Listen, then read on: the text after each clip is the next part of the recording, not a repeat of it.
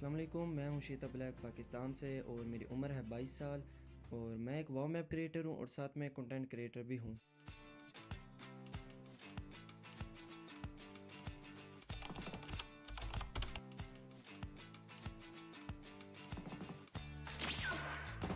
Hello.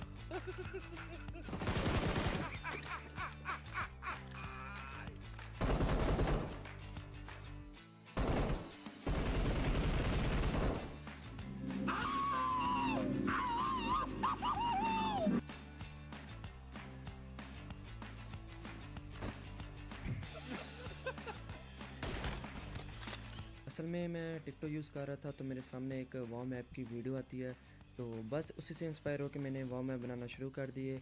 और मुझे याद है कि मेरा पहला मैप गन फाइट के रिलेटेड था। असल में मैं एक इन्फ्लुएंसर हूँ, तो जब भी मैं वाव मैप बनाता हूँ तो उसकी वीडियो जो है वो मैं टिकटॉक पे डाल देता हूँ, तो वहाँ से लोग देखकर वाव मैप खेलते हैं। तो इस तरह मैं वाव इंसेंटिव प्रोग्राम से अर्न करता हूँ। वाव इंसेंटिव प्रोग्राम के आने के बाद मुझे एहसास हुआ कि मुझे और अच्छे और वायरल मैप्स बनाने चाहिए, क्योंकि इसका रिवार्ड बहुत अच्छा था और इसी वजह से इसका कंपटीशन और बढ़ गया था और बहुत से क्रिएटर वाव इंसेंटिव प्रोग्राम में शामिल हो रहे थे। जो लोग वाव इंसेंटिव प्रोग्राम में शामिल होना चाहते हैं उन्हें चाहिए कि वो मैप इस तरह बनाएं कि लोगों को पसंद आए और वो खेलें, तभी आप वाव इंसेंटिव प्रोग्राम से अर्न कर सकते हैं। टिकटॉक क्रिएटर होने के नाते मुझे इससे काफ़ी मदद मिलती है। जब भी मैं वाव मैप की वीडियो टिकटॉक पर अपलोड करता हूँ तो मेरे फॉलोअर जो हैं वो कमेंट करते हैं, जिससे मुझे और क्रिएटिव मैप्स बनाने में मदद और आइडिया मिलता है।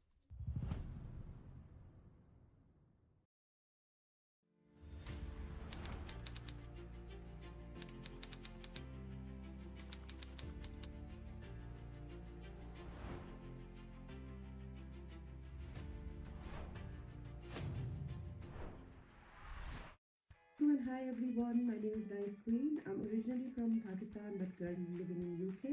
I started my journey as a content creator and now proudly have nearly 1 million followers across the platform. It's an amazing ride so far with WoW. One of my biggest achievements so far is receiving the Gold Award in PMGC 2024.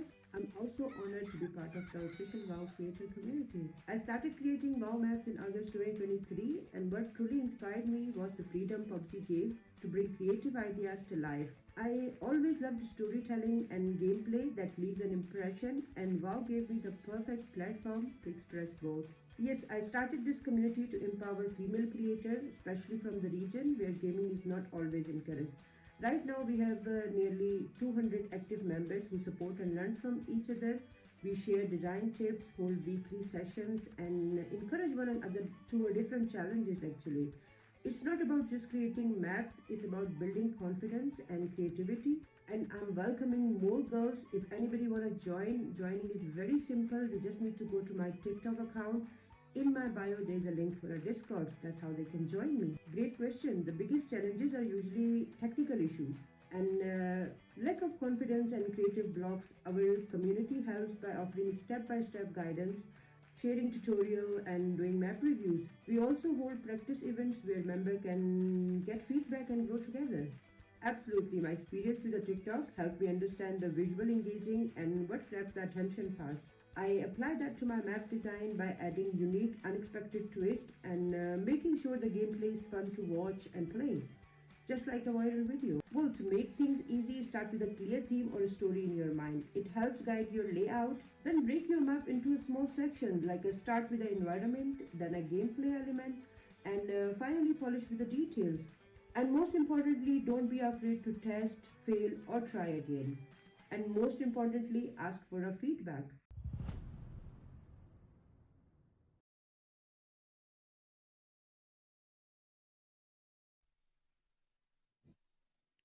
Welcome to the PUBG Mobile Club Open Eastern Europe 2025. My name is the 7WG, joined alongside Sandstorm. Sandstorm, how are you doing? I think it's the first time we're actually casting together. Yeah, and you know what? I'm surprised that it took us this long to actually get paired up together, but I'm very excited. It's a new year. It's a new regional tournament qualifier. I'm living for it. I'm all for it. New year and new teams, new opportunities to see. That's the main one, right? New teams being able, when we get to the finals next week, we'll find out who are the 4 teams that are going to be moving on to the PMSL Europe. We'll have to wait until we get to that point. Until then, though, they are going to be fighting for some prize pool. Not just those points, because we are currently in the semifinals because there's some money at play, Sandstorm. And maybe just about your day rate. Yeah. Wow. Exposing me like that. You know what? I wish I made that kind That's of money. good. That for one day. Listen, that'd be mad. But yes, with the players are participating. I believe there's a $10,000 prize pool on the line, boys and girls. Yes, and not only that, but they're also going to be competing for spots to qualify for PMSL EU. I mean, we started with 128 teams for these before we got to the semifinals. Top 24 are the ones that we're going to be seeing over the course of the next 3 days. Some new teams, some names that we might find familiar as well, but you know, we'll cross that bridge when we get to it. We got to leave a couple of surprises.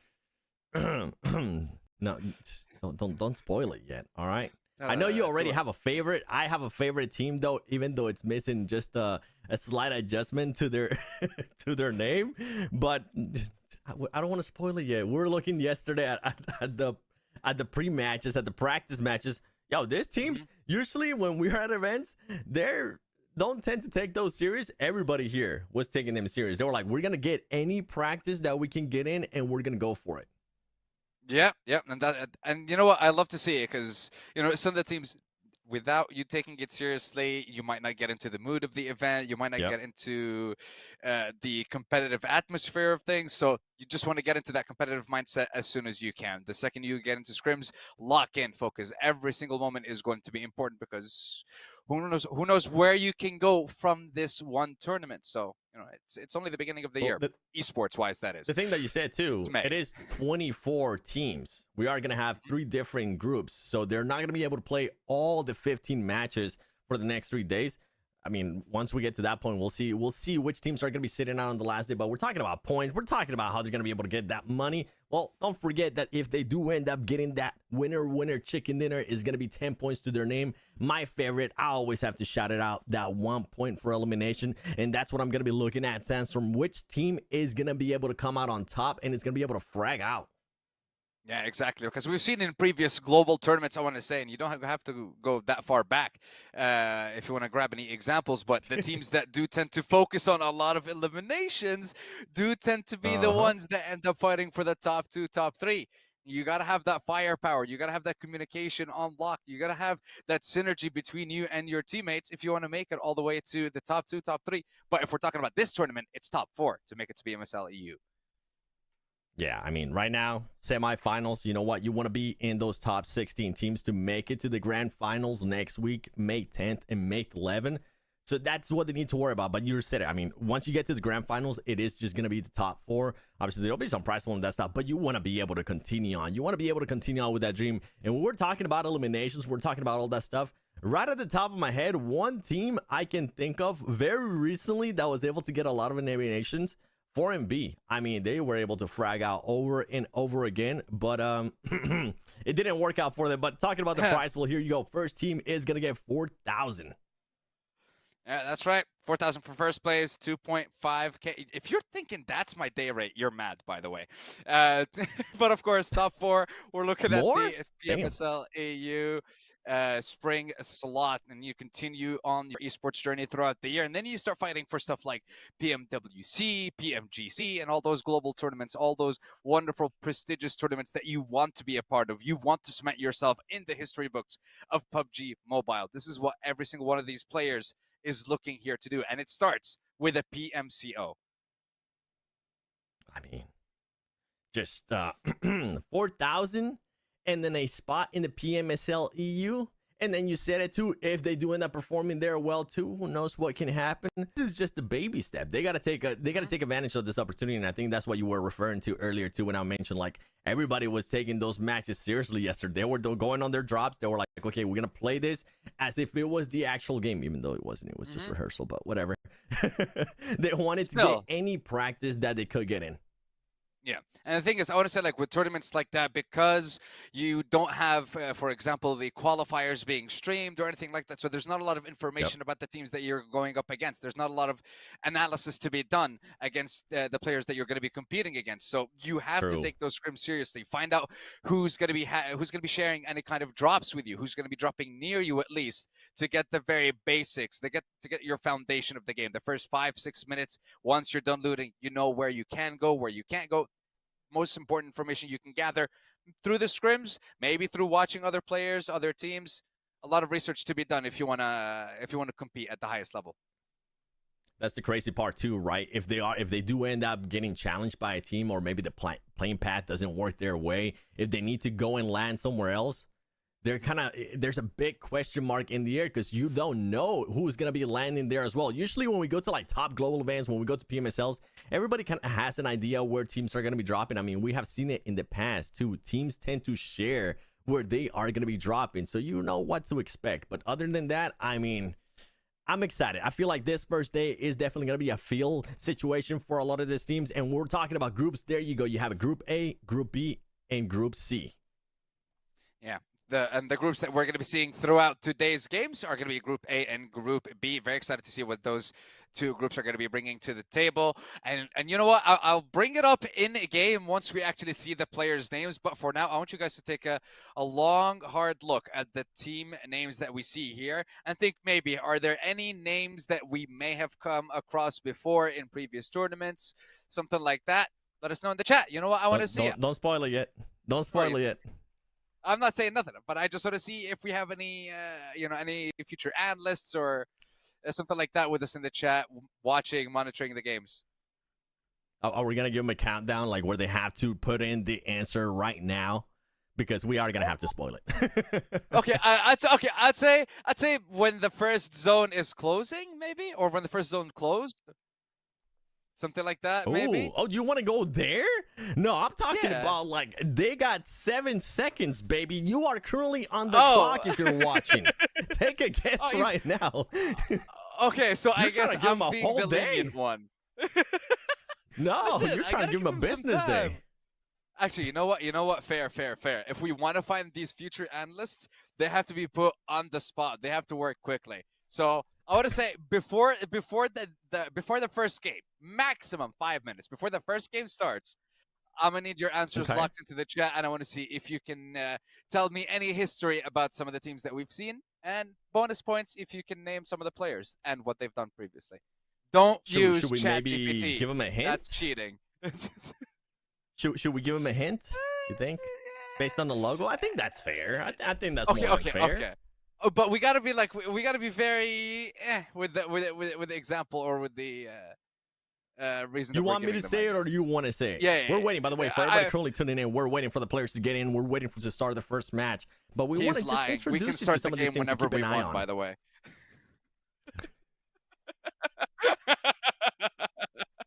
Talking about matches, these are the maps that we are going to be playing this weekend. Starting off with Erangel, Miramar, my favorite, Sanhok, and then back to Erangel and Miramar. You were telling me yesterday during rehearsal, which one was your favorite? I know it's not Miramar, even though Sandstorm is your name, and sometimes there is Sandstorms in Miramar. Yeah, it's just because I'm very terrible at sniper fights, and I always get picked off in the open in Miramar, so that's why. In Erangel, at least because it's the first map that came out. It's the OG, so I can't really. It's the first love of PUBG Mobile, so like you can't change it. So I'm loyal to Erangel, and it's not changing. I just love the madness of Sanhok, okay? I'm looking out for those teams that might not be having a good day, might be starting off slow, and they need a bit of like a challenge breaker, just a momentum breaker for them. Usually that tends to be Sanhok. It kind of they allow the madness of it, especially if they are able to take advantage of it. Some teams aren't able to take advantage of that. Yeah, and the thing is, I want to say, like, in certain tournaments, we kind of see some teams after the first time, if you lose the fight against a team that kind of hot drops you or something like that, you change it up. I want to see what's going to happen with the teams that we have here as well, because you only, yes, we have 3 days of competition. It's 2 days for each group, so you don't really have that many chances. If it doesn't work out for you the first time, are you going to double down and risk it all, or are you going to try and change it up? But also, that comes with its own risks as well, so... just another thing to kind of look out for when it comes to these players. And you know what? When it comes to Sanhok, I agree. Like the sheer madness of it all, and the fact that you can get third-partied from anywhere at any time it's nerve-wracking for the player, but it's very entertaining for us as talents and, of course, the viewers. Players, I am sorry. Also not sorry. I'm not. What do you mean? By the way, we were able to show the groups just to tell the viewers, just to educate you a bit. Today, it is going to be Group A versus Group B. Tomorrow, May 3rd, is going to be Group B versus Group C. And on the final day is going to be Group A versus Group C. So if you are Group B, I mean, you cannot have any time off because you are going to have to rely on the points that you score the first 2 days. And on the last day, you're just going to have to sit pretty at home and just be looking at the scoreboard, trying not to bite your nails and just hoping that nobody passes you in that top 16 for grand finals.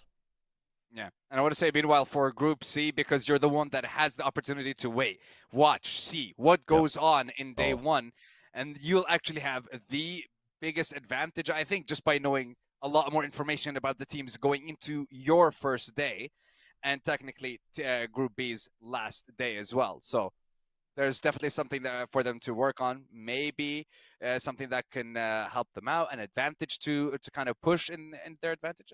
We'll wait and see. Would you say they have an advantage? Because in my eyes, I feel like Group C has a massive advantage right now. They're not going to have to worry about like the hot drops that we're talking about, or maybe their secondary drop, somebody being there right now. They're just going to be looking, and I hope. Group C, I hope you're taking a lot of notes right now. Yeah, and I want to say it's not only that. It's also the fact that you mentioned it. Group B, once they're done with day 2, day 3, they're just sitting there and watching. They don't know if what they've done in day 1 and day 2 was enough. Whereas for Group C and Group A, it's like, it's fine.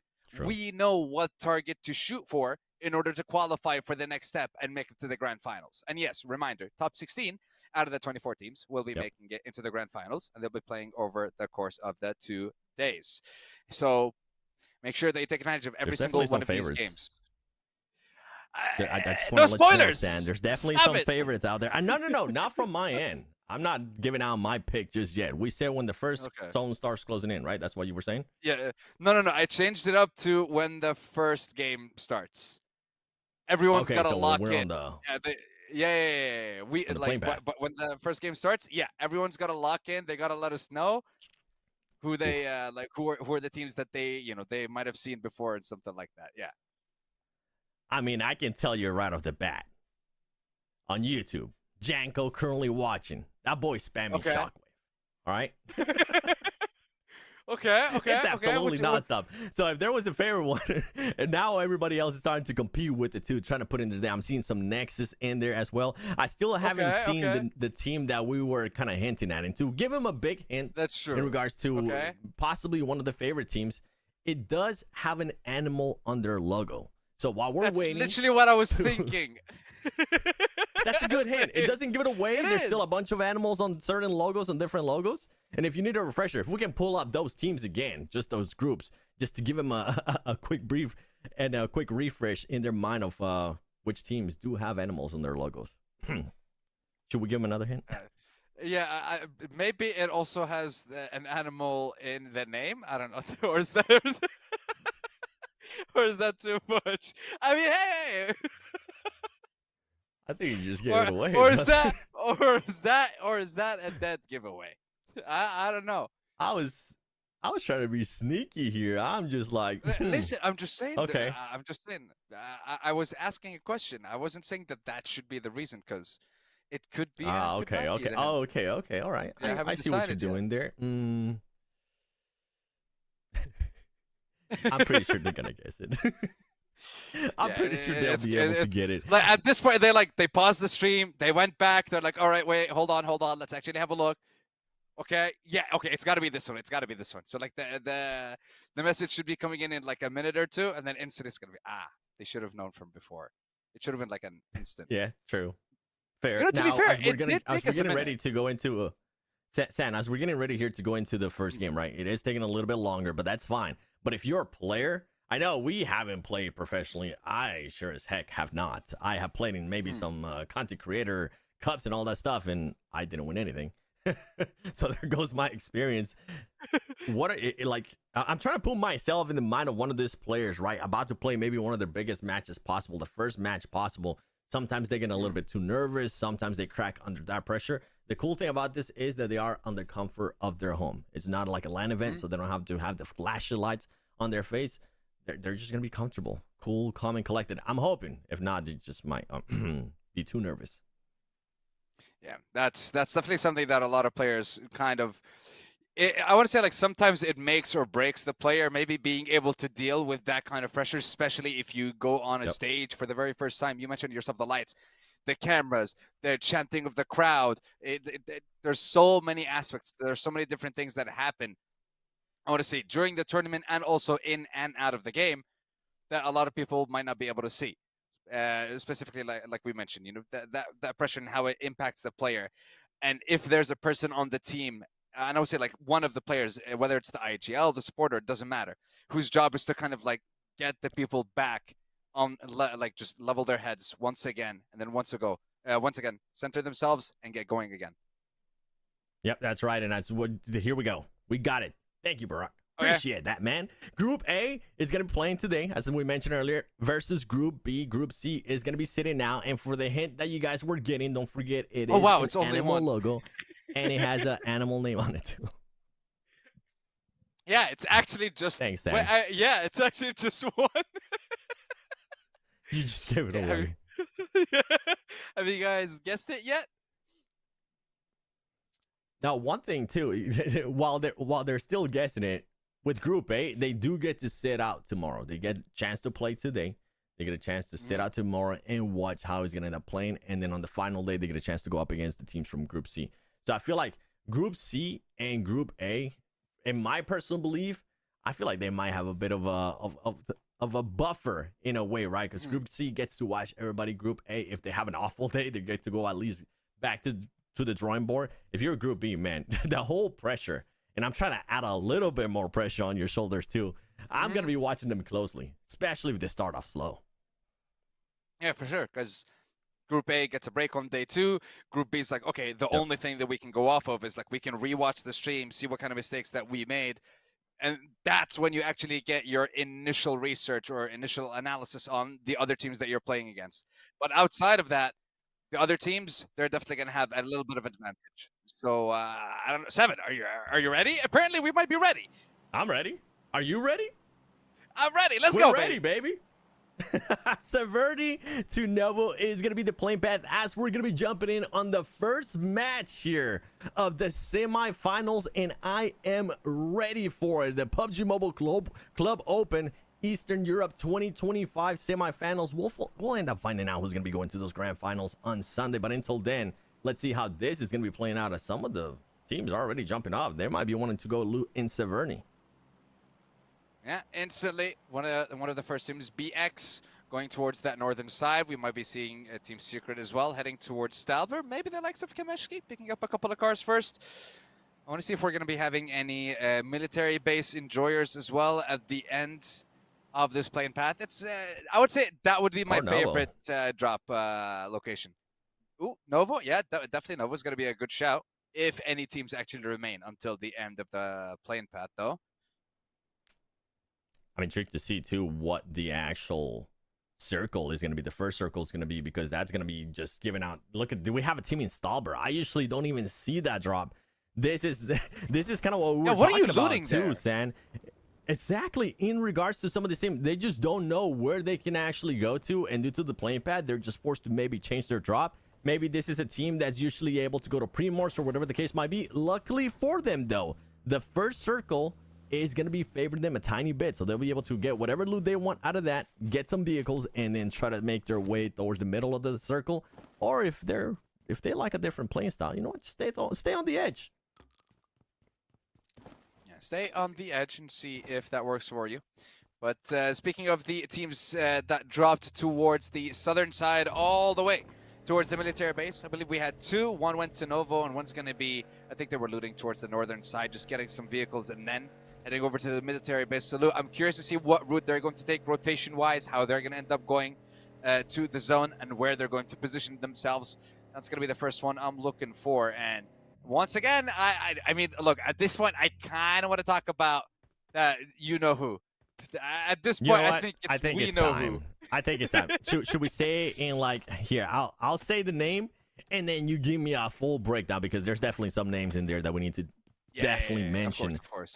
In case you were wondering, it was an animal on their name. And then Sandstorm gave out the big hint that it was also an animal name on their name. So there goes that. If you guessed Boars Gaming, congratulations. You were absolutely right. Glad that you can narrow it down with those 2 hints. But yeah, tell us a bit more about Boars Gaming.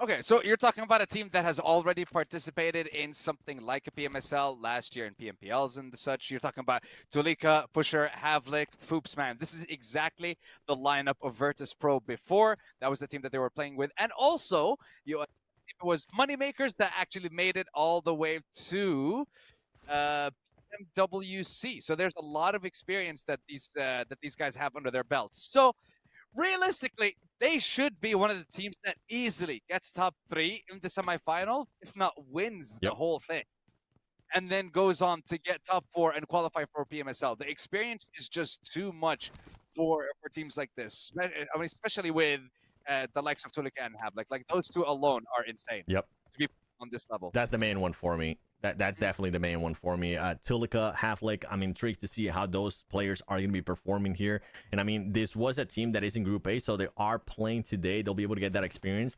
And on top of that, tomorrow, as we were mentioning earlier, Group A will get a chance to sit down. So whatever mistakes they made with a team of that kind of caliber and that kind of experience, they'll be able to break it down a little bit more for that final day. Mm-hmm.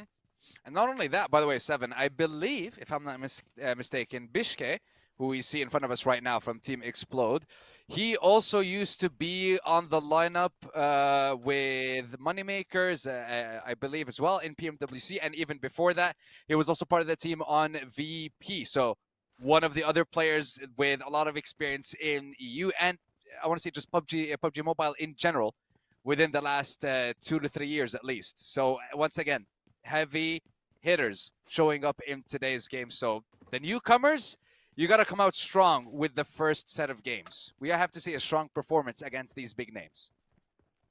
Yeah, and this is the thing that I was expecting here at the start of the match. I'm actually surprised that we didn't get any single hot drops. I think that's why we saw some of these teams taking those rehearsal matches, those practice matches so serious, because they wanted to make sure everybody knew where they were going to be landing. They knew where not to go. And I'm genuinely surprised and a bit shocked that we're not getting enough early engagement. They're sticking to what they wanted to do. They want to play it slow. And if you're some of these teams that are just starting off, if you're some of these teams that this might be your first big tournament in a way, this is what you want to do. You don't want to start off hot right away in a way that you get into a fight early on. It might end up losing one player, might end up losing 2 players, and then you just handicap your first match. Yep, and then next thing you know, you're not sure what to do. All you can do is kind of find a spot, survive, play for placements, maybe steal a few elims here or there, steal a few knocks. But outside of that, you're just waiting. Yeah, that's it. It's just try to steal as many elims. What else are you going to do? Steal elims? Okay, that was not the strat I was thinking of. I was thinking find a corner and just wait there and hope that the circle just gives you the best luck ever. Well, yeah, and don't even try to get case, into fights, brother. Get the placement points. Yeah, but what happened to, you know, play 1 elim, 1 point? I thought that was your whole shtick. You're gonna abandon it over placements? Wow, Seven. I didn't expect that from you. If I'm by myself? Hey, we were talking duo. What's we the didn't say it by here? yourself. No, okay. So no. you know that's what? what I'm saying. I'll if give you're you a by scenario yourself, for each one. I got you. So yeah. I want to say, like, in a scenario where it's 3 or 2 or 1, what are you doing? You lose what? Let's say, like, you were cut off in a rotation, and let's say you have the 3 situations. First one, you only lost 1 member. Second, you lost 2, and you're a duo. Third is you lost 3, and you're the last one. Break it down for me. What are you doing in each one? Here we go. You know what? Before we go into that, there you go. The man that we were talking about, Tulika. Currently with just a shoddy. All right, you know what? I respect it. Cool looking car. But if we're talking about situations in regards to what I would end up doing, if I'm by myself, it's just that 1 player left alive, I'm going to tell him just find a shack, find any place that you can possibly just steal some placement points. And if you can put yourself in a position where you could possibly steal some elimination points, if they are confident enough, then definitely go for it, right? Personally, I'm not confident enough right off the bat. I'm not going to be trying to steal any elimination points. I'm just going for those placement points. Agreed. I mean, look. I'm saying, like, I agree. I'm with you in the same boat, 100%. And the thing is, I might just be all talk now. The second I'm put in that situation, it's like, nah, I'm just going to run and die to the zone. You want me to hide? You want me to find somewhere in the middle of the zone? where anyone can shoot me. Nah, I'm good. Thank you. I'm just gonna hide right here and I'll wait.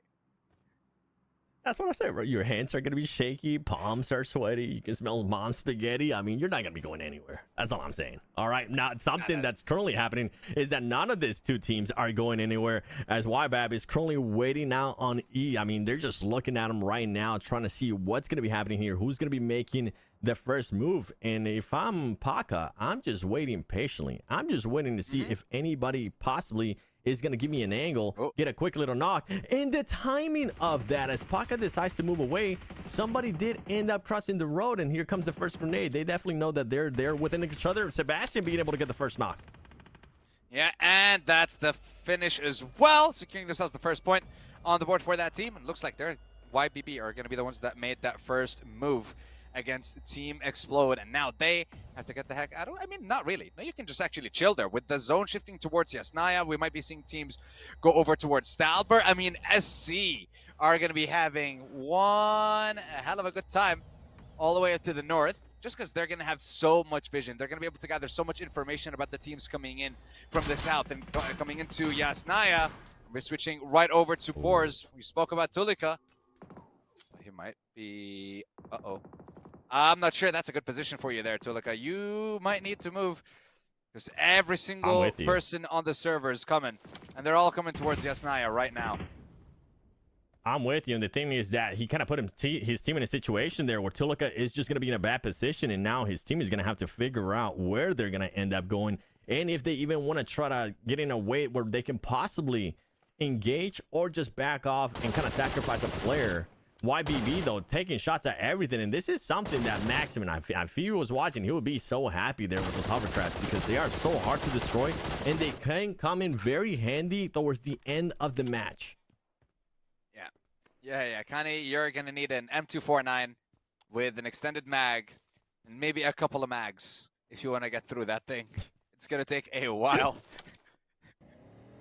At this point, like, actually get a proper stabilizer for the... Yeah. You know, at that point, nah, you just need to get rid of the mag. You actually need to get one of the boys in the game to just hold the actual belt of bullets. And just how many bullets do you need? Yes. Yes, all of them. All the bullets.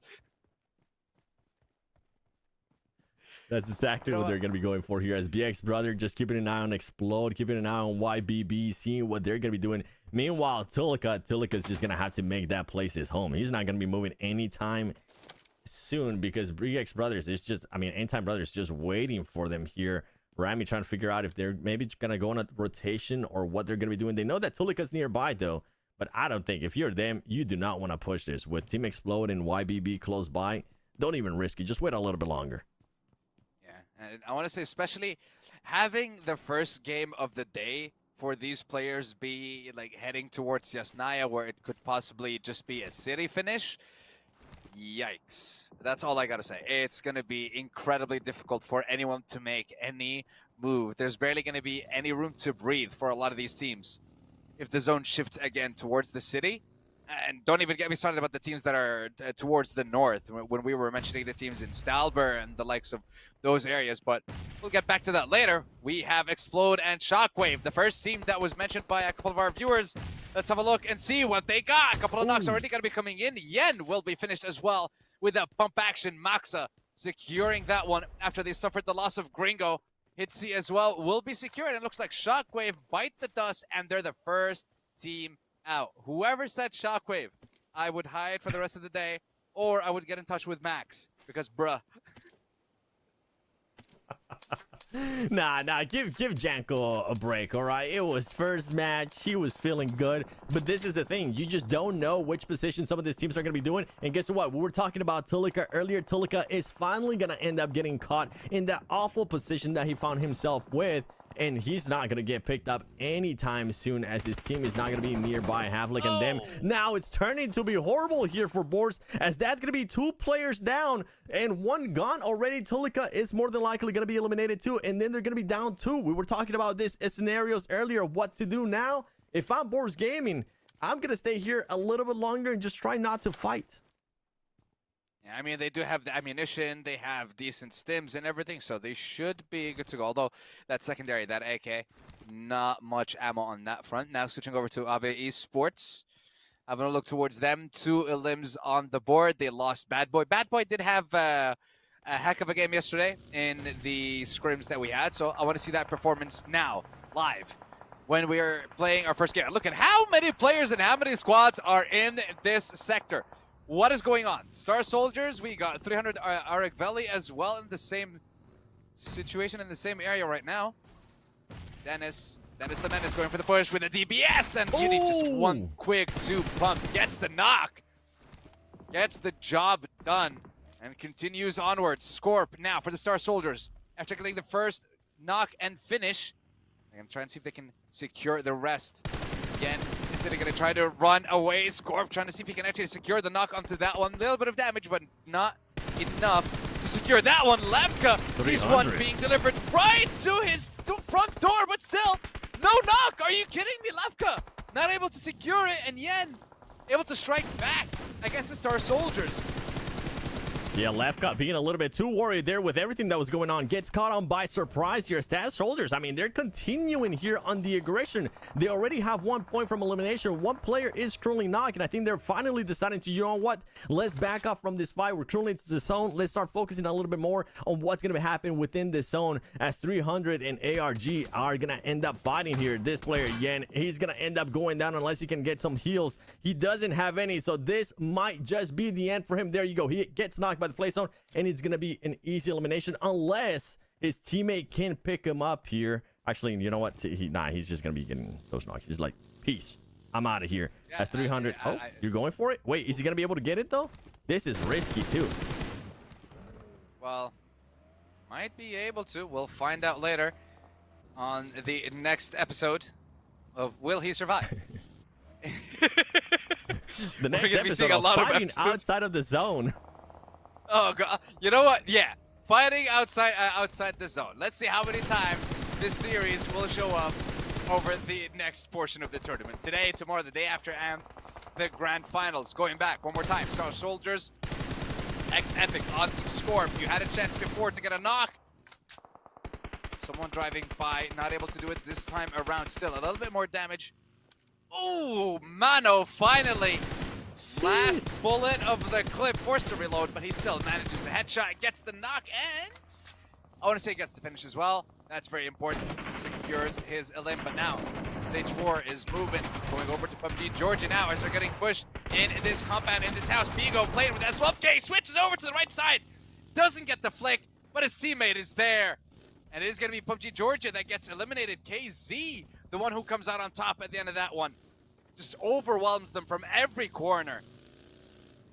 Too much for PUBG Georgia right there, as KV Esports is now trying to back off, trying to find a place for themselves. One thing I do want to point out though, Star Soldiers, I'm enjoying Sandstorm, how aggressive they're currently being, because this team is not afraid of taking a fight. We saw them being able to take the fight there. In a way, I feel like they were kind of forced to at the start, outside of the zone. They decided to back out of that. They decided to be a little bit more aware in regards to going inside the zone. And then after that, any team that passed by them, they were just like, we're not going to let you pass by just this easily, all right? We're going to be making sure that you get some shots on. And then we're actually able to secure some eliminations as 300. Erangel ends up getting eliminated. And that was one of those teams there that was close to Star Soldiers earlier on.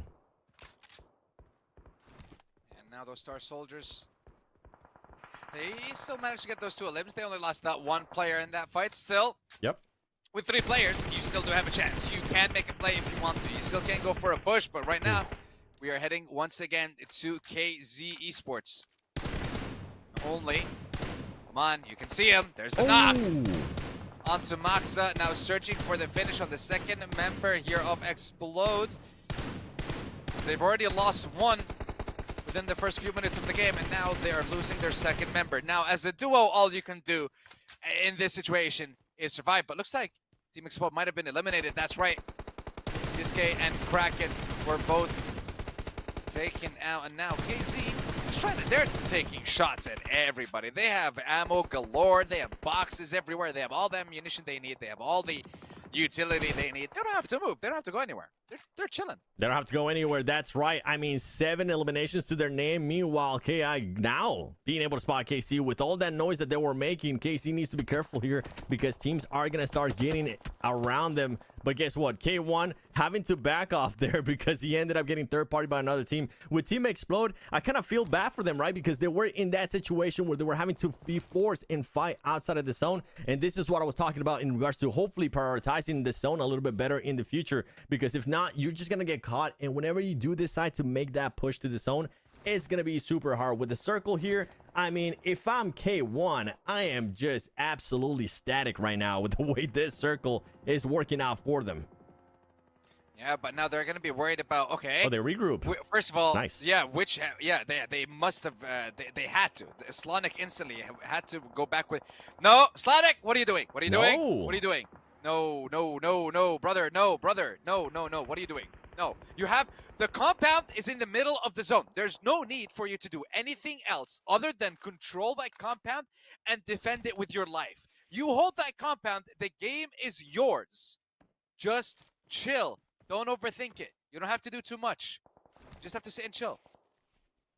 I would have to agree with that one there with Slanik. I think he's trying to maybe use the advantage of that terrain. He thinks that since his teammates are still alive, maybe if somebody does peek over that cliff or over that ledge, they'll be able to get some shots in there and maybe get a knock and use them as bait. But I'm with you. I would just go back. You're currently having the full middle of the circle with you. Find a window. See if you can get any teams trying to maybe push you. See if you can get any teams trying to do any rotations. Exactly what this player is currently doing on your screen. See if you can spot anybody, because right now, Slavic, you know what? I see what he's doing. You see that terrain change that he has? I think that's the only reason why he's wanting to make that push there. I'm just worried about any of the other teams coming from behind him. Yes, you might be able to have cover on that high ground from your spot in the houses, but still, I would see it as a risk. And again, like if you think about the risk and reward, right? You're only in the semifinals of the tournament. I say only, but yes, you're in the semifinals of the tournament where top 16 of the 24 make it to the grand finals. Your goal right now is to secure enough points to get into the top 16. There's no prize for just getting first in the semifinals. The main event, the grand finals, that's the most important one. So right now, secure the points for top 16. Obviously, the higher, the better. It increases the morale of the team. But try and get yourself to the grand finals in the first place. Don't risk it all instantly. That is usually the goal, and you know what? I would usually, I'm gonna be the lenient one, which I'm actually gonna end up surprising myself here as Nexus is trying to find Paka.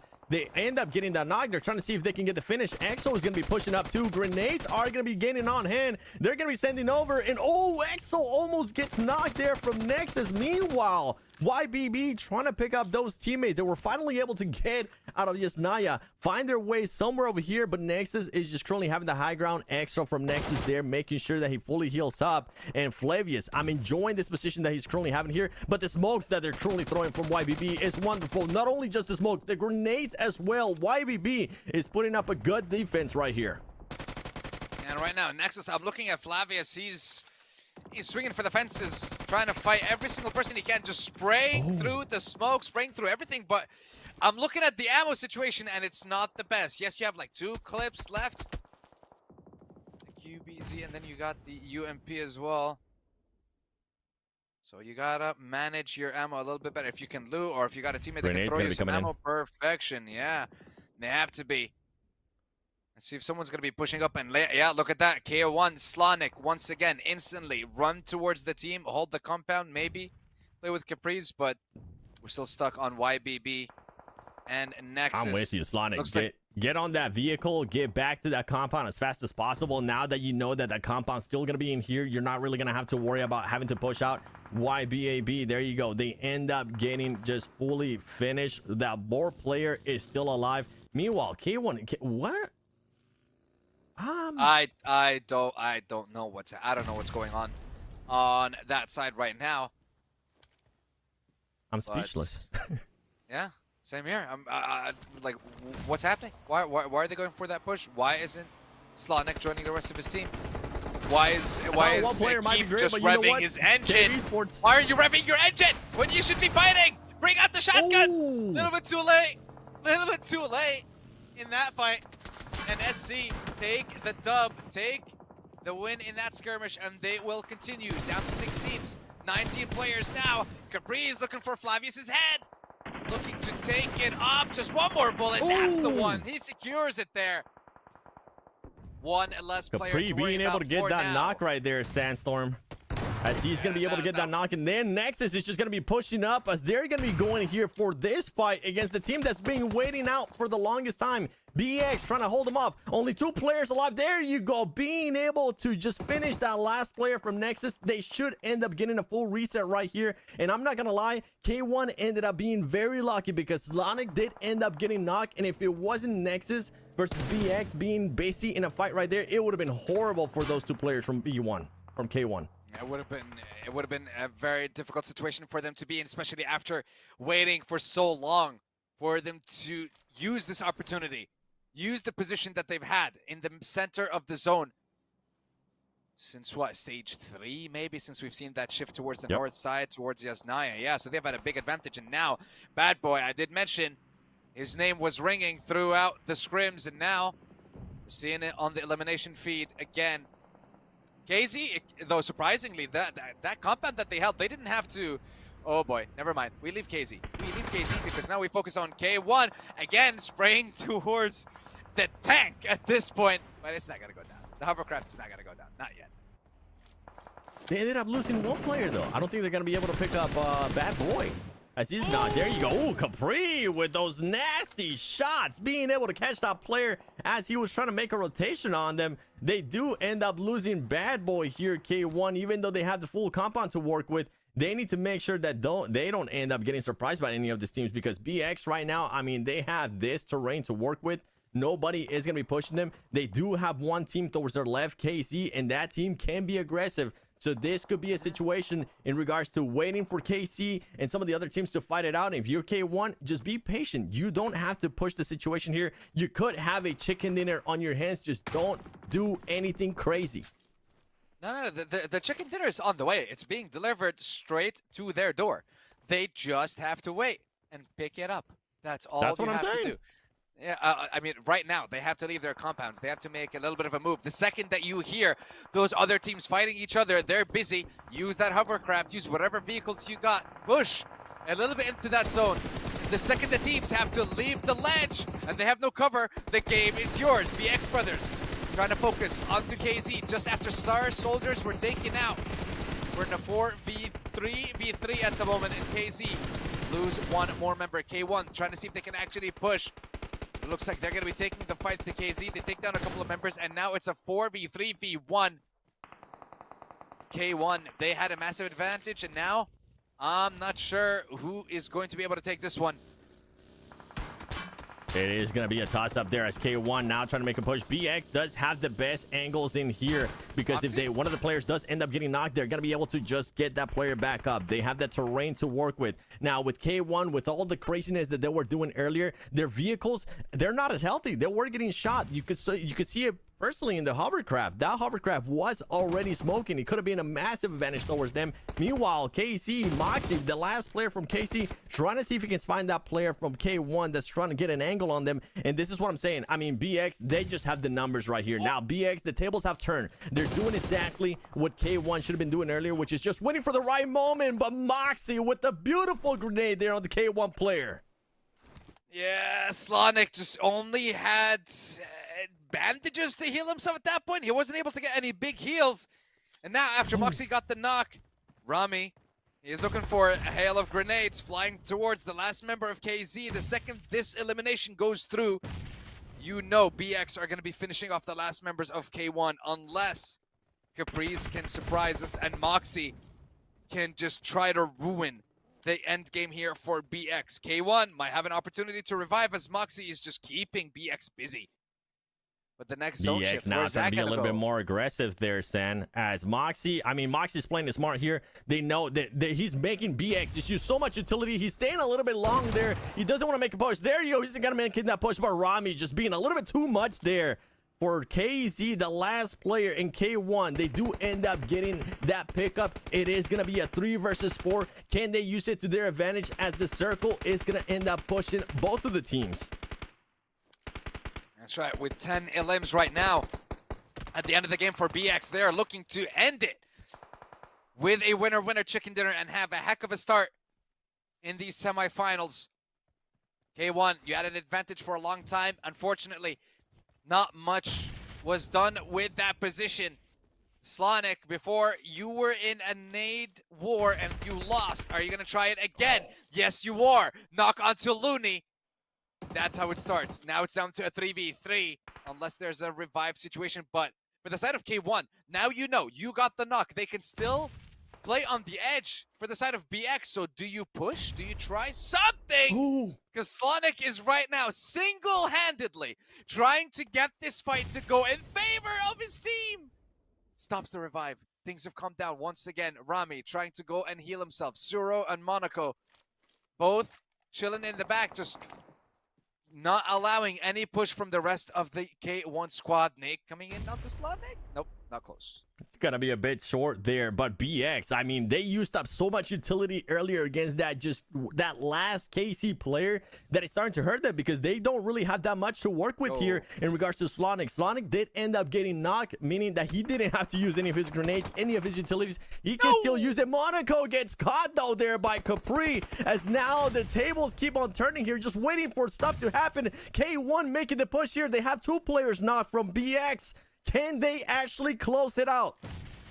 They have to, because Slonic comes in with another knock with the nades. The third to follow, and now looking for the 4th and final member of BBX. The nades are coming in. Friendly fire as well coming on top of it. Rami taking the 1v1. Brings Slonic to slithering HP.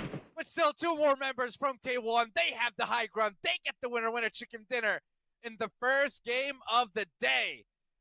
My God, BX, you had it in the palm of your hands, but K1 found an opening, not once, not twice, but 3 times they find an opening, and on the 3rd time, they finally break it and get the dub. Good job, boys.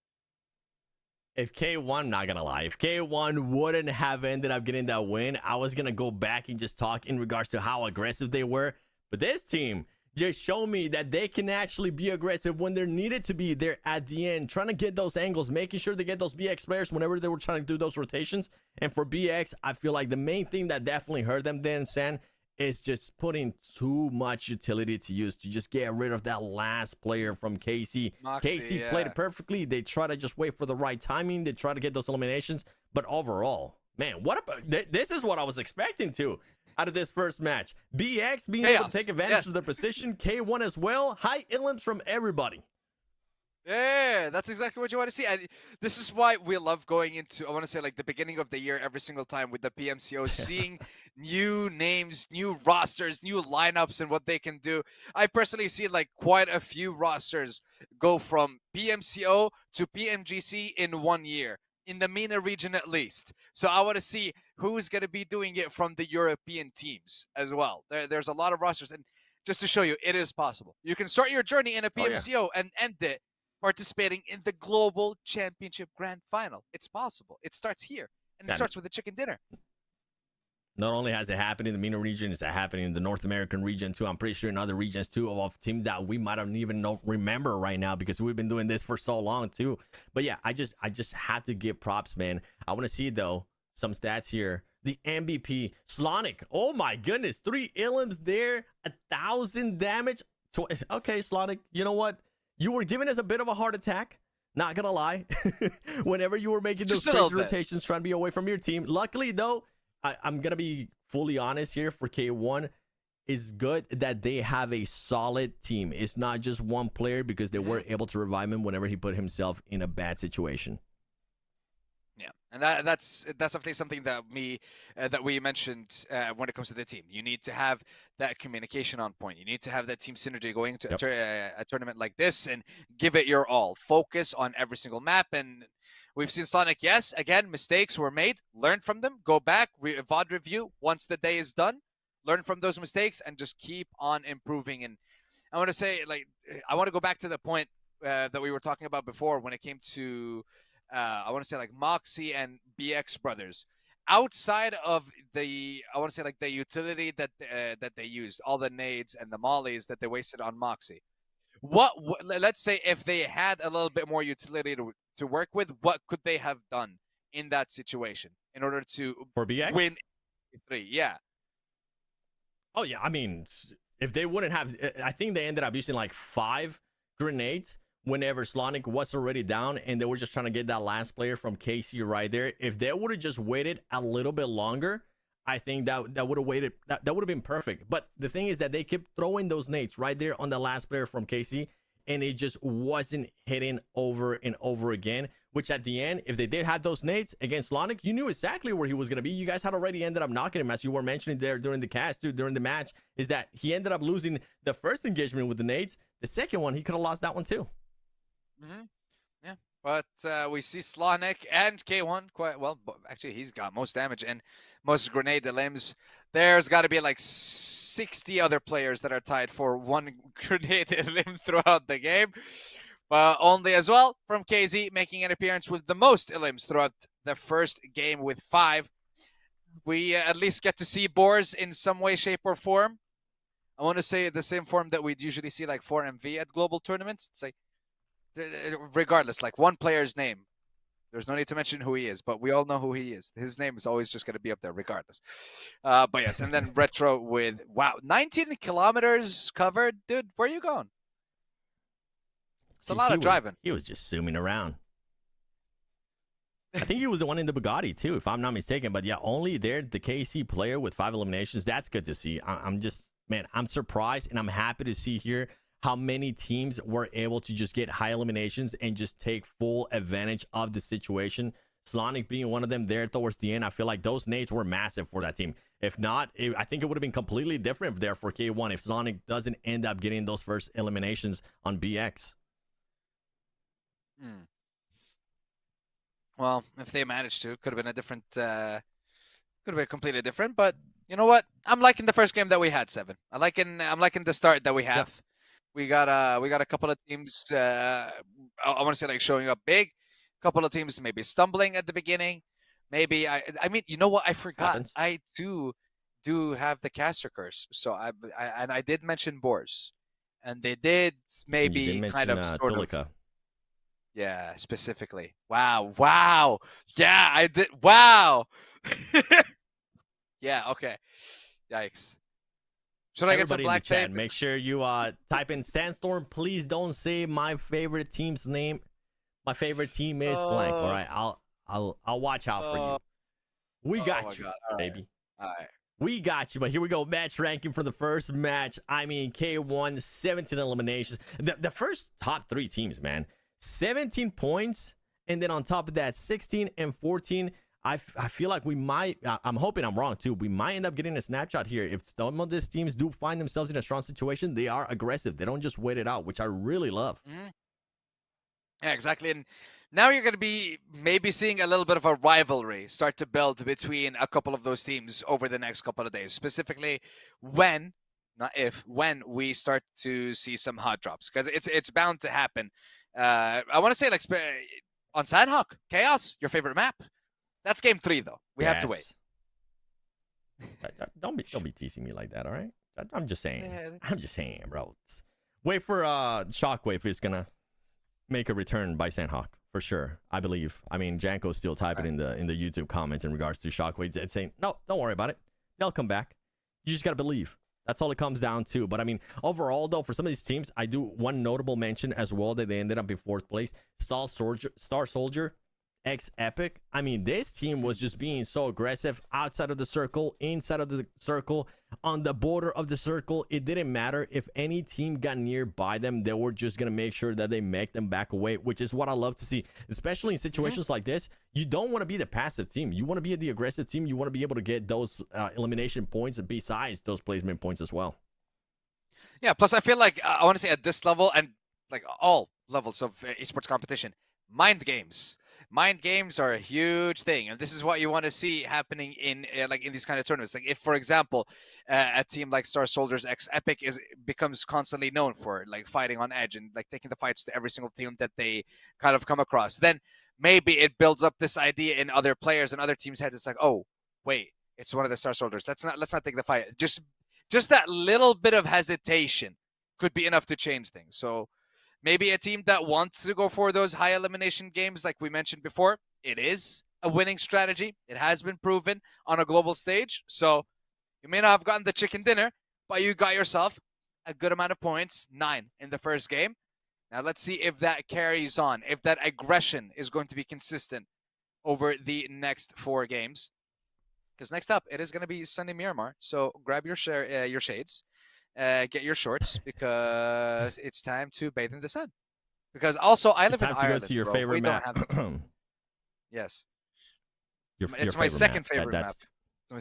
Yes, yes, I know. Erangel is my favorite one. I'm surprised I said Erangel. Favorite? Yeah. No. No, there's other maps. I mean, yeah, we're only playing 3 matches, brother. Yeah, I know, but like, there's other we're maps only in playing 3 PUBG Mobile. maps. There's not just 3. No. I'm talking about the ones we're playing right now. Those are the only ones in my mind. Now, they don't exist in my head. All right, Livik. I mean, we're not playing that anytime soon. So. Yeah, no, we're not.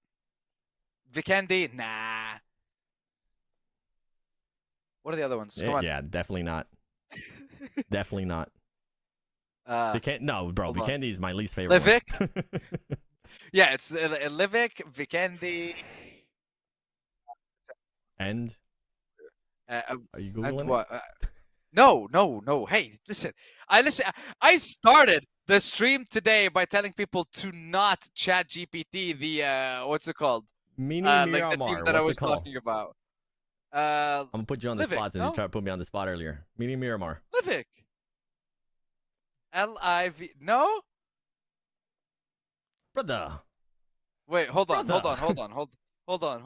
Ooh, wait, hold on. Livik is a snowman. Wait, is it? No. Mini Miramar. Livik is a snow Kraken. That took a while. It was Kraken. And on top of that, you have the new map Rondo. Make sure you guys check them out in PUBG Mobile. Test them out, see which one's your favorite one. I said it earlier. My favorite one is definitely Sanhok, especially when it comes to esports, just because of the absolute madness. And while this man is having just a full-on breakdown over there, trying to figure out which is the actual mini Miramar map that I was talking about. Yeah, it was Kraken. I'm going to be looking at other teams, San. You know what? Let's get back on course here. I'm going to be looking at Shockwave. Right. Shockwave started off the day with 0 points, 0 eliminations. Do you see them bouncing back here? Reverse caster curse here. I'm hoping. Yes, but I'm also going to curse them, so no. My yes is cursing them, so it's a no. Yeah. So you don't see them bouncing back in this match. Yes. I see. We're in tune. This is what they got us. I'm glad someone sees. I see through that madness. All right. Yeah. I see that dangerous mindset that you're going for. But I mean, yeah, for Shockwave, another team that I'm thinking about too, Alpha Esports. Oh, very, very, very close there to one of my favorite teams. But for that team, I mean, they only ended up getting just 1 elimination point. That's not going to be good enough. They have to make some kind of bounce back here, and we're going to be seeing some of the highlights there from this previous match. KC, man, I have to give them props too. They were just so aggressive. They ended up with 9 eliminations to their name. They were able to take on the fights. Sadly for them, it just didn't end up working out because they came across 2 of the most aggressive teams in that lobby in that previous match, which was BX Brothers and K1. Yeah, that's right. And BX Brothers at the end, I mean, they almost did it. It was a 1v2, but high ground is king in this, those kind of situations specifically. Plus, like the second you get in the water, that's it. You're done. There's no fighting back, and it's just going to be the end of the game for you. But this is the thing that we mentioned for K1. All you had to do was just chill in the compound, and the game is yours. The chicken dinner is yours. It is coming to your front door, and they managed to secure it. Now, the question is, how are they going to be able to adapt if they weren't in that situation? If they didn't have... That's the thing, too, right? Like, during that match, that's what I was thinking about. Like, you're gonna... If the circle doesn't go your way when you're in that compound, you're gonna have to get out of there at one point. So whenever we did see Slonic being able to go up to that edge, I'm like, you could end up using that vehicle later on and use it as a shield in a way. Whenever we saw them being able to use the hovercraft too, after the circle went away from them, since they just decided to put the hovercraft right up front and for everybody to see, it was already smoking. There wasn't really much that they could do with that. And we have seen the hovercraft be a big play, especially in a situation like that. I mean, you can push up, make sure you are in the middle of the circle, and then just hop off and use it as a shield, especially since the team already knew that there was going to be nobody behind them. The full focus was just going to be straight at the front. Yep. So not much to do there other than focus on the targets in front of you, and then that's it. You're sorted. You're good to go. But now, with us jumping into Miramar soon, one thing I'm definitely going to be looking out for is who is going to be playing on the mountains and who's going to be taking those shots. Are we going to be seeing any high ground zones? And you know what? Actually, I'm going to change my mind. How the hell is Erangel my favorite map when we had a finish like the one that we did in PMGC 2024? Like, I'm mad. The last Miramar of the yeah, exactly. So how can Miramar not be? Yeah, no, changing my answer. I'm sorry. And plus, also, I forgot. Like, I gotta have these on every single time there's a Miramar map. So, like, yeah, it is what it is. So, yeah, I'm changing my answer. I was wrong. I'm sorry. It's not Erangel. It's Miramar. I got you, baby. I got you. Let's go, baby. You know what? Hell yeah. No, not yet. I don't want to. Whenever we're actually about to hop on that plane, see the players just jump out, then I'll put them on. Yeah, I'm in the cockpit right now. I'm getting ready with everything. That was one of the best finishes that we have seen in PMGC ever, or any tournament ever. As bad as it was, it worked out perfect. Hopefully, we don't end up, as much as I loved it, I'm hoping that these players don't get put in a situation like that when it comes down to the last match. If it is some teams 100%. Just barely trying to qualify there towards the grand finals and they end up losing out just by 1 point, or they maybe end up I was going to say the heartbreak. The heartbreak, like when the amount of times, the amount of pictures that you see of like him going, like, by 1, we lost by 1, like that's a hard, like, I just got goosebumps. Yeah, that's a heartbreaking moment for like any player. But I remember standing with Barney, I was asking him, like, imagine it shifts over.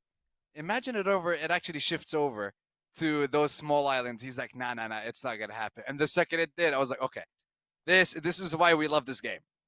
Because of like I was arena. For us, yeah. Everybody in the arena just went.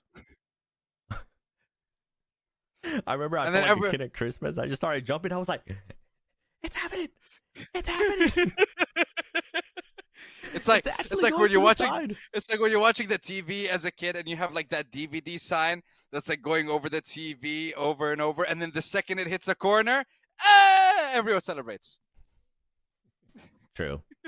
But, well, as we're getting here ready for the second match, we're going to be going into Miramar. Just to recap, anybody that's currently just maybe tuning in, K1 did end up winning the first match, 17 points total, 7 eliminations. On top of that, you had BX Brother with 10 elims. Absolutely disgusting. 16 points to the name, and there in third place, KC Esports, 9 elims, 14 points total with those placement points. Going into this next match, though, we were talking about earlier, I want to see Shockwave. I want to be able to see Alpha as well. But one team that we definitely need to talk about, one player in particular that I want to talk about, is going to be Tulika. Tulika put himself in just such a bad situation there in the first match that he was just like handicapped. And you know what? I think I'm starting to get a bit of a... Let's go, baby. Too late. Jump it in. You see, this is why you got to be ready, Seven. This is why you got to be ready. You see, I took it out to try to get ready with you, but you know what? It's fine. It doesn't matter. We are starting. Here we go. Valle del Mar from the southwest all the way to Tierra Bronca and Campo Militar. Game number 2 underway. I want to see what's going to happen with these teams, specifically with the teams at the bottom of the leaderboard. Yes, it was only the first game, but now you got to pick yourself up, dust yourself off, and get back into the dust of Miramar and see if you can come out with a win. I'm focusing once again towards Boars more than anyone else. I want to see what this highly experienced lineup can do, because it would be a shame to not have players of their caliber, of their experience, move on to the next stage of competition. But it also does kind of signal that, hey, we have some new names on the rise as well. Which I personally love. I'm all for that. I mean, give us some new blood into the esports scenes, especially into the Eastern Europe scene, because I mean, everybody wouldn't mind some of that too. But let's see where some of these teams are going to be landing. I saw Shockwave being one of the teams that landed very early on. I think they might try to just get some vehicles there on the left side and go all the way up to El Pozo, but they're going to have to figure out what they're going to be doing here, because that circle does end up popping up, and straight center of it is Los Leones. Oh boy. Well, Seven, I can at least tell you there's definitely no way that the zone shifts to those islands. we will not be seeing. We're safe. Oh my god. We're saving it for the final day. Oh no. But here, it's not the final game. It's not gonna be the same. Honestly, look, listen. I don't think that we're gonna have a moment like that again, where we had the 3 teams that were competing for the #1 spot with like a few point difference between them all. The fact that they were all still alive at the end in that game. Well, top 6, top 7. It's going to be very difficult, but that just means that we're going to get more unique ones.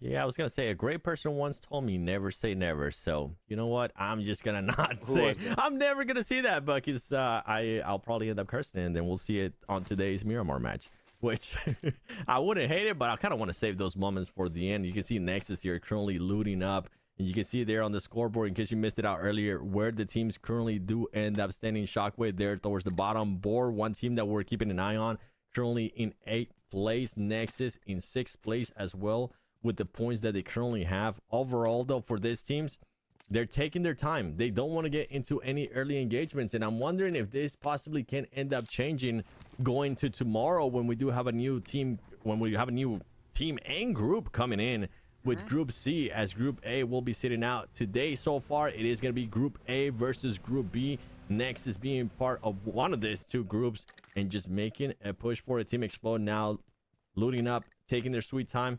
Do you like it, or do you not like seeing any action there at the start? Personally, I do. I like seeing a little bit of action at the start of the game. Because specifically when it comes to Miramar, it does, because it is the biggest map, realistically. When we're looking at all the maps of PUBG Mobile, it's the biggest one size-wise. So, with it being so massive, it does take a little bit of time until we see the first fight or 2. Outside of a hot drop, it's going to take at least 5 or 6 minutes before you see a fight, because there's going to be a little bit of looting, and then 2 or 3 minutes until we start moving towards the first zone. And even then, you're probably not going to be seeing a lot of fighting. Yeah, that's I would the thing prefer too, to see right? some. If there's no hot drop, then you're definitely not going to be seeing any fight. Usually we tend to see a little bit of hot drops there when we go to Picado.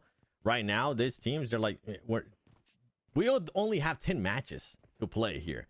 And this is the second match. We're not going to try to risk any ego. And that's actually, like, this is the main reason why I'm bringing it up too. Because sometimes we see, especially at this level, in regards to tournaments, we see some teams being a bit stubborn, and teams just sticking to their guns and maybe saying, even though we know that there's a team going to be landing there, we're still going to go for it. We're going to just risk it with a hot drop, even though they don't need to.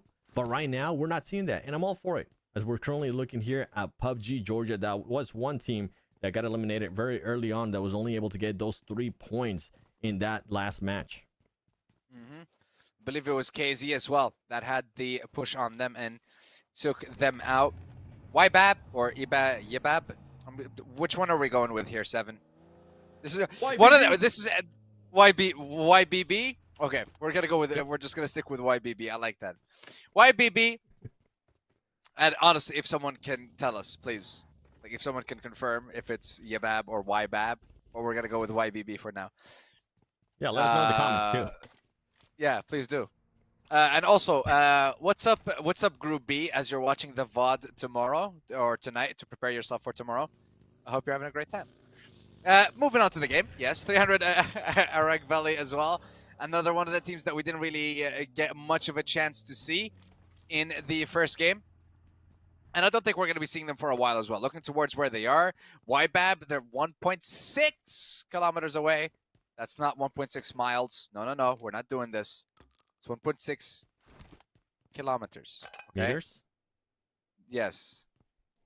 Well, it's not Meters. 1.6 meters. It's 1,620 meters. Yeah. Yeah. Just saying, 1.6K like we're meters. yeah, yeah.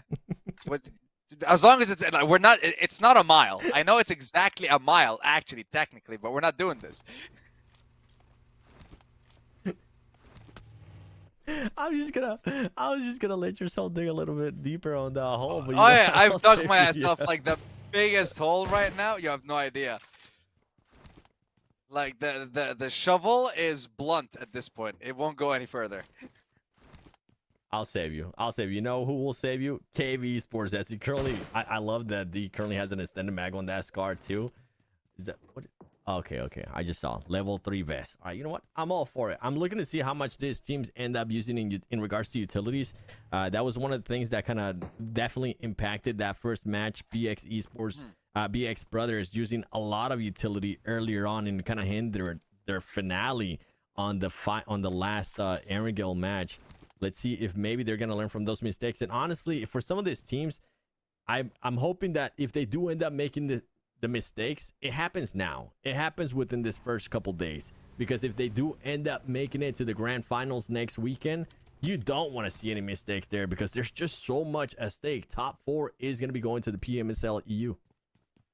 Yeah, exactly. And going from PMSL EU, you got a couple of weeks of competition. Then from there, who knows?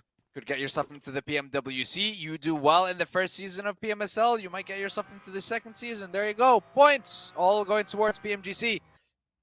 One step right after the other. You don't stop going. You don't stop the grind. You just keep on going. You keep practicing. You keep participating. No. Stop it. I thought you were going to hit us with the don't stop believing, but all right. No. Not yet. It's too early. It's too early for that. Ah, okay. You were setting yourself up so perfectly for it too. So we had two musical references so far. Well, one because it didn't make the second now, but let's see how many we can get through. Hey, K1 actually ended up going to El Pozo, and Shockwave just ended up going to La Rillera. Okay, I thought they were maybe gonna make their way up to El Pozo. The fact that K1 is currently there, I mean, we're gonna have Los Leones at play. Chumacera as well. I mean, the team currently pushing down from Pecado. There's a lot of teams. Actually, look at the top right on Tierra That's Bronca. where I'm looking. There's a lot of teams that are currently far away. Yeah, I mean, SC, which I believe. So, I mean, we have BX Brothers as well. They're a little bit late on the rotate. YBB, another team that's going to be a little bit behind. But I want to say SC, which is Secret Way, if I'm not mistaken. They're very far behind. They gotta get moving. Yeah, I mean, if they do make a push here, it's gonna end up being a bit of a blind push, because all these other teams, Casey's gonna get there first, YBB, BX as well, SC. There's just so many teams that didn't want to adjust their drop in regards to where the first zone popped, that they went to it, and now they're gonna have to make a blind push, I guess, in a way, to this circle. Luckily, it is only the first circle, so there is going to be a lot of arena to work with. But if you're one of the teams that's already inside the circle, oh man, you couldn't ask for anything better than this. Yeah, you're going to be very excited with the way it's going for you right now. Meanwhile, I do want to talk a bit about K1. You mentioned that they ended up going to El Pozo. Still a little bit outside of the zone, but I'm curious to see what kind of position they're going to be in once they do make it to the zone. Because last game, yes, they managed to make it center zone from stage 2, stage 3, and then they just chilled for the whole time. Now, you're on the other side. You're on the outside of the zone. You have a lot of teams that are already playing in center in Los Leones. So what are you going to do? How are you going to position yourself?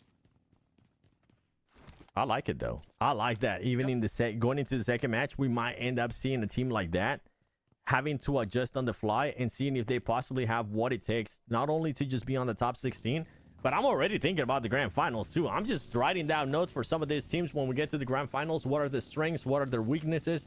Seeing if they can actually make it work, not just in one match, but in multiple matches. In SSE, Star Soldiers Epic, I mean, this team show me some aggressiveness. They have made it themselves into the circle as well, trying to find a high ground here trying to see if they can spot anybody. And I bet you, if they spot anybody that's somewhat close by, they're just gonna make it rain on them. Oh, heck yeah. That's going to be the plan. So, the second you hear just any gunfire, it's like, boys, I hear shooting. Let's go. It's just scouting all around. And I mean, look, they have the utility for it and everything. Level 3 helmet we're looking right now on Scorp. Might need a couple more smokes, though. When I'm looking at the utility of some of the players here. Ooh, hold on. We'll get back to that later. Because right now, okay, AE, looking towards them. Alpha Esports might be your favorite because, oh, I don't know. Maybe they're just missing a number. Maybe, just maybe. I don't know what you're talking about. I don't know. Is that number 7? 7? Wait, Alpha plus 7? I don't know what you're on. You know what, though? One team that You're is going to be what's looking missing. to make it. Yeah, I'm not gonna say. I don't want to spoil it, right? I don't want to end up being a you and end up caster cursing them. I did see AE though making a push towards the airdrop and a bit towards the center of that circle, which I enjoy. ARG as well. They seem like they were already set up, and now we're starting to see Alpha. I mean, you were talking about them, and guess what? Now they're starting to get punished here as we're getting a fight in our hands. Yeah, but it kind of feels like they're asleep at the wheel. One of the guys was just hiding in a corner, watching his teammate get knocked down. Arrows down and out for the count. Andre as well. Marin, Sanhok, and I mean Marin is a little bit way too late. Now he's just hiding in the bush. Are you kidding me? B, fight, do something. There you go. Gets the knock onto the first one. Runs back into the compound, trying to see if he can get another 1v1. He gets the second knock as well. And now it's down to a 1v1. But Marin is a little bit far behind.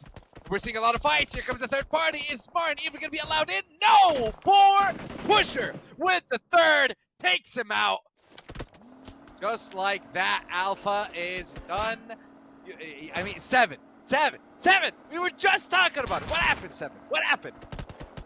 Hey, I didn't. That is why I didn't want to say anything. So technically, I didn't curse them. But great play there from those teams. I thought he was gonna be able to do a little bit more whenever he was hiding in that bush.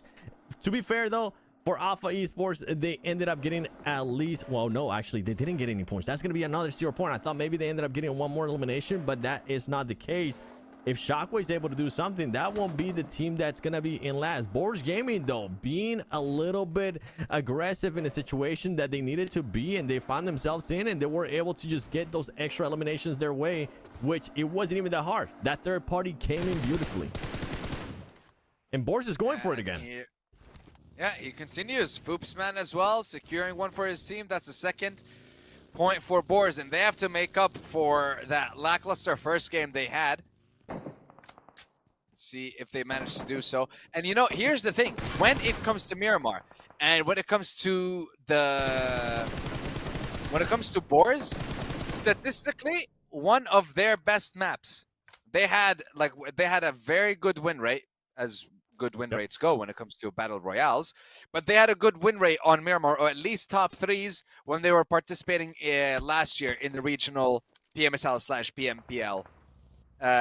Tournaments, right? So I'm expecting a very good performance from Boars in this game. So you're saying they're gonna win? Got it. Yeah. There you go. I was wanting to get that confidence pick out of you. Took a little bit of work, but we got it out. All right, Boars Gaming is going to win this match. And Shockwave, this is one team that I was mentioning earlier. They need to make sure they do something, get some points here, because they're currently sitting at 0 points. Nexus is trying to spot them, and Nexus, I mean, they could be a real pain for this team if they decide to hold that there. Yeah, that's true. And looking towards the elimination feed as well. Noisy boys making some noise, that's for sure. Well, looks like YBB as well are responding, but we'll get back to that later. As PUBG Georgia, looks like there's going to be a push coming towards them from the side of BX Brothers. Rami whipping up that AUG flying car coming in as well. 1-2 knocks. Okay, we got a couple of trades going in here between PUBG Georgia and BX. Is it going to be like the last game? Oh, Jumba with that lovely nade. Gets a second knock. Jumps off the roof. Jumping S12K. Trying to see if he can take down the last two. But opens himself up to a third party. Into the embracing arms of Monaco in the compound, and BX Brothers get 4 limbs. Jumping right back. Nexus and Shockwave ends just as quickly as it begins with 4 quick ones for Shockwave. Shockwave being able to close out Nexus Gaming. I was thinking Nexus was probably going to try to be a pain in regards to being on the high ground. They decided to make a full push, and because of what I'm seeing right now on the map, they were kind of forced to make that full push. But guess what? Shockwave was ready. Can Shockwave be ready back to back though, as Boars Gaming is close by? And this team, I mean, they tend to be aggressive. You have them picking to win this match. Let's see if they are going to be able to take care of Shockwave here, or if they're just going to back off and just maintain the high ground and see if anybody gets caught rotating around though. But for Nexus Gaming, oh man, that is massive. For Shockwave, that is even more massive because they are able to collect the first 4 points so far today. Yeah, they did start off game 1 by being the first team to get eliminated, not a single point. But now, that's exactly how you want to bounce back. Getting 4 elims, not losing a single member. And then you continue your journey in the game. Looking towards K1 here. They lost one of their... is that Kivik Bober? Okay, I'm going to go with that for now. Along with Bad Boy, Slonic, and Capri. Listen, Bober, we love that name. Going back to Boars, though. Yeah. Okay, Havlik. I mean, you did say they were close to Shockwave. I was kind of surprised. It's like only 1 or 2 of them were kind of in a position to go for a push or go for a fight, and the rest are a little bit far away. So, yeah, I'm glad they didn't go for that push though. Oh, K1 being a little bit aggressive here, having to pick up one of the players. I wonder if it's going to end up backfiring there.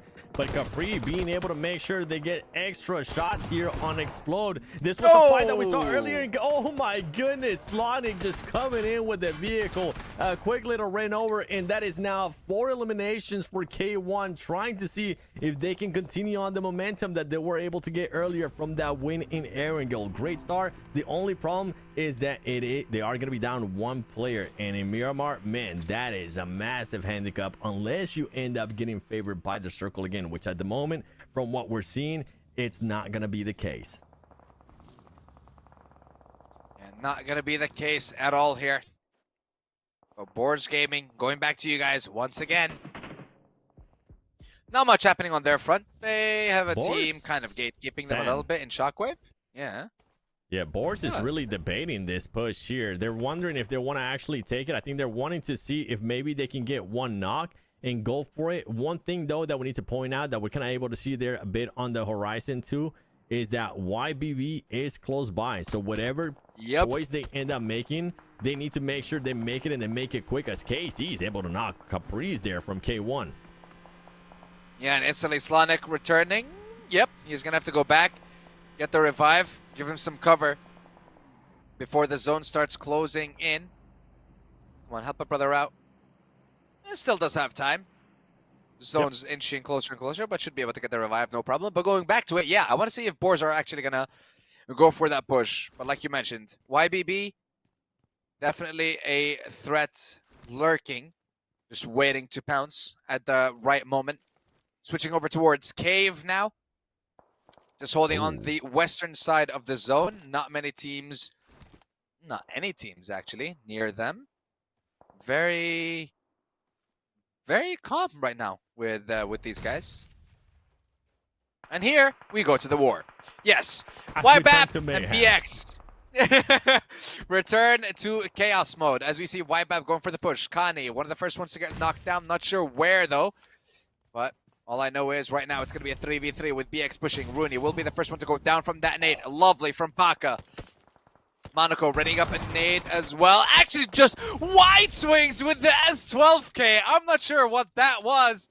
That was an attempt at something. Boar.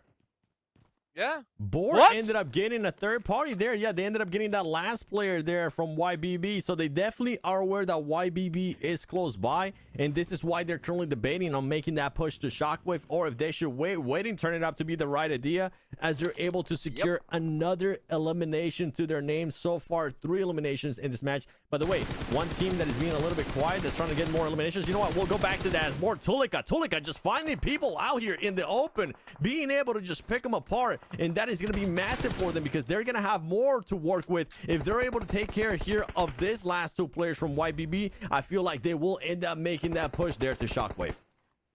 Yeah, and I love the discipline from him in that situation. Tulika decided, okay, I see someone that's knocked. I could secure the elim for the team, but no. I will secure the second knock first, and then secure the first one, get the elim. Beautifully played by the likes of Boris, and now setting their sights onto YBB and Sebastian. Is he going to be able to make it into the zone? One more shot! But it looks like Levka and Erangel, or Erangel 300, or 300 Erangel rather, will be able to take him down. YBB will not be able to push because Tulika is right in the middle of it. And in front of him is 300 Erangel. Shockwave stopping the push from Boars. Where does everyone else play? Because it's a compound towards the north side of the zone and then open ground in the middle. It is going to be hard for some of these teams to make the push. I mean, right now, Boris Gaming with those 5 LMs, this is what I was talking about. They have one player from YBB being a bit of a pain in the butt, and that is going to be none other than Paka. And we have seen Paka being able to get some eliminations in the past, so they need to be careful.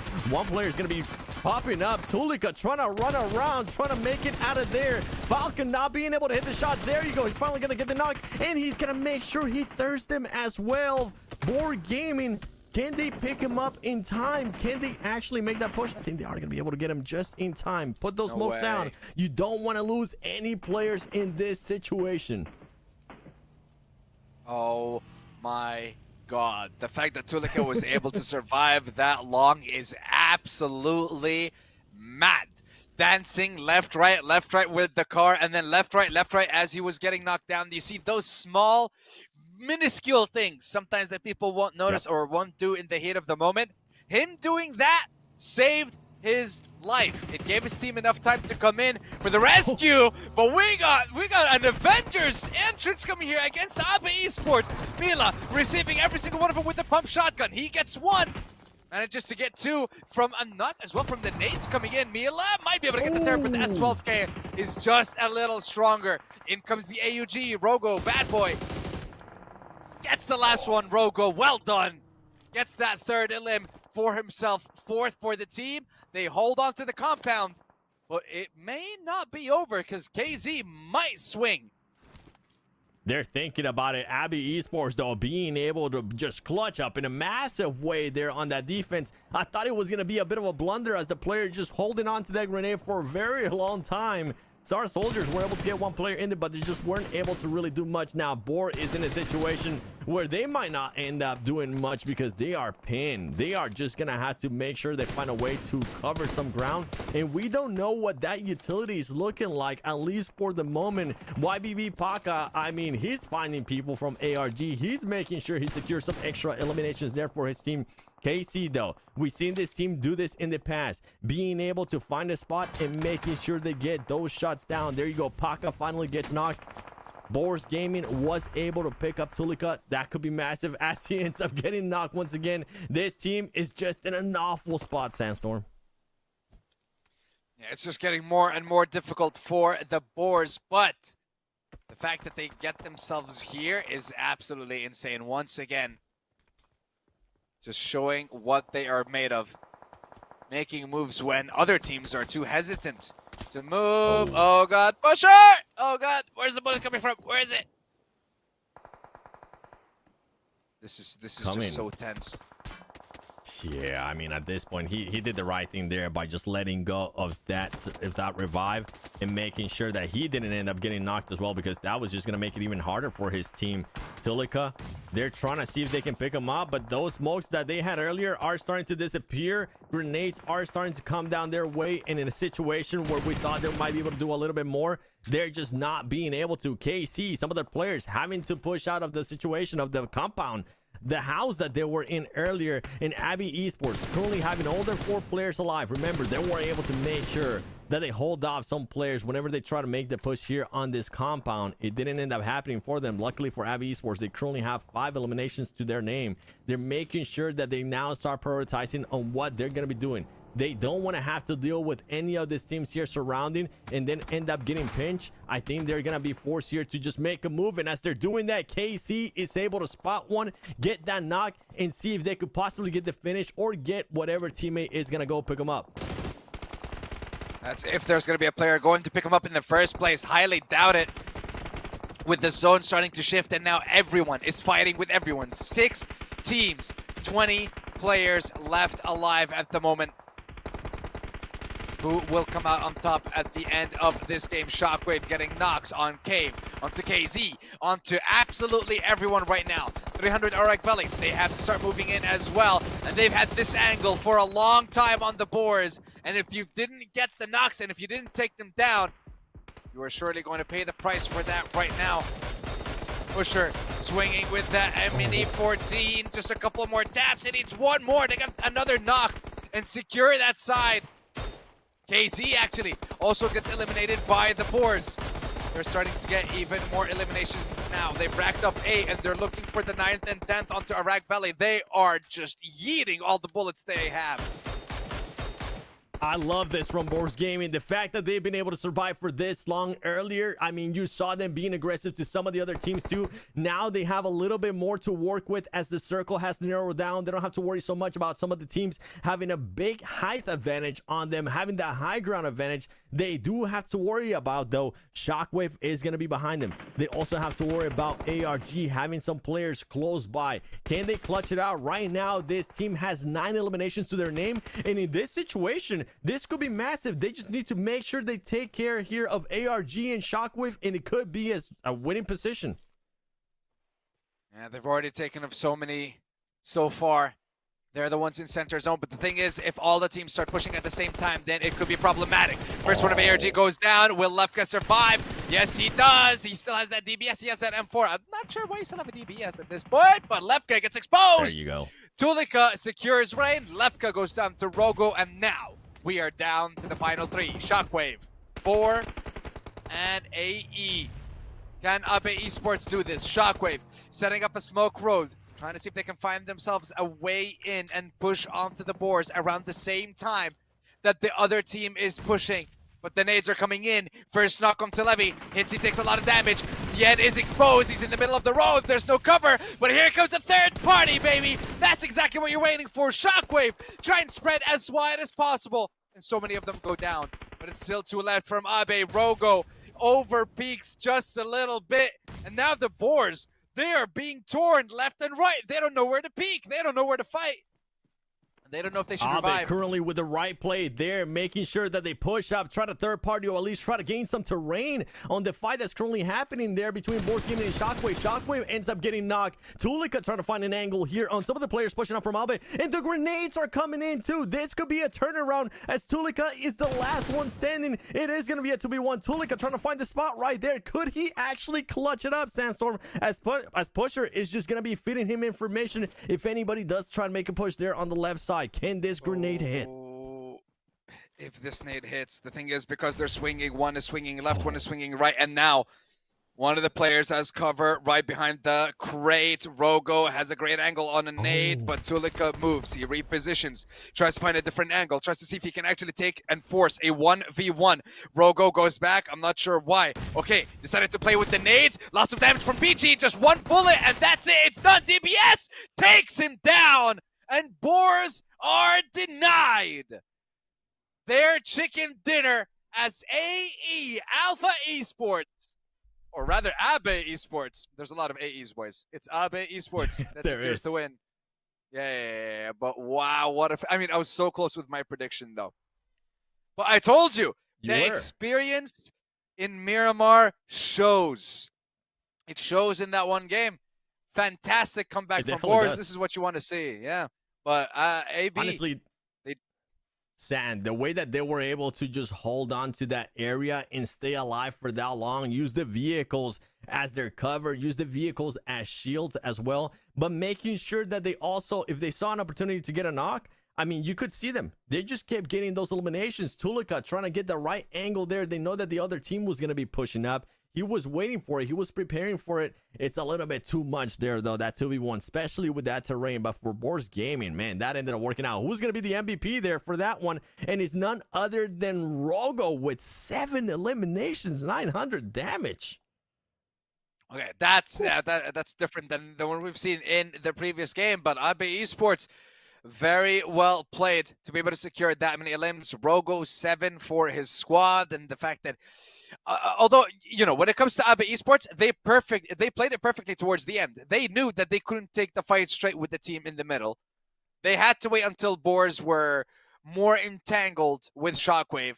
They came in at the right time. Yes, they like Rogo was knocked, so they had to go back, had to revive. But at the end of the day, you got the dub, you got the eliminations, you got the points that you needed. And for top 16 out of 24, winning 1 game out of 10 surely should be enough. Massive. As long as you don't get like zeros for the rest of your games, Wow. you should be fine, and you should be in the finals. You're a madman. All right, I'm just putting this out. You're absolutely crazy. Second match, and you're saying if they get a win, you're good to go. It's usually definitely a benefit, but I'm with you. You never know what this team's can happen. I mean, we've seen in the past where a team's able to get a win, and then they don't end up showing up ever again after that one. I'm hoping that's not the case here for this team. They showed up great stuff. I mean, the main, even though they weren't able to get the win, that wasn't the highlight for them, at least for me during that match. It was actually the way that they were able to defend, man. The way that they were able to defend against some of the other teams, especially Star Soldiers, that was absolutely epic. And what is epic is the fact that we're seeing Rogo's name once again when we're looking towards the stats with most elims too, but he could have gotten a third if he was given that 1v1. But this time we have 15 kilometers traveled by Tulika. Less than that we've seen in the last game. Last game, I believe, was 18 or 19. So I'm not sure how we've seen less distance on this one. Maybe actually because it's a little bit more open. You don't want to be driving around that much. And, of course, Maxa, so far, highest distance, 370 meters. I want to see if it changes in next game, which is going to be Sanhok. Imagine just like a knock from one side of the map to the other. Ooh.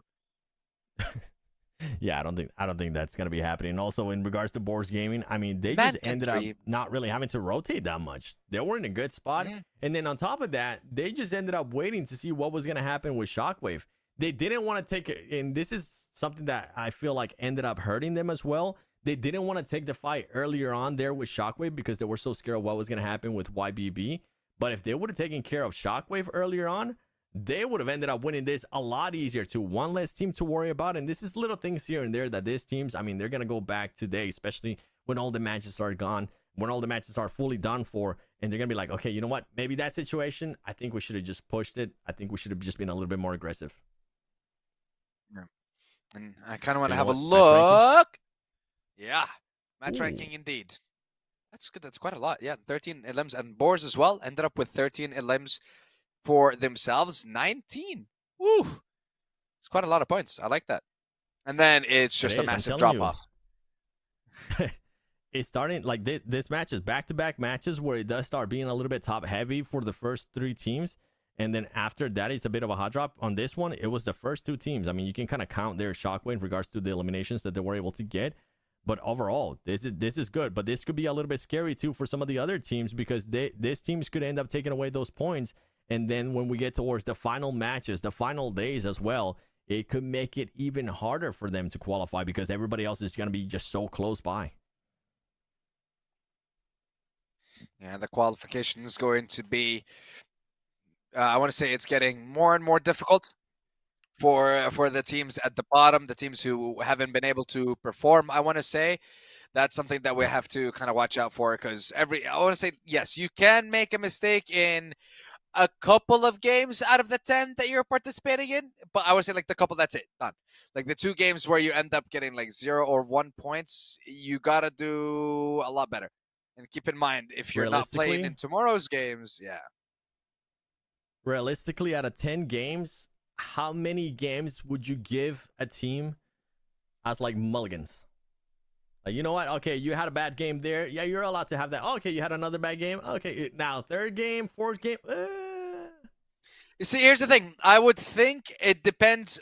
It all depends on like if it's top 8, top 16, top 24 that qualify. Right? Hold on to that thought. We'll get into that, all right? We'll still got a lot of matches left. I want to look at this because Abe Esports, I mean, with that performance that they just had, they go over K1 that was in first place after that first match with those 26 points. But look how close it is there towards the top. And look at the massive drop-off, too. If we go, I mean, once we get to 9th place, too, 7th place. Yep. At that point, it can constantly change between any and every single one of those teams. And the thing is, now we kind of have to start focusing on, I want to say 3 or 4 teams, or Okay. one team actually specifically. Alpha, 1 point in 2 games. That has to end. Like, you've had 2 mulligans. So if I'm gonna say, if I'm gonna respond to your question about how many mulligans, let's say this situation, 10 games, top 16. How many mulligans do you get? I would honestly say 3. 3. Like Okay. maximum of 3 games where you can where you get like 0, like you get nothing. You benefit 0 from that game.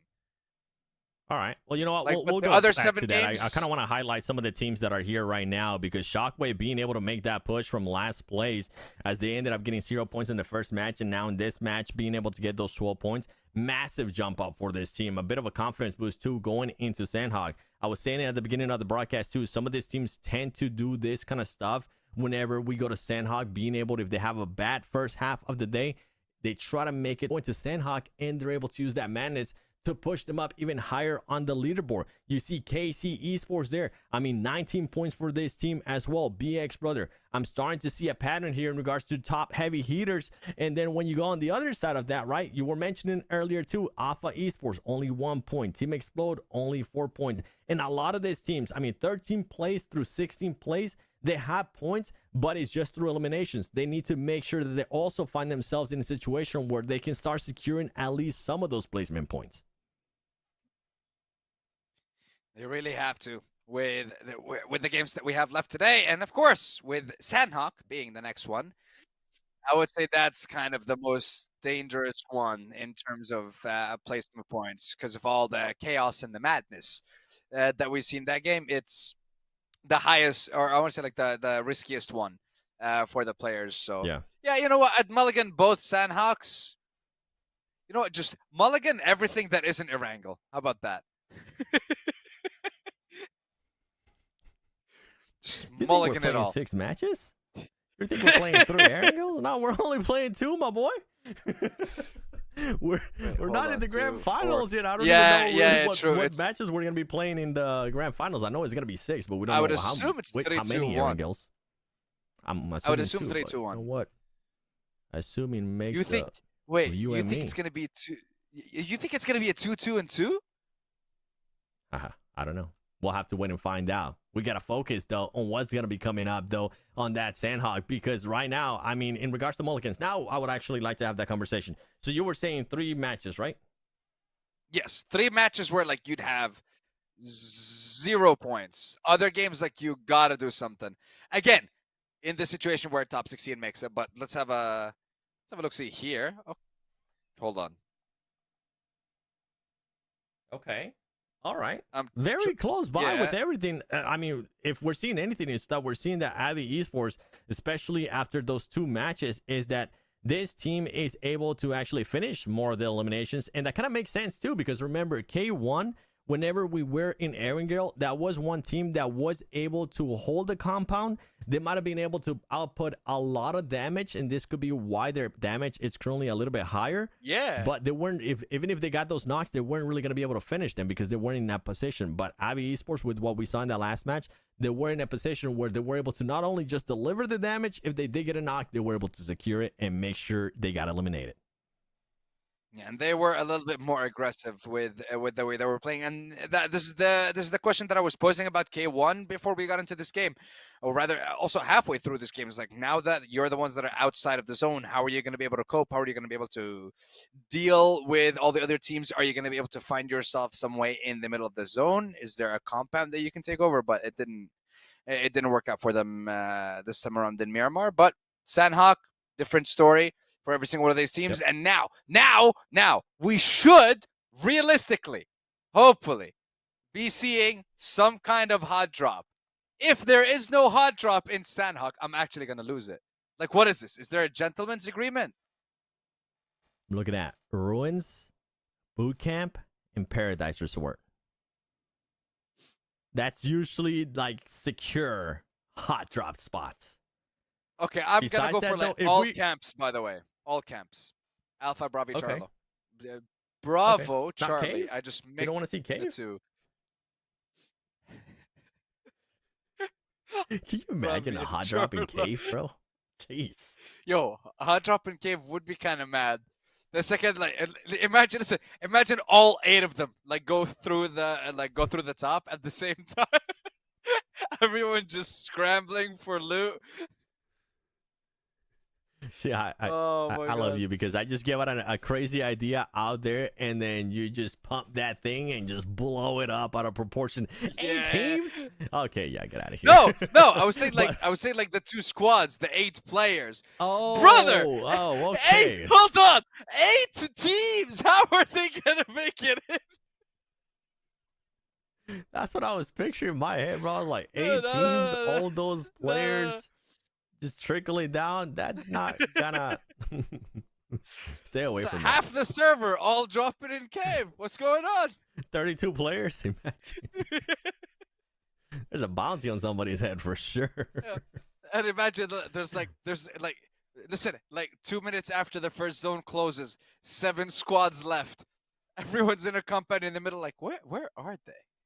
Well, where are the other? Why are there so few numbers? What happened to the lobby? There's so much room to work with today. I don't know what's happening here on this Sanhok. Maybe it'll end up happening at some point in Sanhok. I don't think it's going to end up happening in this Sanhok, that's for sure. But I am hoping that we get at least 1 hot drop. So, we are taking guesses, Sandstorm. For everybody currently watching at home, please let us know in the comments below. Who do you think is going to end up hot dropping? And what place are they going to hot drop in? Okay, because we can, calling out teams, it's hard.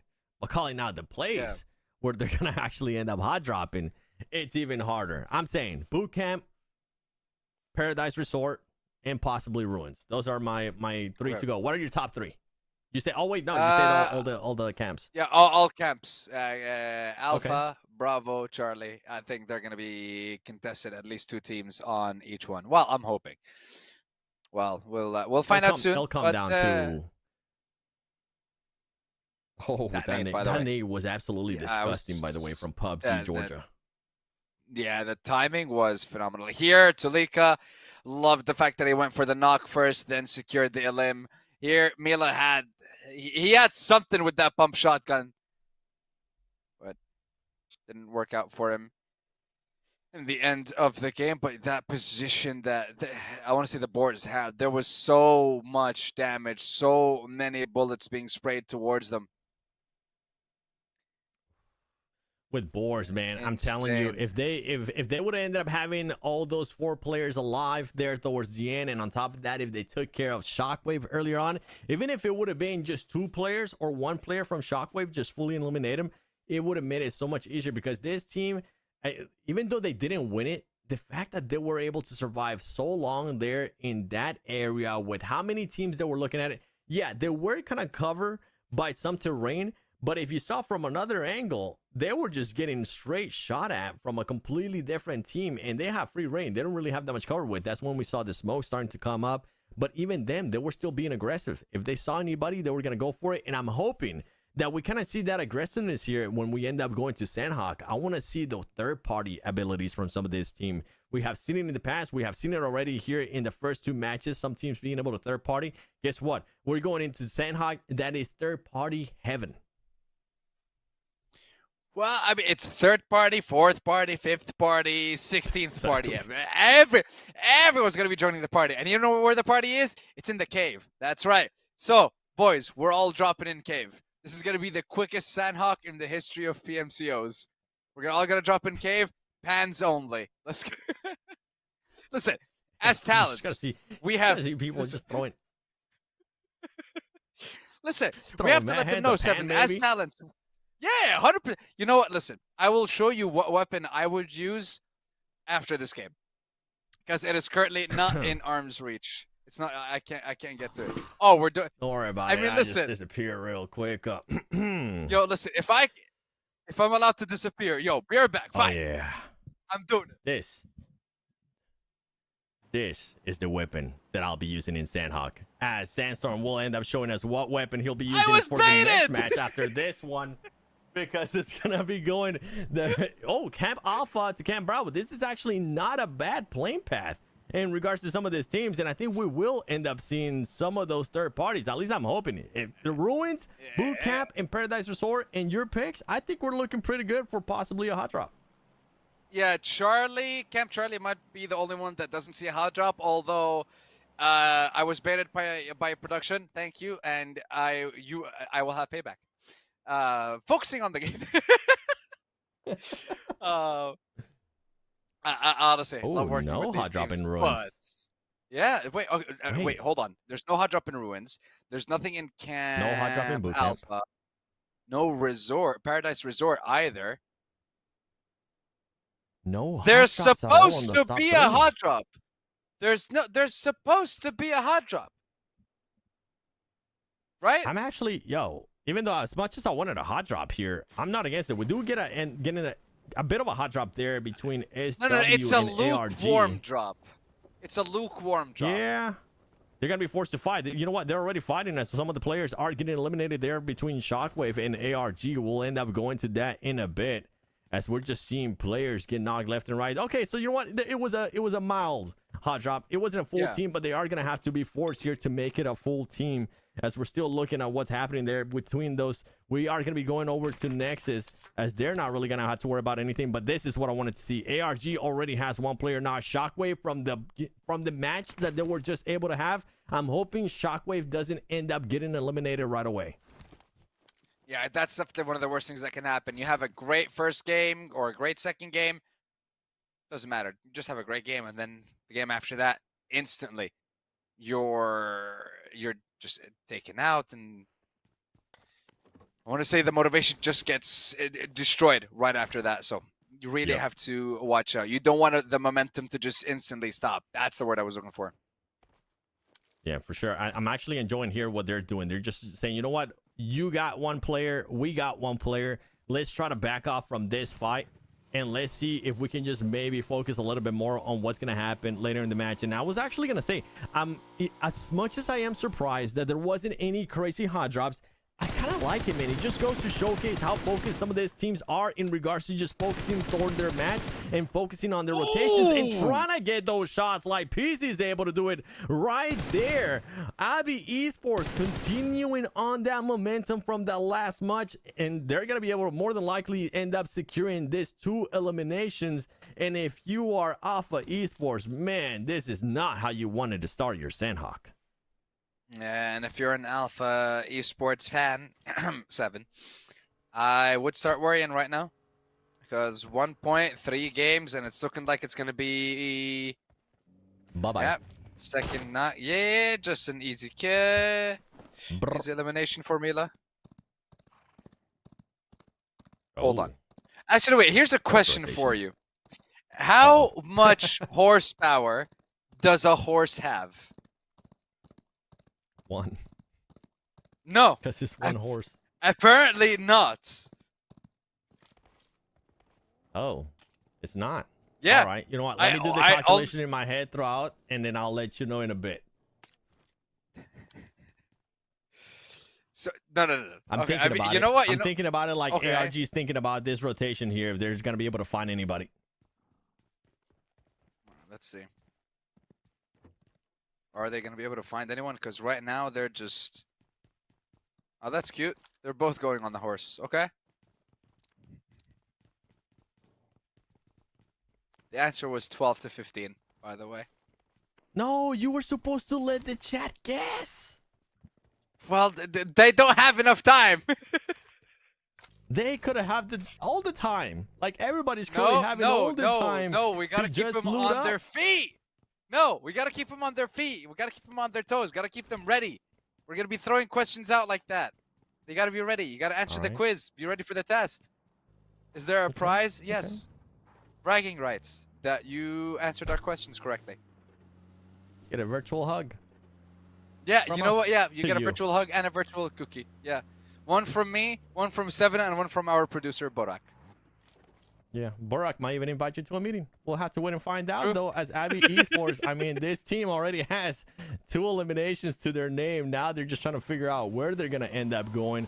Shockwave, we saw this team just backing off of that hot drop. They're going to be going on this compound. They're going to be seeing if they can just maybe end up looting and not have to worry about anybody else, at least for a bit. And there you go.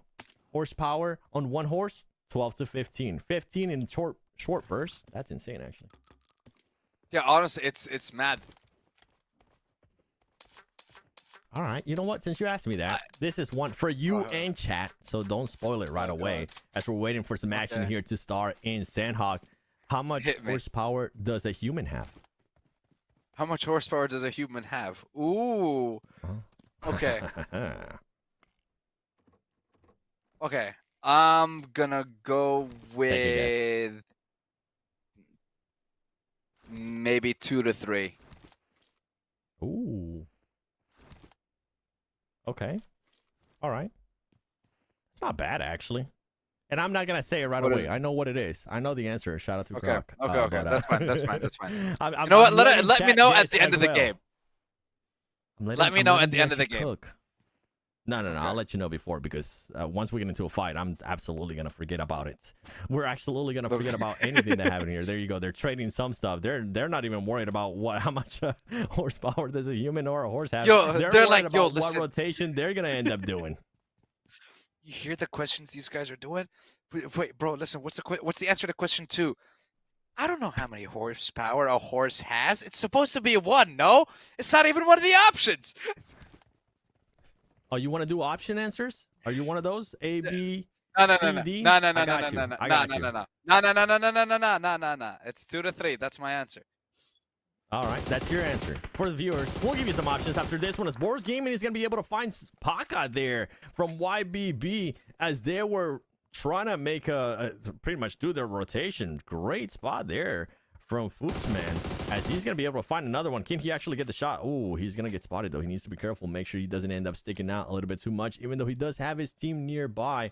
There you go. Boris Gaming with that awareness. This is what I was hoping for. It might not be a full push, right? It might not be a full fight, but at least it's another point added to their tally.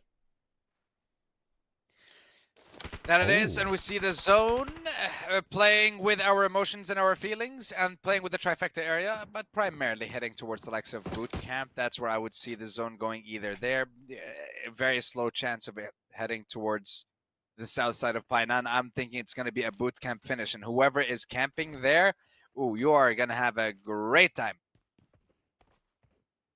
Unless you miss your shots, then you're going to have a horrible time. To say. So don't miss your shots. You'll have a great time if you're actually able to hit those shots and not end up doing anything crazy, as Monaco is trying to do something a little bit crazier that might end up working out for him, which is getting on top of this roof, seeing if he can possibly find some angles on some people. K1, though, K1 is currently getting into some fights. They have 2 eliminations to their name. And for everybody, while we're waiting here for these fights to continue on, don't forget the question of this match. How much horsepower does a human have? Sandstorm said 2 to 3. I will give you some options. Option A, 7. Option B, 10. Option C, 2 to 3. Option D, not even 1. Find out in the next episode of Answering the Question. K1, though, trying to find here SSE. I think they were able to knock somebody earlier, or at least they're trying to. So we're going to have to focus a little bit more here on this match. They're going to be making the push. Can he hit those shots? He's definitely going to be able to hit those shots. And they're making the push for it. They didn't even want to wait for them to actually push out. K1 getting a little bit aggressive here. Can it actually work on their favor? Yes, it can. They get the knock onto Denise as well. That's going to be the second going down. And now SSE, they're in a lot of trouble. We mentioned these boys and girls love to fight. They love to take every single skirmish, but now K1 noticing Nexus on their heel might be going to push, and that's exactly what's going to happen. EXO takes the first one down. K1 starting to feel that pressure. SSE feeling some sense of relief as now Caprice as well is taken out. It's now down to Bad Boy and Slane. K1, you had a fantastic game on Erangel, but now can you follow it up? Bad Boy on his own in a 1v3, close range. He gets one. He might be able to get the rest. Dancing around in the smoke, jumping left, right, and center. They don't know where he is. Just jumping, hopping, and skipping from one window to the other, to the other. Meanwhile, his teammate Slane gets knocked down. The nade! The horse is Not the covering horse. him somehow. Nothing happened to the horse. Okay, that's at least 1 horsepower right there. There you go, Jumps in, uses the asphalt gate, gets another one, and now it's gonna be down to a 1v1. Can he secure? Yes, he can. Bad boy gets the 3rd for himself, the 6th for the team, and says, "Not today," to Star Soldiers. And K1, even though he ended up the finale of the fight ended up going their way, they do end up losing 3 of their players. But for this team, I mean, right now, being able to secure those 6 points in a Sanhok, that's what you want to see, especially if you are one of those teams towards the top. If you are one of those teams towards the bottom, I will be saying something completely different, as we're going to be getting a look here on what the next circle is going to be looking like. And boot camp is just becoming a hotspot. And don't tell me that even though we were hinting at it earlier with Miramar, we might end up getting possibly something could happen here, Sandstorm. I'm just going to put this out there. One of those 2 little islands. Maybe it could close down there. I've seen it in the past, and it's a lot of fun. It's a lot of fun to watch, not a lot of fun for the players. So I don't know. If anything happens, it's all your fault. Just saying it now, guys. Just setting it up. Meanwhile, KZ trying to set up something here on the northern side of the boot camp. They managed to get a knock onto the first one, and I see it like a slither. Just barely at an angle, but he knew that the nade was being held. He knew he couldn't hold that angle and take the fight. Secret way, hold on. That's one heck of an angle to peek from, I'll give you that. He's not going to be peeking anytime soon. He's like, I'm just going to be in this corner. He's doing my strat. That's exactly what he's doing. He's just waiting for everybody. I mean, with bootcamp, though, this is what I wanted to see. Explode, making the push there. And Explode is going to be able to win that fight against BX Brothers. BX Brothers not even able to get an elimination, but now Explode is going to have a lot of room to work with. Now they are now looking towards the leaderboard and the ranking a little bit, just to kind of update you guys as well. You can see 6th place, 6th place, and 4th place both eliminated. So, likes of Shockwave, 300 ARG, and Cave can maybe use this opportunity to close the gap on the teams in the higher section of the leaderboard. Because here's the thing, when it comes to Group A, the teams that are going to be taking a break tomorrow, Nexus, you're one of them, and you have to perform. You've only gotten 7 points today. That's something that's got to change. It's got to change right now. Yeah. Exactly, so you got to do something. Explode, same thing, but you got to do something, and it's not getting knocked down. Approximately 14 minutes have passed in this game. We have 13 teams remaining. This is going to be an explosive ending, I feel, with a ridiculous amount of teams and players. I think so, too. As we have Secret Way, you were talking about some of those teams that definitely need to make something happen here, especially with how top-heavy some of this stuff is starting to happen with the teams towards the top. Secret Way currently with 7 points. They're trying to be patient. They're trying to see if there's going to be an opening with some of these teams close by, especially because it's going to be none other than KC close by. And we know that team can be aggressive. Meanwhile, though, Havlet does end up getting eliminated there by PUBG Georgia. They're able to find a way to eliminate him, not only just knock him, but confirm that elimination. And Team Explode, they ended up winning the fight here earlier on against BX Brothers. And now they just have all of boot camp to work with. At least on the main building, they can look at anything, and I'm liking that they're trying to be aggressive. They're trying to make sure that nobody sneaks up on them, and they're able to get those eliminations going their way. Gringo already with 3 eliminations to his name, as well as Maxa with 1. And there you go, Boar making some payback as they're able to find Bego from PUBG Georgia. Remember, Havlik ended up getting eliminated by one of the players there from earlier from PUBG Georgia. They're making sure that they get that revenge, but they need to be careful because Footman stands out a little bit too close to that window, sticking out for too long, and he ends up getting knocked. And now it's just trades going on between these two teams. Once again, but I want to say Boars have a better position this time around. They should be able to get the revive onto Foopsman without losing Pusher. I believe.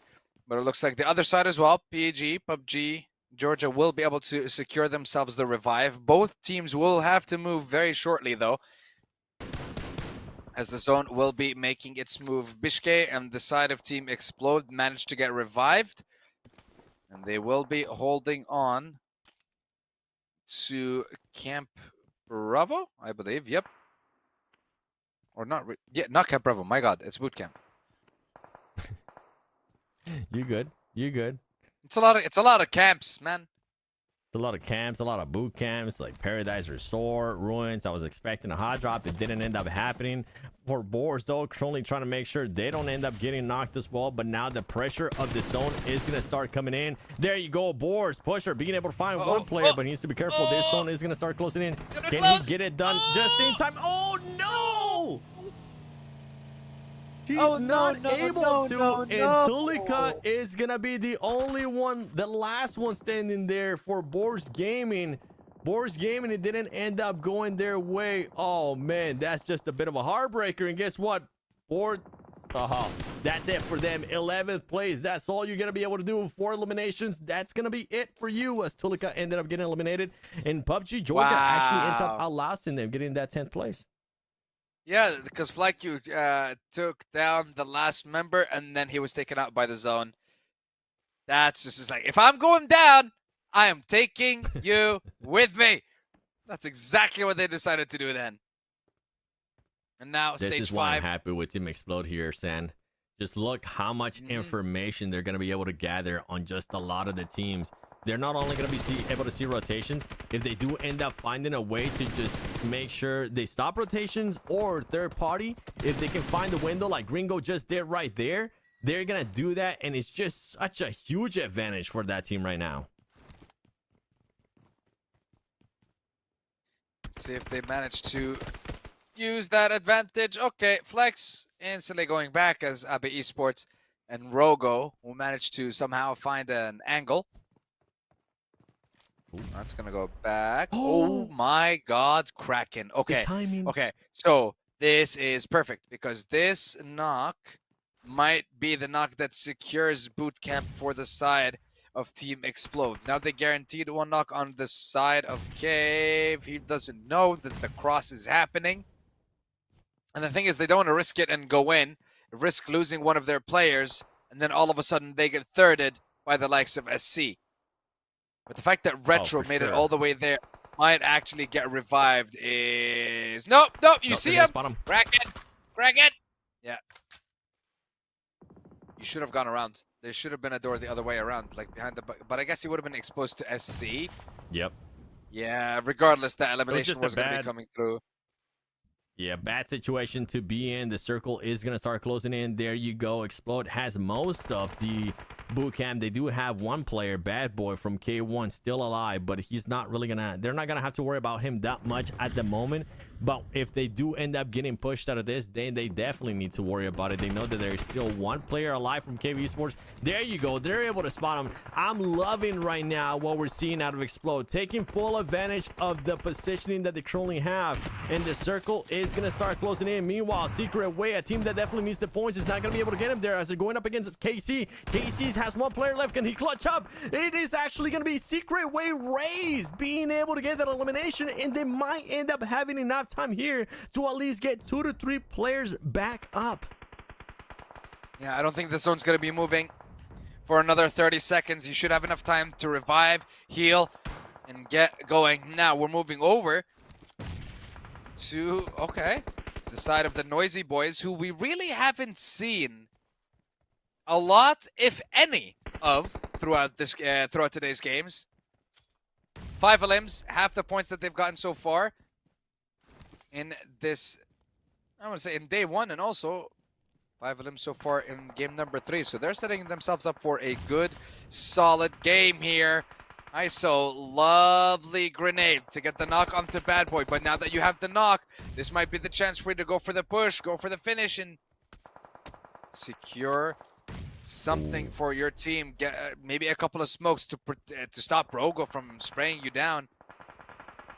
Just deny vision. They get a knock, but no finish, unfortunately for them. But still, they are in a position where They just have to take care of Abe Esports in front of them.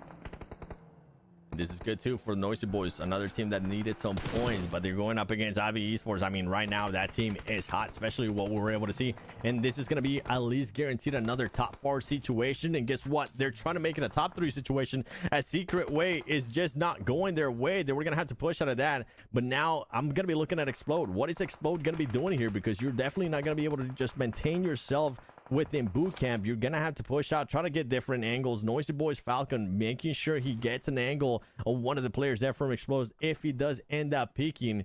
But they're gonna have to choose which team to fight here at some point because of how close Abe Esports is to them. And this is what can happen here when you try to focus a little bit too much on everything going on. You will end up missing something, and you will end up getting surprised. Grenades are starting to come in because one of the players from Explode got super close by. This grenade is gonna hit Bisc. Being able to hit that massive grenade, not only is it gonna eliminate one player, it's also gonna be able to knock another one. This is the opening that Explode needed to have.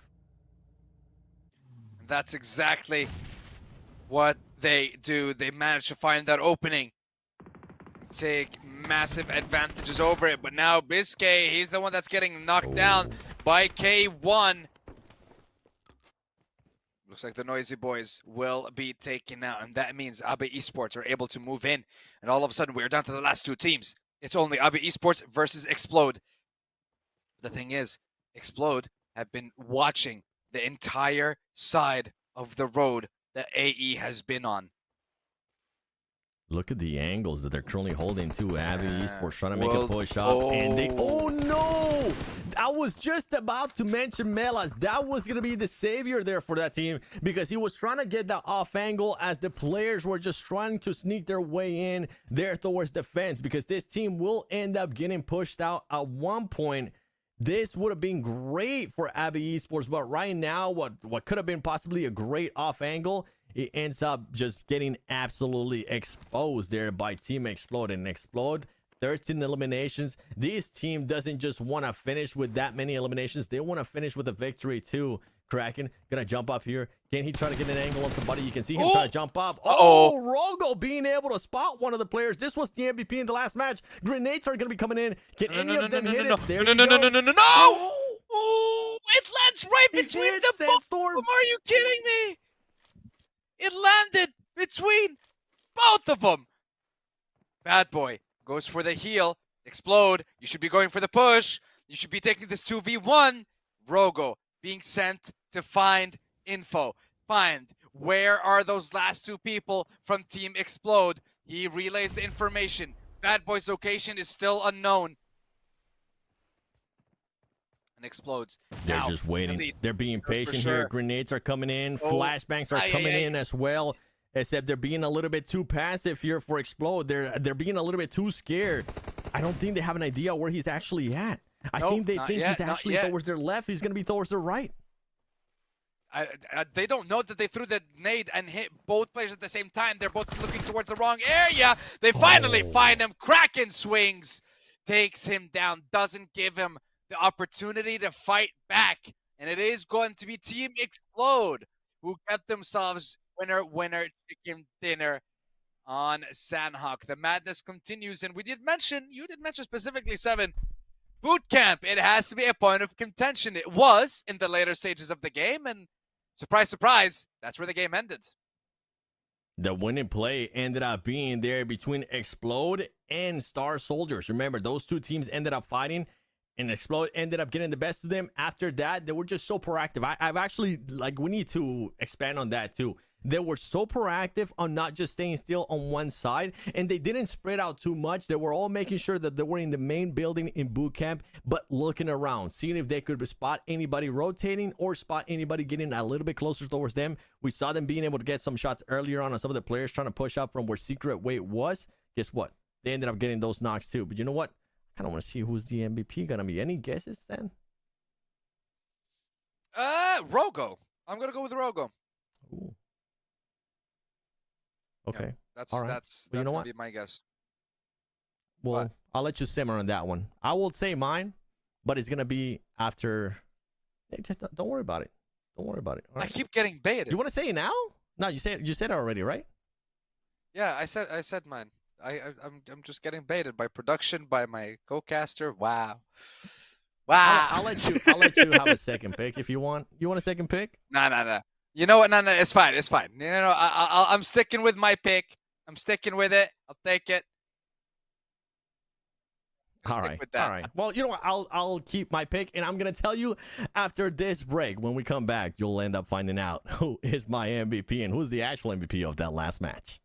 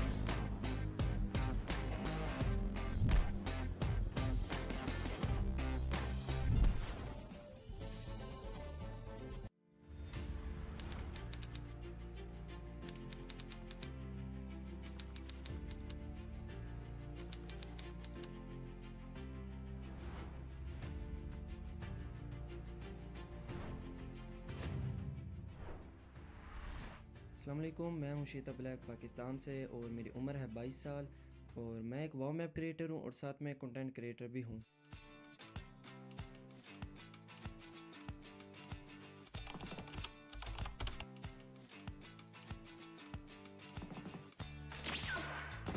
Hello.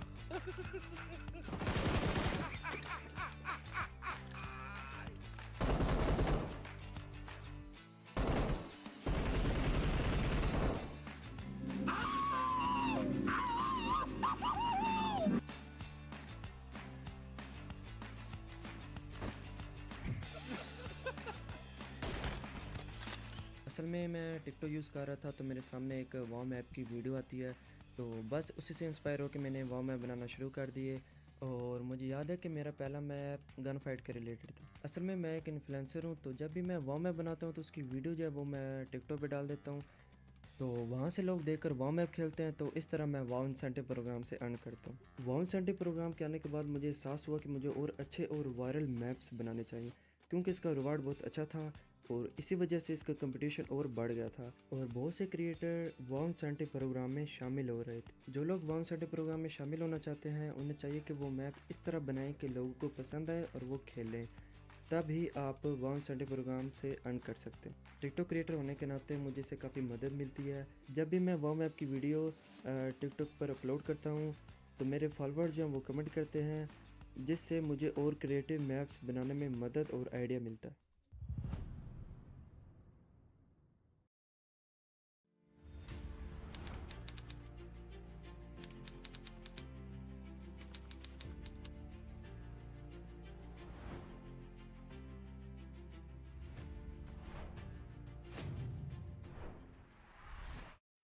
And hi everyone, my name is Diane Queen. I'm originally from Pakistan but currently living in UK.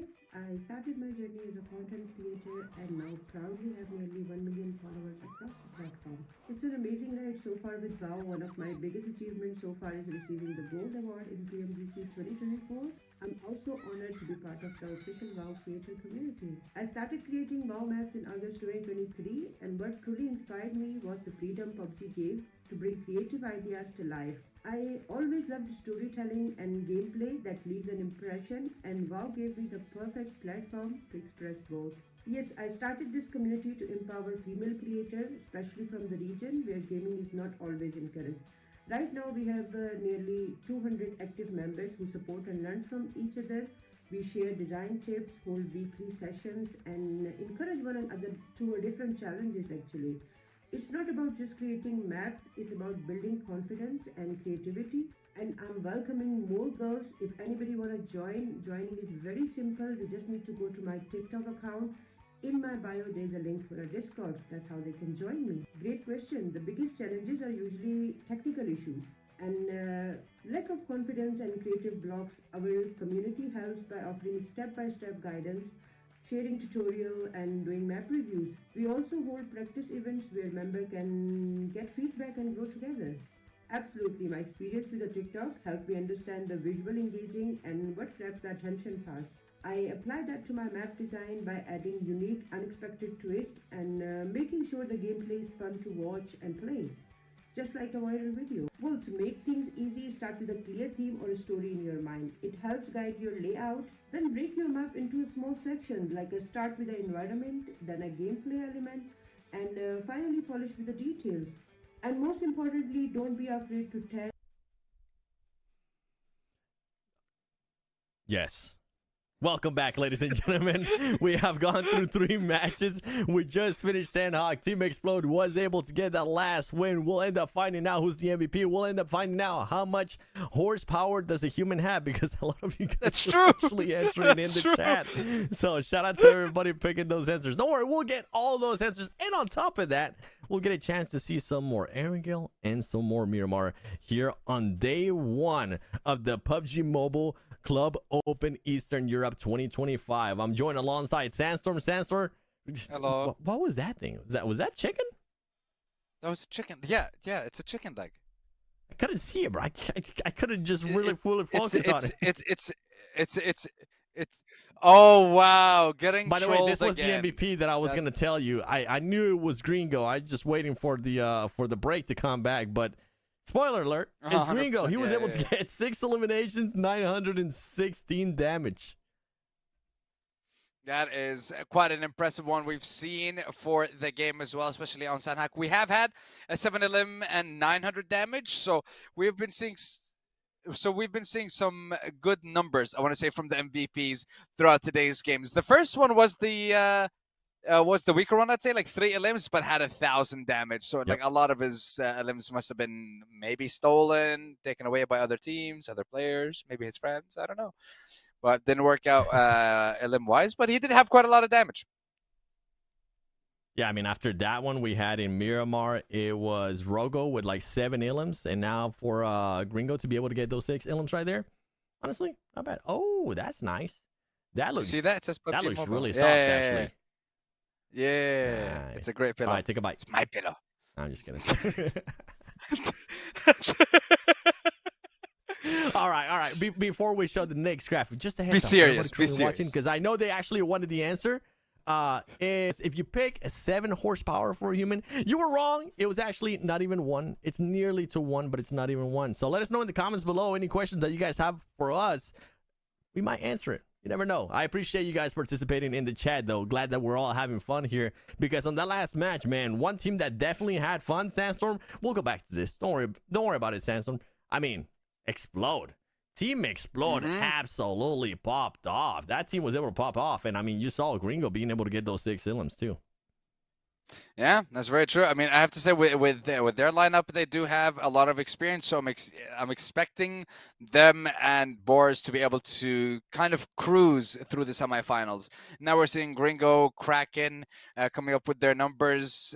Not much distance travel, doesn't really matter. And when it comes to Sanhok, Tiny Island, you're not really going to be going anywhere. And not the highest distance so far, but it's pretty up there. 328 for an elim for EXO. But I believe it was 340 from the last game. But still, pretty close. We like seeing those numbers. Yeah, big numbers make us happy. For it to be that far away, I was expecting like maybe in the 200s. For it to still be 300, okay. You know what, Nexus? You definitely surprised me with that one. What were you expecting? Yeah, especially Sam? in Sanhok. Yeah, I mean, I was saying, expecting a 150, 200, 250 on Sanhok. Wow. I mean, I would be hoping for 400, but that's not happening. Okay. Yeah, that's not. I mean, I'm with you. I was not expecting in the 150s. I was expecting like maybe mid 200s. I was like, okay, you know what? Maybe they'll be able to like find the right spot, find the right high ground, then get the shot. And we did end up getting at least a slim of a hot drop. But you know what? Let's look at this match ranking, because I was talking about it earlier. Team Explode with those 15 eliminations, 25 points total. This is massive for this team. With that one, I think after 3 matches, I might be on the boat that you were on earlier, saying that with this kind of performances, this team might have been able to secure themselves even more spots in the grand finals. Yeah. It's all about making it to the grand finals right now. That is the goal for every single one of these teams. 7. Top 16 will make it. Bottom 8, journey ends here. It's back to the drawing board and seeing where you can improve, what you can learn from participating in this tournament, and then just come back and do it again. Because that's the thing. Yep. You just have to keep trying over and over until it works. And I believe we're going to be looking towards. He's going to do it. Oh, wow. Yep, he did it. Yeah. Madness from Abe. 28 eliminations. They have more elims than boards have points combined. Ouch. Jeez. I'm not. Yeah, I mean, more than boars, more than anybody below boars, obviously, besides Group C, because they're not playing today. But boars has been putting up a good performance in regards to eliminations, though. When you look at in regards to the placement points, it's just not there. I do want to see, though, out of Boars Gaming, with the way that they've been playing, especially the last 2 matches, I want to be able to see a win. Well, when Miramar comes up, you bet your bottom dollar they will be coming up with a win. That's for sure. When it comes to boards, top 3 at least when it comes to the next Miramar. That's without even knowing what the playing path is. That's how sure I am of boards. But on the flip side, PUBG Georgia, YBAB or YBAB and Alpha Esports are still on the struggle bus. It's not even double digits after 3 games out of 10 in total for the semifinals. It's getting very rough and it's getting very difficult. And I remember you asked me how many mulligans. That's it. You're all out of mulligans. You have to perform. You have to get a top 5 plus elims, I want to say, for both YBAB and for Alpha in order for them to do so. Yeah. Yeah, I think especially like Alpha Esports 1 point after 3 matches. That is insane for this team. They just haven't been able to put themselves in a position where they can actually end up getting those points. And if they do, it just hasn't been there because they end up getting caught. Remember what happened in the start of that Sanhok, right? I forgot which team it was, but they caught 2 players just pretty much rotating around out in the open. Easy eliminations for that team. 1 point after 3 matches, not good. 5 points, 6 points is still not good. Even with, I'm honestly, KV Sports, only 10 points. It's going to be really close. And you're seeing some of those teams there towards the top, too. I mean, Abby, you have 44 points on top of that board, 26. You're going to see that big disparity. And if you're one of these teams towards the top, you're not only feeling good, you might be able to try out different stuff on their second day, prepping themselves for that grand finals. Because right now, if you're one of these teams, if you're over 40 points, which is currently only Abby Esports, I'm like, you know what? Okay, this is good. Let's keep it going. And on top of that, let's put ourselves into situations that we might not be comfortable with. That way, when we get to grand finals, we are in a way ready for those situations. Yeah, exactly. So that's why I want to say, like, once you've kind of guaranteed yourself making it into the grand finals, you can start kind of being risky with it. You can start kind of like trying out certain things in the last couple of games, seeing if it works or if it doesn't work, right? You know, try it out here at this point when you have nothing to lose, rather than you go to the finals and be like, okay, so now I'm actually going to try and experiment with things here and there. Definitely not the right time to try it out, but I guess at that point it makes better use of your time, maybe. Or I mean, I don't know, if you want to ruin other people's competition, you can just focus on people. I don't know, you can hot drop teams and just fight them. I don't know. And already or later on? Later on. I mean, in the last couple of games, before you make it to the finals. Okay, like for example, last couple of games, as an example, boars are, they're insanely strong. Let's say they're on like 17th, 18th place. They're on the border of qualification to the main event, and you already made it. But this team can't, like wow. So you can just drop and, just end their journey there. I'm not saying do it. Don't do it. Definitely don't do it. Wink, wink. Just go for one of the teams that's also currently at the top. Why don't you? I thought you were going to start picking on some of the other teams, bro. At least like some of the teams that are currently towards the bottom, like Alpha, YBAB, PUBG Georgia, maybe some of those teams. Bro. Alpha and YBAB are going through enough right now. I don't want to use them as an example. That still feels too mean. Alpha have 1 point after 3 games. That's enough. They have to do something in the last couple of games. Kick them more while they're down. Why don't you? That's the train that I'm currently on right now. Because I mean, if we're being honest, when a team is currently having that bad of a performance after three matches, teams do end up doing that. They do end up finding a way to kick a team when they're down, especially if they're currently just not having a pick-me-up in a way. They're not being able to break that awful momentum that they're having. But yeah, if you're Abby Esports, do not try to go towards boards game. Brain Let just those teams clicked. Unless this is what? This is why they don't pair us together. Bit while they're down, yeah. Oh my god, I feel like we're just... It's happening. It's happening, global events. That's all I'm saying. We're just going off based off experience here. You hire us because of our experience. We're speaking the truth. Why are you booing me? I'm right. Now, one thing though that we do need to mention in regards to these teams, whenever they do end up getting enough points, if they do end up wanting to make the life difficult for some of the teams that might be struggling, it could be little things. We're not looking for a hot drop. We're not looking for something super, super obvious. Maybe just try to cut off their rotations, especially on day 2, because then you'll be able to see rotations. More than likely, even though the playing path might not be the exact same thing, if they do land somewhere in the circle, somewhere in the vicinity of previous matches, you're kind of able to predict where that team's going to be going. Oh, we'll see if I'm kind of curious, honestly. You know what? If there's anyone from Group B currently watching the game, let me know. I want to see if we have anyone from those teams like kind of watching the games, watching the team's movements right now, or rather Group C, not Group B. Group C. That's the one. Thank you. Yeah. Yes, I'm kind of curious to see if there's anyone from. Yeah, I was like, yo, if you're in the stream, you know, that was the whole point. I was trying to see if they're watching the stream as well. Why did you tell them? They're like, no, don't worry about this fight right now, fam. This fight's not important. Worry about how many horsepower does a human have. By the way, in case you missed it earlier, I'm just going to give it to you once again. Not even one, okay? We are absolutely bums. That's what we're going to be jumping that's game into 5! the fourth That's game 4! match of the day. Let us know some more questions. This playing path, though, for some of those teams that we saw earlier land there towards the top, Severny, Stalber, it's not going to be happening. But you get Primors, Quarry, Ferropier, Pochinki, Farm, all of those fun ones. I was gonna say, you know, production was like, you know what? Enough of your questions. It's time for the game. So fine, boys and girls, no more questions. Unless, you know what? Unless you guys want more questions, I got a boatload. Okay, I am ready. So Production has been I'll answering bring the questions. What do you mean?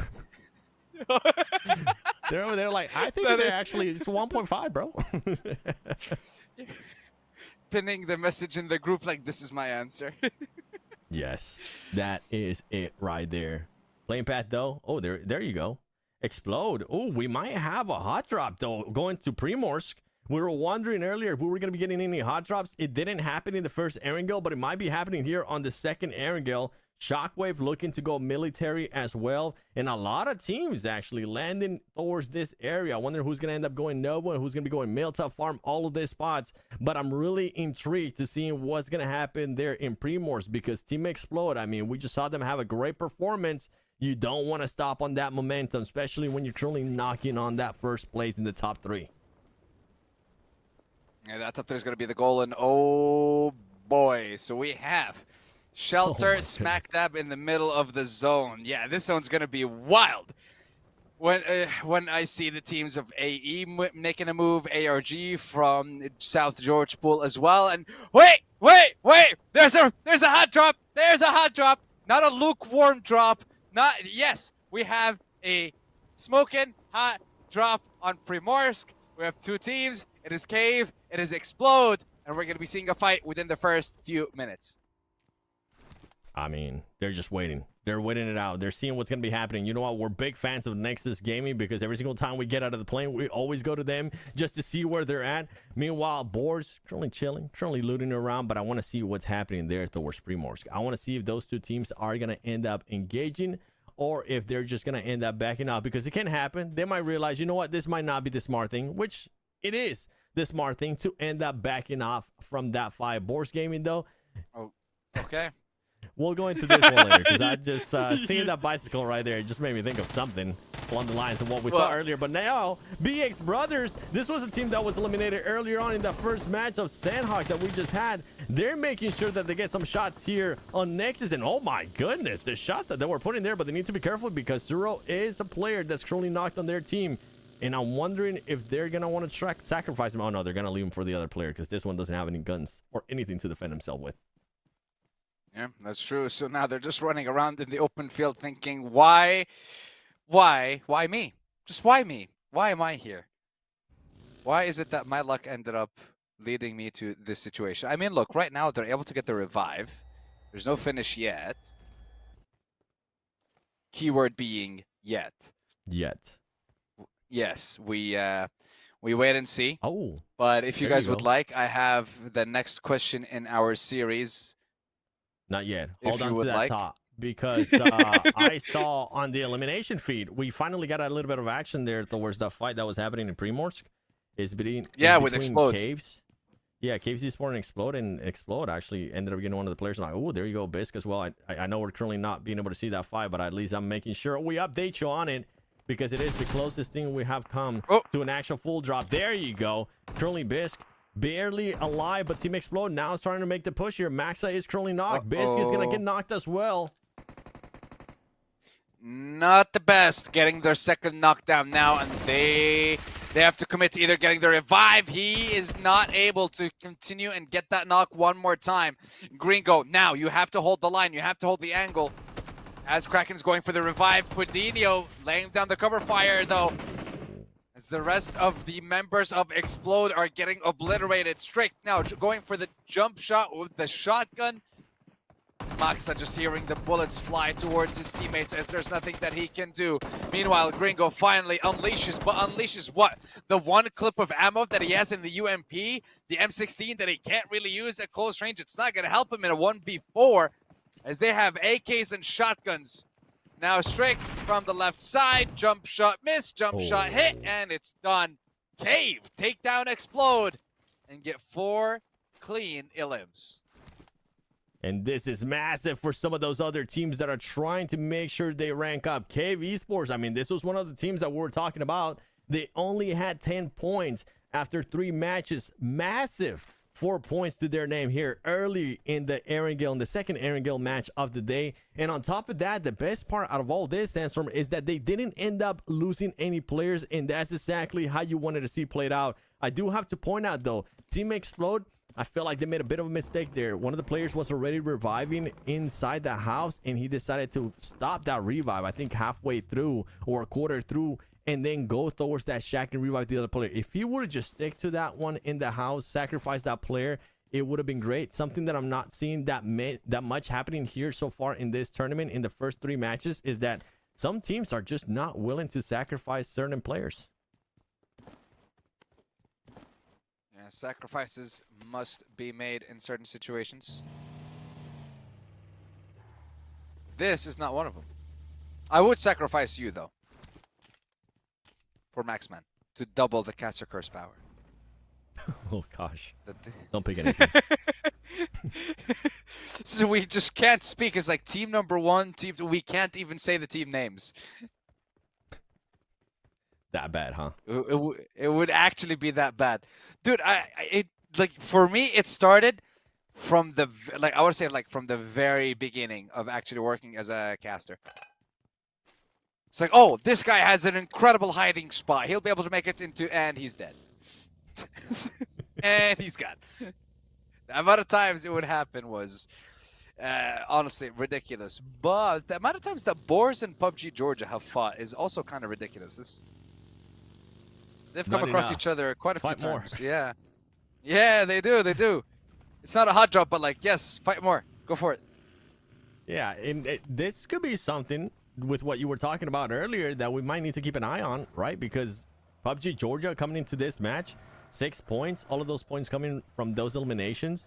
And then Boars Gaming, I mean, they're in 4th place, good amount of points. You were talking about teams, if they're having a good amount of points, make life a little bit harder for teams that they might interact with in regards to just rotation patterns, whatever the case might be. They see themselves just way too much during those matches.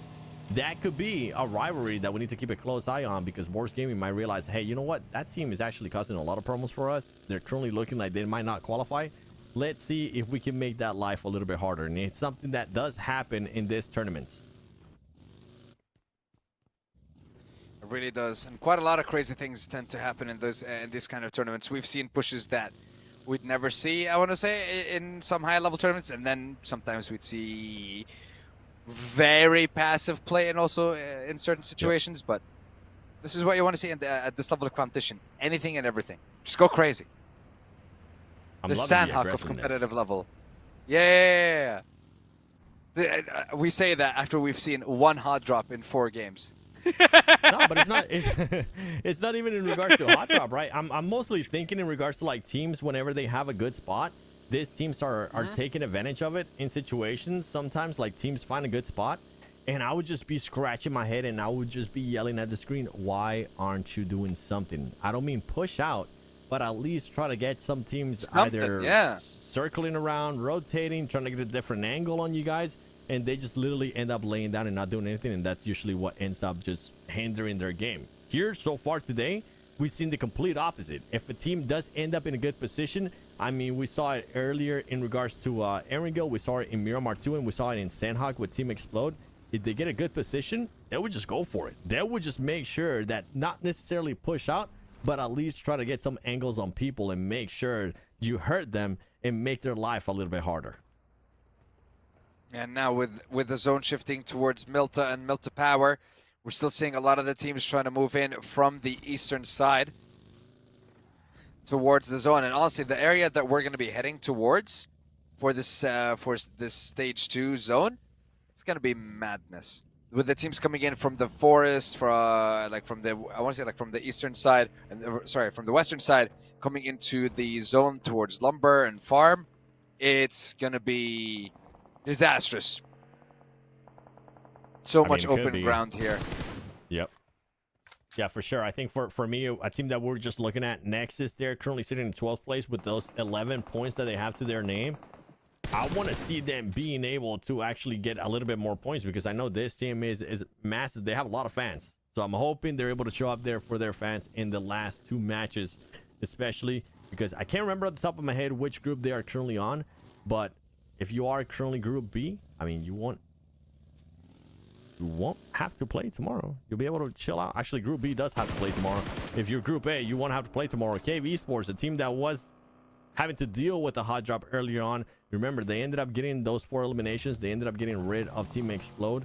Now they're trying to find their way into this circle. They have to make their way, but the thing is, a lot of teams were also... we're going to forget about those other teams right now, because Cave, Strict, you managed to get a couple of limbs early on in the game. Can you get a few more? That you can, securing their second squad wipe. Gonna get the revive onto Retro now and should be able to continue their journey and make their way into the zone. We did say Cave was one of the teams that needed to step it up. No, that's exactly what they did. They had 10 points coming into game number 4. They have secured 8 in this game so far alone. They're about to double their points if they keep going this way, which is fantastic. Which is, again, to show that one game, when it comes to a qualifier or a semi-final, or I want to say, if it comes down to like a 12-game tournament, 10, 12, 18-game tournament, or 10, 12, one chicken dinner makes a huge difference when it comes to qualifying. When it comes to winning, getting to, you're doing fantastic. Yeah, you are, especially if you're trying to be at least within the top 16. Yeah, if you're trying to be in the top 16, that's exactly what you want to be able to do. But then once we get to the grand finals, it's going to be all about that just consistency over and over again, because they'll get a chance to play those 12 matches in the grand finals, those 2 days back to back. Nexus Gaming, I mean, they have lost a player, but now they're trying to move around. They're trying to see if they can spot anybody. KC, I think that was KC. They're very close by, though, with a hovercraft as well. So Nexus, they need to be careful. They don't want to get spotted there with the pens down, or they're going to have to suffer for it. Well, let's see who is going to end up suffering at the end of this game. Who's going to end up getting themselves the chicken dinner. 14 teams, all of them making their way to this zone now. Flamingo or Nexus game breeding Flamingo on the buggy there. The vehicle. Yes, sir. It's a great animal. What are you gonna do? Yeah. No team called Flamingo this time though. Yeah, sadly. Maybe the next one. One of the tires is gonna be out. Maybe the next one. Are they gonna try? Oh no.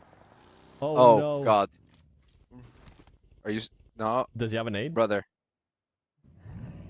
I thought it was gonna be a nade, but now he's using it for cover. Yeah, he's like, guys, I'm gonna stay here for now. And then his teammates are gonna show up and be like, dude, what happened to the vehicle? Can you bump it over? That's exactly what they're gonna do. Yeah. Help me, bro. Come on, help out. And he's knocked. Oh my God. He got knocked. No. No. I didn't finish. No. It would be worse if the teammate that went to revive him. No. Worse would be if the teammate that went to revive him also got knocked down. Uh-oh. Hey, you're trying to Rogo, though. Pour sand on the wound. I mean, salt on the wound. Yes, sir. Oh, Boris, though. Boris find an angle here on AE. I mean, this is a team that has been popping out. Currently, first place, Abby Esports. Meanwhile, Tulika, we've seen what he's been able to do earlier on, not in the first Erangel, but at least in the other matches. He's been able to put up some eliminations there for his team, or at least put down some damage, trying to find the right angle, see if he can maybe get somebody from Abby Esports. Meanwhile, Abby Esports is just laying down the smoke. They don't want to lose anybody. They know how crucial it is to have all those 4 players. Look at the North. How many teams there are in? Wow. Oh, all the teams in the North here are going to get absolutely wiped. The second they try to make any kind of headway towards the zone, you already have the compound in the center held up by BX, YBB holding the compound towards the south, KZ trying to control the coastline. So all the teams towards the north, you're going to be running into a brick wall trying to make it towards that south side, unless you bring the hovercraft. You're fine. Yeah, they'll be able to survive at least some more shots there. They'll be able to make it, unless everybody's just shooting at you. You're going to be forced to jump out right there, being very close there to the Wizard Tower.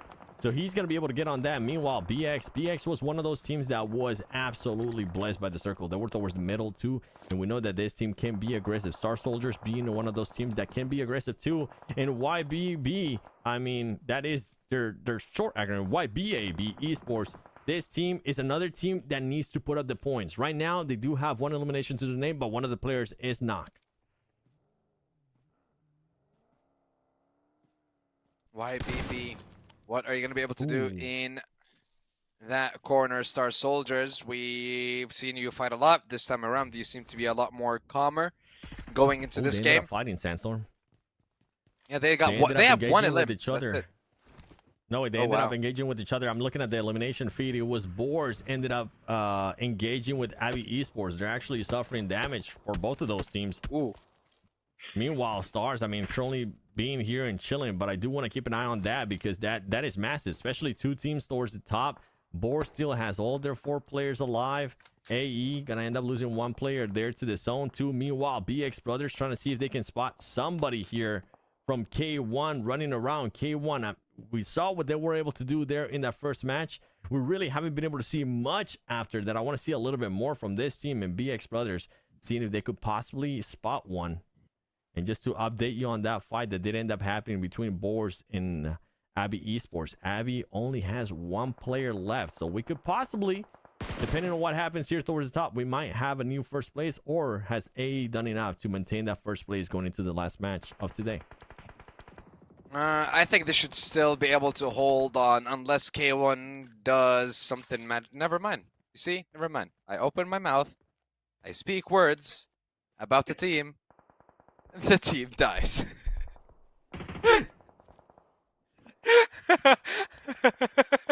W in the chat for Sandstorm.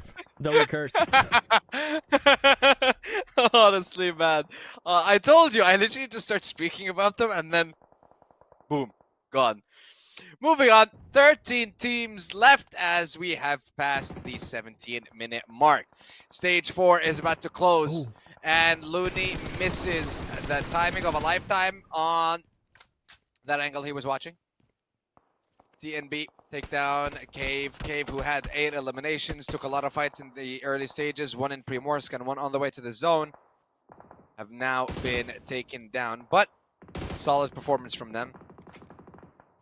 Indeed. We see the zone there shifting. You go. Ooh, baby. That's going to be spicy for BX and YBB more than anyone. But I want to see the teams from the north. How are Boar, TNB, SC, Nexus, Shockwave, Star Soldiers? What are they going to do?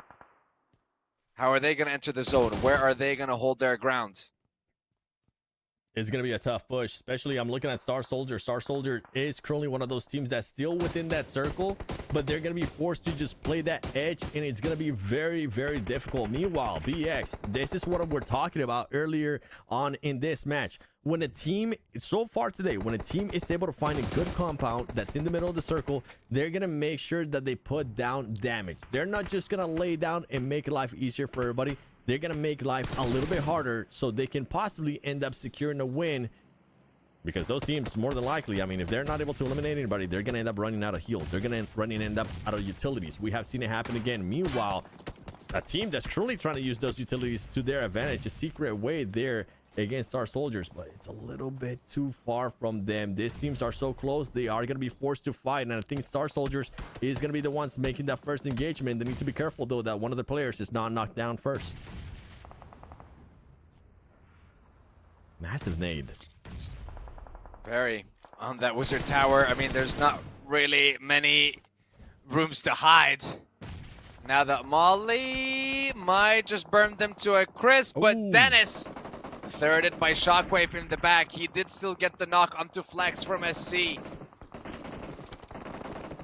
Levi also on the Noisy Boys. Where is the noise from the Noisy Boys?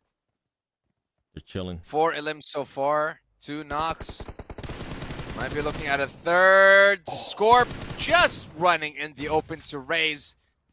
And now Ghosty will instantly try and go for the revive. The Noisy Boys actually continue to make quite a lot of noise. They got 7 elims and they are not stopping. Shockwave now taken out. And we focus on SC and Star Soldiers. Star Soldiers trying to do something here as one of their players did end up getting knocked. Luckily for them, they were able to pick him up, though. Secret Way has been holding this Wizard Tower perfectly. They've been having to deal with not only shots here from the front, shots from the back as well. TMB is close by too, and this Molotov couldn't be any more perfect as Raids end up getting knocked there. Secret Way now having to deal with just a duo. If there was ever a time there for Star Soldiers to make that push, to be epic in a way, this would be it, especially with the hovercraft that they have. They need to be careful. TMB is close by. This is why these situations, you gotta make a move and you gotta make it fast. You gotta make up your mind on which way you're gonna be going. Secret Way now being a little bit aggressive here, helping TMB in a way. They want to make sure that they get into this fight as well. They know that they currently only have 2 players to work with. They want to be able to secure 1 point, and they're able to do just that, and they're pushing up even more. Secret being aggressive here. Yeah, trying to take as many eliminations in their way as possible. Star Soldiers are wiped, and now the Noisy Boys coming in to see if they can clean up this fight. A couple of nades are going to be coming in. Face trying to find an angle, maybe able to spot out Kenzur here. Does not get the knock. Takes quite a lot of damage as well from Falcon. He is ready with the cover, and the nade will be there to follow up. 3, 2, 1. Boom! And he doesn't get the knock. The heal. The heal saves his life for just a few short moments. Because the Noisy Boys, they're not leaving without getting those elims. They're not leaving without those points. Well, he didn't get knocked. But SC he are made gonna it make behind that. Yeah, they're making grenade, it so though. much harder, though. I think that nade, it could be enough. It should be enough. Oh my God, 2 nades, and it's still not enough. Make it a third. Again, finally There you getting go. the knock. This means you have to push or not. You don't have to. You don't have to do anything. They're all dead. They're all gone. You got the elims. You got the points. And Noisy Boys up to 9. Noisy Boys are looking good here as they ended up not only taking care of 2 teams, not having to suffer any casualties, but now they have the big task on their hand, which is going to be finding a way somehow to make it inside this circle. And it's easier said than done because you saw them barely peek their heads out. They're already starting to get shot at. Not only is K1 already in the middle of the circle, this is the last player standing, by the way, for K1. So it's going to be hard for him to take that first place by himself. We'll see if he can possibly do it. But the Noisy Boys now going to be using everything that they have to their advantage. And this player, Aaron, right now on your screen, he needs to be careful because his vest is absolutely gone. What kind of utilities are they going to be using here? They do have some vehicles to their advantage as they were able to make that push up. Falcon getting a little bit closer here to some of the other teams. This is good. At least they're making sure that they closed out range, and they are now inside the circle using those smokes to their advantage. This is it. This is what I wanted to see out of the Noisy Boys. Not only 9 eliminations, they want to finish with more. They want to try and finish with the most amount of eliminations by the end of day 1. Noisy Boys looking to catch up to Boars, to K1, and to Abe Esports. With that flank onto KZ only. Uh-oh. Here's TNB coming close and going right back.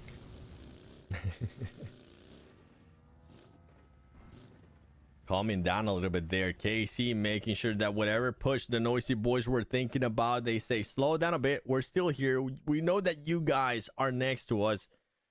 We've been hearing you this whole time with that fight. Something to keep an eye on, though. The Noisy Boys do have a P90 to their name, which in close that's range, gonna be dangerous. that thing is absolutely filthy. As KC, they're starting to get closer. They're allowing the Noisy Boys to push up more and more here. This could be a little bit scary. They're going to have to hope that one of these grenades end up hitting.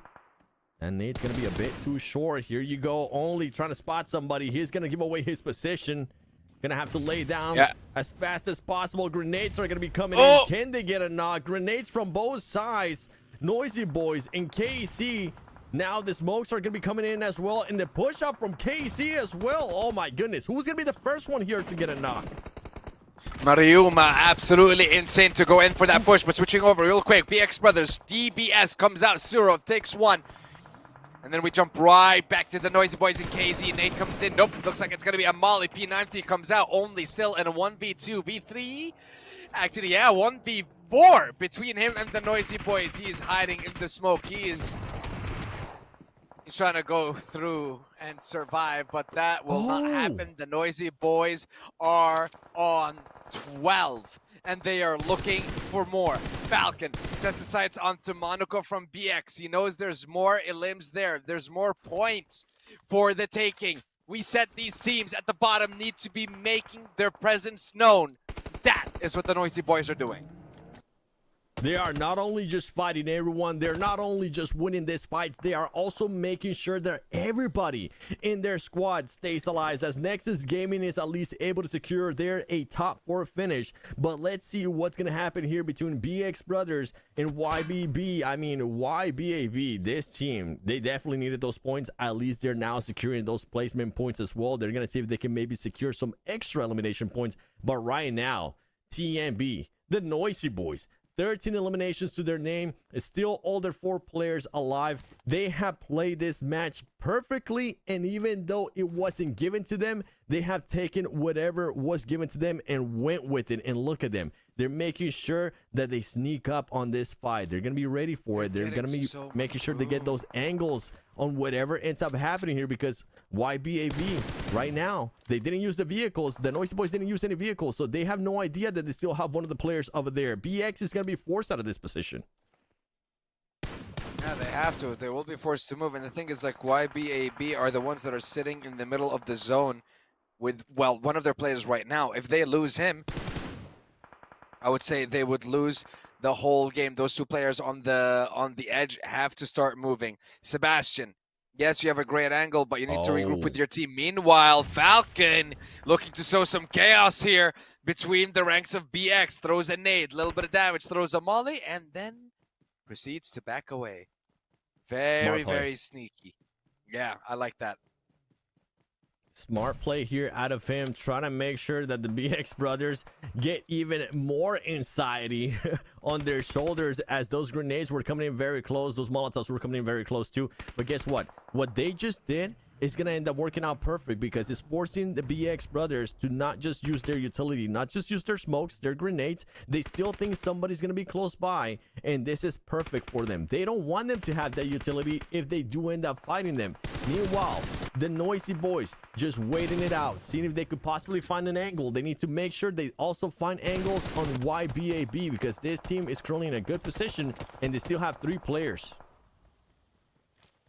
That they do. BX now down to 2. YBB still with the 3. Rami instantly gets taken down as well by Kenzor, and that is going to be 16. If they take down YBB, you will be looking at a 19 elimination chicken dinner, a 29-point game. Reference, more points than Boars had after 3 games. Just to remind you how much one game can do. One perfect game, and how much it can do for you and your team in these semifinals. Falcon may have overextended just a teeny tiny bit, gets knocked down, but he did get a knock of his own. And not only that, but the Noisy Boys have positioned themselves perfectly to be able to catch out YBB from whatever exit they take meaning that the eliminations should just be waiting to be picked up by them right now. Kenzor peaks, a lot of damage Ooh. by Connie. As you're saying Okay. that they're almost casting cursing the noisy boys. They need to be careful though, because even though they do have the high ground advantage, these players are just waiting for them to pop their heads up. You already saw one of the players. Falcon is knocked. I don't think he's gonna end up getting picked up. If he is, now is the time to try to pick him up. Right now, just wait here patiently. How much do you want this eliminations? Does YBB, do you want to give this eliminations to this team and you want to go for it, and they're gonna be going for it? Oh, one of them gets knocked there, but it's gonna be a little bit too much there, as the noisy boys are able to close it out and end up getting the chicken dinner. One of the most amazing performances that we have seen so far here from the noisy boys. It wasn't just one team, it wasn't two teams. They were taking on anybody that came near them. That's a lot of eliminations. That's a lot of points. That's a lot of damage. That's also a lot of noise from the boys. Insane performance to wrap up game number 4 with only one left to go. One game like that, I want to say this right here. This is the example that I would like to use when someone asks, like, okay, after 3 mulligans, this is how you come back into the game. This is how you bring yourself back to the top half of the leaderboard. 29, 28 points throughout that one game. Just skyrocket straight to the top 2, top 3, or something like that at least for the leaderboard. But now, 7, you know what? I'm just turning the tables. Who's the MVP? Who is it? Ooh. I mean, it's got to be someone from the Noisy Boys. Yeah, 100%. That's what I'm thinking.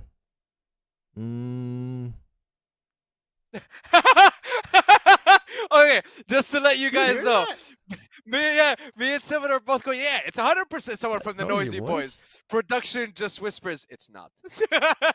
No, it's 100% not. Then I don't know. No, it's yeah, okay. Like, let's see. Who else had a much better team than anybody from the Noisy Boys? Falcon. You lied! Falcon! He lied! We got rickrolled. I feel tricked. Production is actually just trolling us today. Absolute trolls, but we love it. 923 damage, 5 elims for Falcon.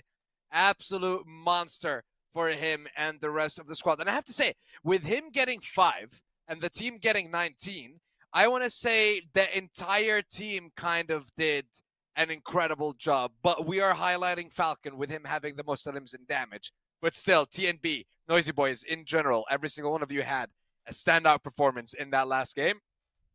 And I would definitely be looking for that kind of energy and that kind of strength consistently in the grand finals. I highly doubt we're not going to have the Noisy Boys. With this kind of game, they should definitely be there. Especially, again, with it only being 10 games. Yeah, with that kind of performance right there, if we do have the graphic for it, if we can show the stats that every single player got for that last match, that would be amazing. I don't know if it's available, but if it is, I'm pretty sure it'll end up popping up at some point. But yeah, 19 eliminations, only 5 points for that player that got MVP. Everybody else was popping off. I mean, when we got a chance to see them too, before they even ended up making those final pushes there towards the end, everybody had like 3 elims. Everybody was able to get a bunch of other stuff too. But let's see what happened here. And I'm not surprised that it's mostly just everybody from the Noisy Boys. Falcon being able to get most elims, most damage, most grenade elims, and then Cancer there with the most distance. All right, you know what? Most distance elimination. I like it. 278. Lower than what we got in Sanhok. Which is wild. Yeah, absolutely insane. Right? Meanwhile, Yen going for a 13-kilometer drive. Not too bad. Not too bad. A smooth I'm gonna start. But yes, how much? What do you think his average speed was to cover 13 kilometers in the game? Let me think about that one, and I'll tell you in a bit. Because right now I'm just mesmerized at the way that the Noisy Boys were able to perform. Not only just like in high pressure situations too.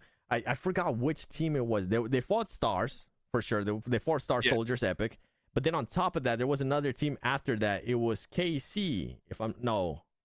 Caves, yeah, no, KZ, yeah. It was Caves, or was it Caves? They wiped out. Hold on, Cave was wiped out on the way after they finished 2 squads. So like, Mm. yeah, Cave had Either two squads, way. and then they were completely wiped. Yeah. Oh, Oh, either way, the way that they were my able to God. control that Sandstorm was beautiful. 29 points. And then a fall off. It's not even first, second, third, and then fall off. It's just first and fall off. Madness. 29 points. And then 10 for BX Brothers, 9 for YBAB. Boards with 7, KZ 9, Cave 8. Cave just straight up 8 limbs and then dipped. I mean, whatever works for them, especially for a team that definitely needed points. Remember, they came in with just 10 points. For them to be able to at least get 8, that is going to be a massive bump up, especially when we end up seeing the overall. And I can't wait to see with what the Noisy Boys were able to do on this one with those 29 points. If I'm not mistaken, I think they were in 10th place going into this match with 13 points, if I'm correct. So this is going to be a massive jump up. They could end up being in 2nd place, if I'm not mistaken. That's wild. You're right. They might have just secured their spot into the grand finals with that last match. Yep. And you know what? There's also another team that doubled their points. That's right. Doubled their points. You want to know who? Who? It was Alpha Esports. Oh. They went from 1 to 2. Slow clap. Slow clap. Congratulations, Alpha Esports, baby. We'll be able to double it up again here and go from 2 to 4. Hey, I'm just saying. If you double like Ascent 30 times over the course of a month, how much does that become? If you do that over the course of games, like 0, 1, 2, 4, 8, you see my point? Okay. I mean, Obviously, there's there's only 62 a limit, players. 64! And you gotta minus his team. 64 players! Oh, yeah, 64 players. I was already thinking about the -4, so it's 60 players. Okay. Yeah, that ain't happening. Wait, hold on. We'll do the math in a bit, but you know what? Let's take a look here at the overall. As Abby Esports being able to maintain their first place, and I called it. Noisy Boys going all the way from 10th place to 2nd place with that amazing performance that they were able to put up and tying the amount of eliminations that Abby Esports currently has. Absolutely sensational performance from the Noisy Boys, and you guys just got to keep on going. I want to say up until the likes of Explode, KZ. Yeah, I would say from Explode onwards, those teams are perfectly fine right now. They're perfectly fine right now. The others really need to fight, and they really need to do something like PUBG, Georgia, Alpha Esports. If they don't cross the 10-point threshold today, as in within the next game, the last one of the first day, I'm not sure what they're going to be able to do when the rest of the teams start popping up as well. It's going to be a spicy day too. And again, I want to see who are the teams that are actually like watching the stream, learning, focusing on what they can try to use going into day 2 of the competition. I mean, we'll definitely be able to see that a little bit more, right, for tomorrow from the teams that are in Group B, because tomorrow will be their last day. We'll also be having Group C teams coming in for the first time. So we'll see how they're going to be able to adjust too. So we'll just have to wait and see on that one. One thing I do want to see, though, is if possible, I want to see currently who's the best player from the Noisy Boys going up against who's the best player from Abby Esports, because after that performance, I'm really intrigued. We've seen Abby being able to put up good points throughout the day. Now we saw the Noisy Boys being able to put up a massive game after that second and last Erangel of today. So let's see. Let's end up finding out who are the best players out of that and how they're looking on a head-to-head situation, because I'm not just going to be looking at the eliminations. I'm really intrigued to see what their survival time is going to be like, Sandstorm. I mean, when we did have a head-to-head, there was like a 2-minute difference, I believe, when it comes to the survival time between Abe, but it was but it wasn't the Noisy Boys. Yeah, but I would love to see. Yeah, I agree. I'm not sure what's going to happen when it comes to survival time, but Falcon from the last game should definitely benefit from it quite a bit, because Abe have, I want to say, not only did they suffer the last game, they suffered the game before by not getting too many points. And they were also knocked out kind of early. So I want to say the last 2 games are not going to help Abby's case in survival time. Yeah, well, we'll wait and see if that's going to be able to pop up. One thing I do want to keep a close eye on is going to be K1. K1, I mean, we saw them being able to start off super hot in that first match in Erangel, being able to not only get the chicken dinner with the 17 points total, 7 of those points coming in from eliminations. But after that, I mean, I'm looking at the stats here. When they ended up going to Miramar, they ended up with an 8th place, 4 eliminations. In Sanhok, they ended up with being aggressive on Nexus and being able to just do a lot of situations there. But after that one, they just weren't getting much. And in this last one, they ended up with just 3 points themselves too. So I feel like they're being a bit safe. But what has happened in the first match with that win, I want to see a little bit more of this team. Even if they are comfortable, even if they are one of those teams that is going to be making it to the grand finals just because of how good that performance was and how, in a way, they're being able to still get those points. I want to see a little bit more consistency out of them. You know what we're talking about? A little bit of a head-to-head here between the best players of the Noisy Boys, Hiso, and then Rogo from Abby Esports. And, okay.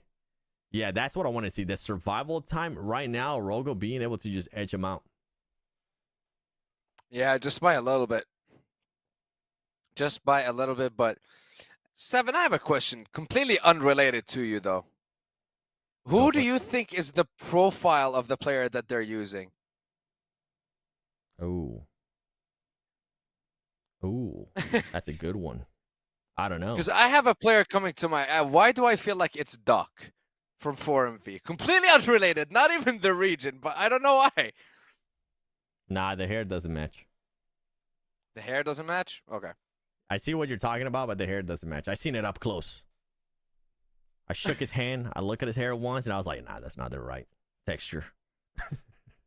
But with this head-to-head, though, I mean, I think it kind of points out in regards to the damage with the 1,800 damage for Rogo from Abby Esports. I feel like that's just because Abby Esports has been able to just put up more performances in different matches, not just in one match. So I'm intrigued if maybe Hiso and the Noisy Boys can back it up here going into this last match, because we will end up going to Miramar, and you do have a pick for Miramar that you've been hyping up. They worked out in the first Miramar, even though their positioning, I don't even know how they survive for Boars Gaming. But that's what I'm telling you. It could possibly be. It's always the same thing. It seems to be the topic of conversation every single time we were watching these players, and they would get a chicken dinner on Miramar. It's just how does it work out for them? I want to say, like, from the minute they drop to their rotations, it's just the way I see it was perfect from them, and it's been happening multiple times consistently. So I mentioned that during the first Miramar we had, they managed to get top 2, almost a chicken dinner if it wasn't for the third party element, but damn good start for them, that's for sure. So now they have to do it again in Miramar. And they were able to do it before consistently, where the majority of the Miramars they would play is top 3, top 4. It's not like they would win each one, but they were consistently among some of the best teams when it came to the regional level. So now that we're at these qualifiers for the regional level, which is the PMSL EU, are they going to be able to, I guess, show that consistency time and time again, regardless of where they compete? I mean, if they can continue to show that consistency in Miramar, that's going to be massive considering the amount of matches that we're going to be playing here. But when we get to like the PMSL too, yeah, you can't just be relying on just one team, right? Assuming that this team, Boars Gaming, is going to make it to the PMSL, when we get to the grand finals, top 4, you need to be able to also put up good performances when we go to Erangel and Sanhok. But you know what? Surprise, surprise, as we're going to be jumping into the last match of day 1 here of the PUBG Mobile Club Open Eastern Europe 2025. Who is going to end up taking it? And this is not a bad playing path. Yeah, it really is not. It feels kind of fair to the majority of people, except the ones dropping in maybe El Pozo. Just going to take it a little bit longer. There, right? But yeah, but it should be perfectly fine. But listen, you know what? I have a question for you. Once we see what the zone is, though. How is it that the helicopters are able to keep up with the pace of the plane? Magic. PUBG Mobile magic. That's what I like to call it. That's right. Given that extra horsepower. Or, another way of measuring it, bunny power. So that's the question, or rabbit power. That's the question for our viewers. How many rabbits equate to 1 horsepower? You have until the end of this game, and I will give you the answer. I'm intrigued to see how you're going to end up finding out the answer to this one. And I'm intrigued to see if after what we saw there in that last Erangel, if we might possibly end up getting some kind of hot drop, with considering that Los Leones was right over the playing path. That's true. We'll see if maybe that ends up happening. But with the circle, we're actually we're not getting any water, which I personally like. There's a little bit more Patrona of a drop here. Yeah. I've rarely seen Patrona drops. That team, that I think it was the same team that landed earlier as well towards that area, but they just didn't go Patrona. So it's good that they at least went for it now. They're like, okay, nobody's challenging it. Go and loot up as much as we can. Well, let's see if they benefit from that. Because right now, first couple of minutes of this game, with no hot drops in sight, it's going to be very, very relaxed. But you know what? I like to take these first couple of moments of a game to see what is the loot that players usually go for. When it comes to the tournament, like, is there something that they'd stick with, or is there something that they would always prefer, or to them it's just give me a gun, I shoot? I think it's that last one. I think it's whatever you're able to grab first, grab it, and then you can just start being picky and be like, you know what? I actually like the M4 over this car, or I actually like the shotgun over a submachine gun here at the start of the game. But yeah, at this point, I feel like it's just whatever comes your way. You can see him. He's just going for it. He hasn't even run into another weapon yet. He's like, okay, you know what? I'm keeping what I have right now. This is good. This is fine.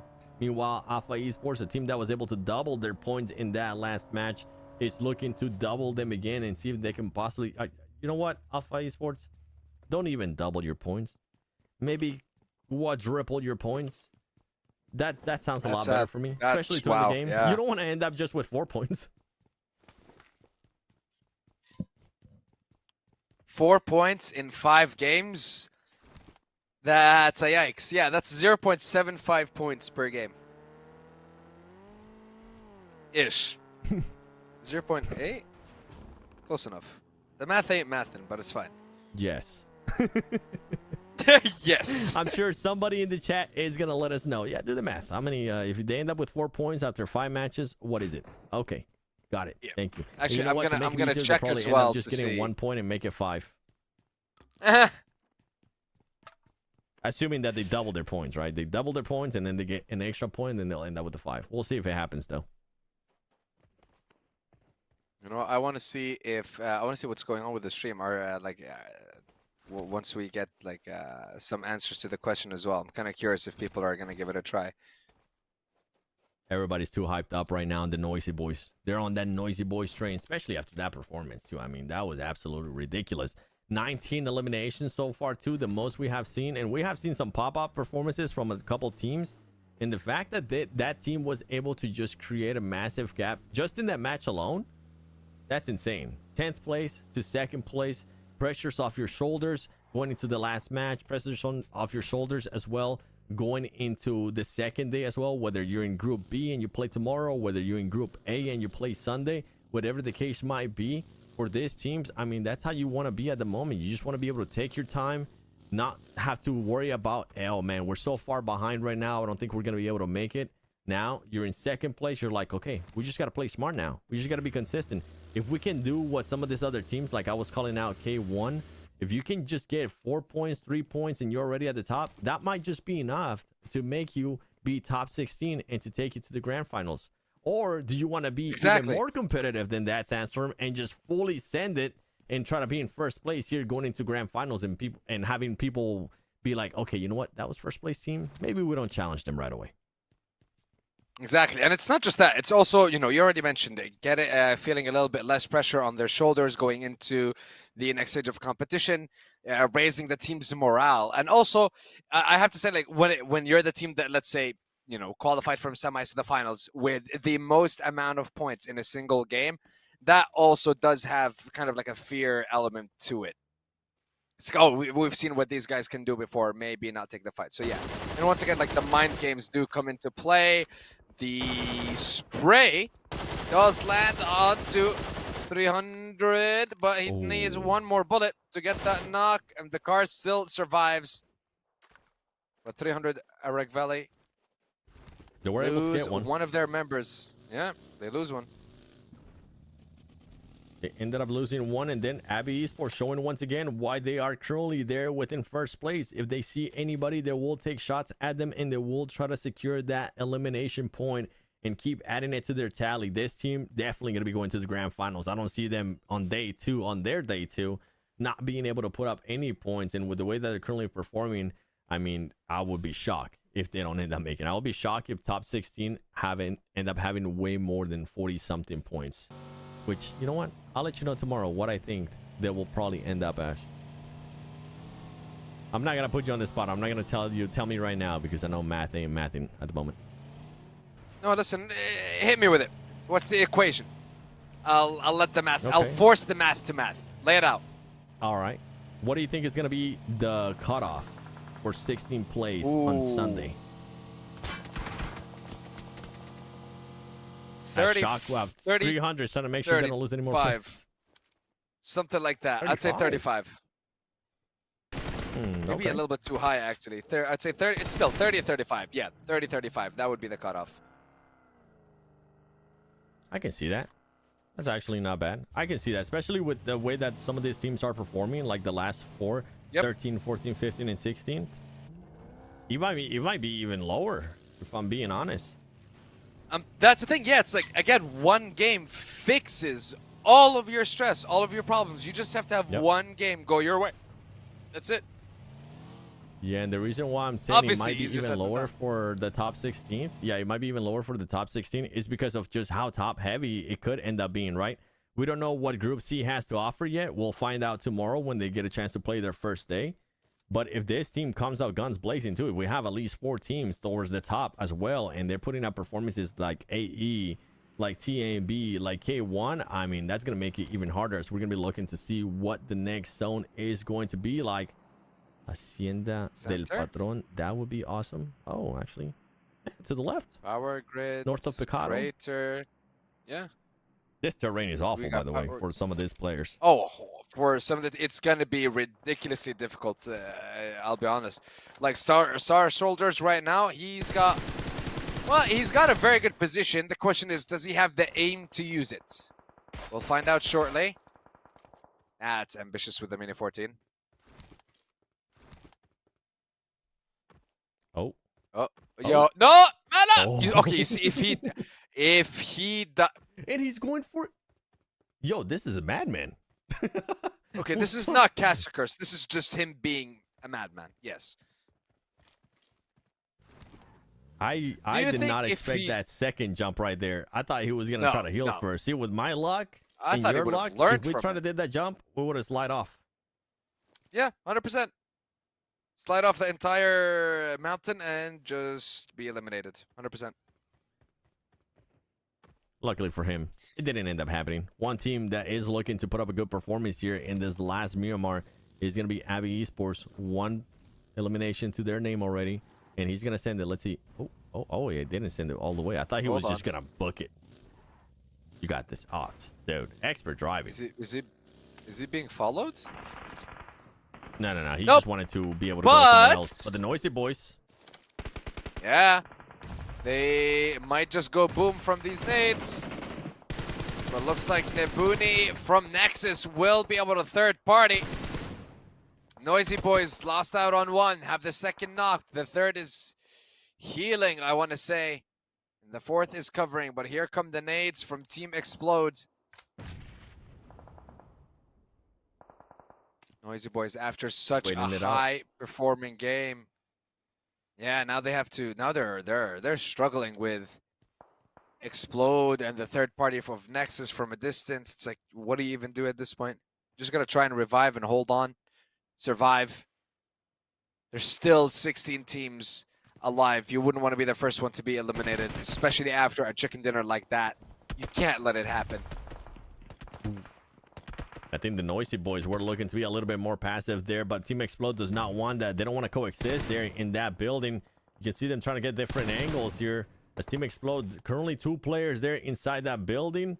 I didn't know if the smart idea would be to continue on this fight. You do have to worry, though, about Nexus. They wanted to push out. Nexus might end up getting an angle on this. TMB only have 3 players left alive. One of them is already knocked, though. They haven't been able to pick them up. Team Explode waiting to see if they're going to be going for it. This grenade. Ooh. Could he actually connect here? It might be a little bit too far. He thinks they're very close by. A little bit too far there from that pickup that's currently happening, though.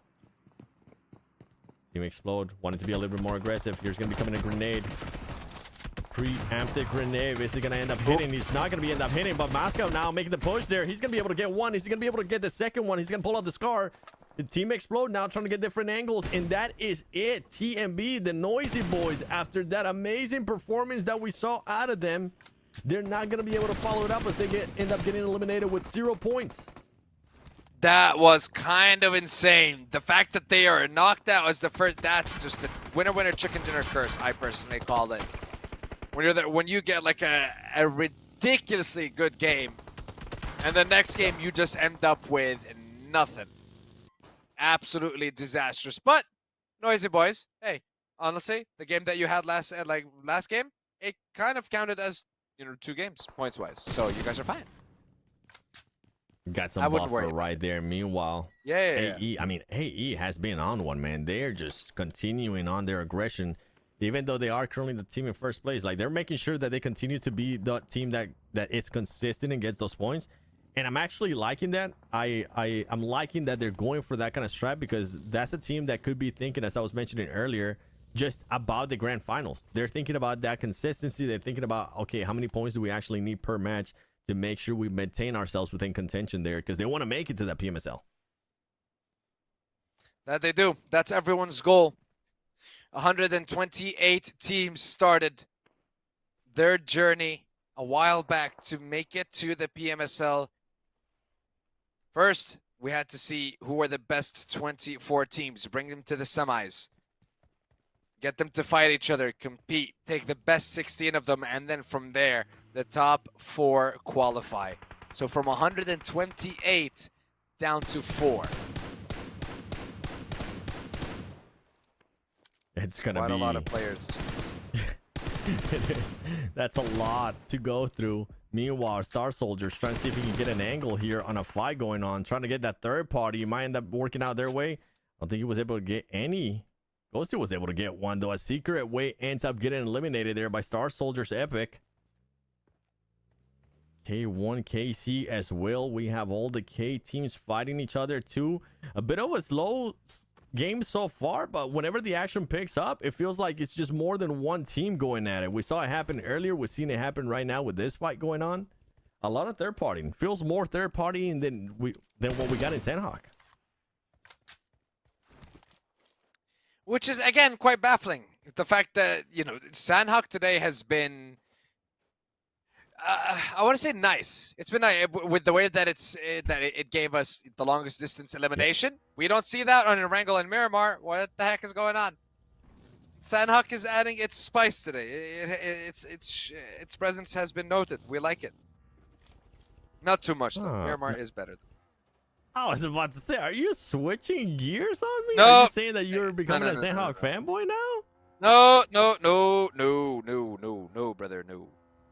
Miramar. Dang, I thought I was going to get you on that train. I love Sanhok. Sanhok was amazing. So, look, I'm not going to say it's not a lot of fun. It is. It really is. But listen, I mean, I'm a Miramar guy.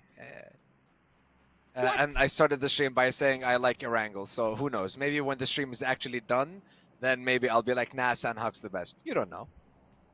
The flip-flopping on this man is absolutely insane. For everybody watching, please clip it, post it on Instagram. Make sure you use hashtag PMCO EEU 2025, and then tag us on it. Is it the 7WG? Yeah, EEU.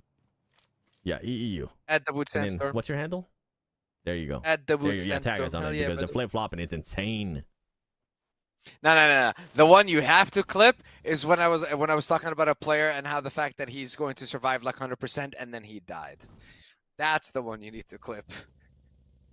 That's just usual Sandstorm. Nah. That is. You see, this is why I Nothing transitioned to like desk hosting or stage hosting, because it would not be my job anymore to predict or call out teams. But now I'm back with a vengeance, and because it's been a while, the curse is ever stronger.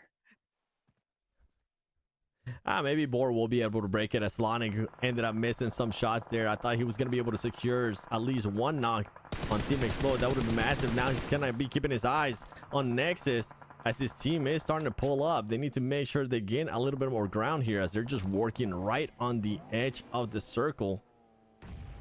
That is a cool looking skin. I need that one. I need that one now. Let us know in the comments below what skin is that one. As now Slonic is making the push here.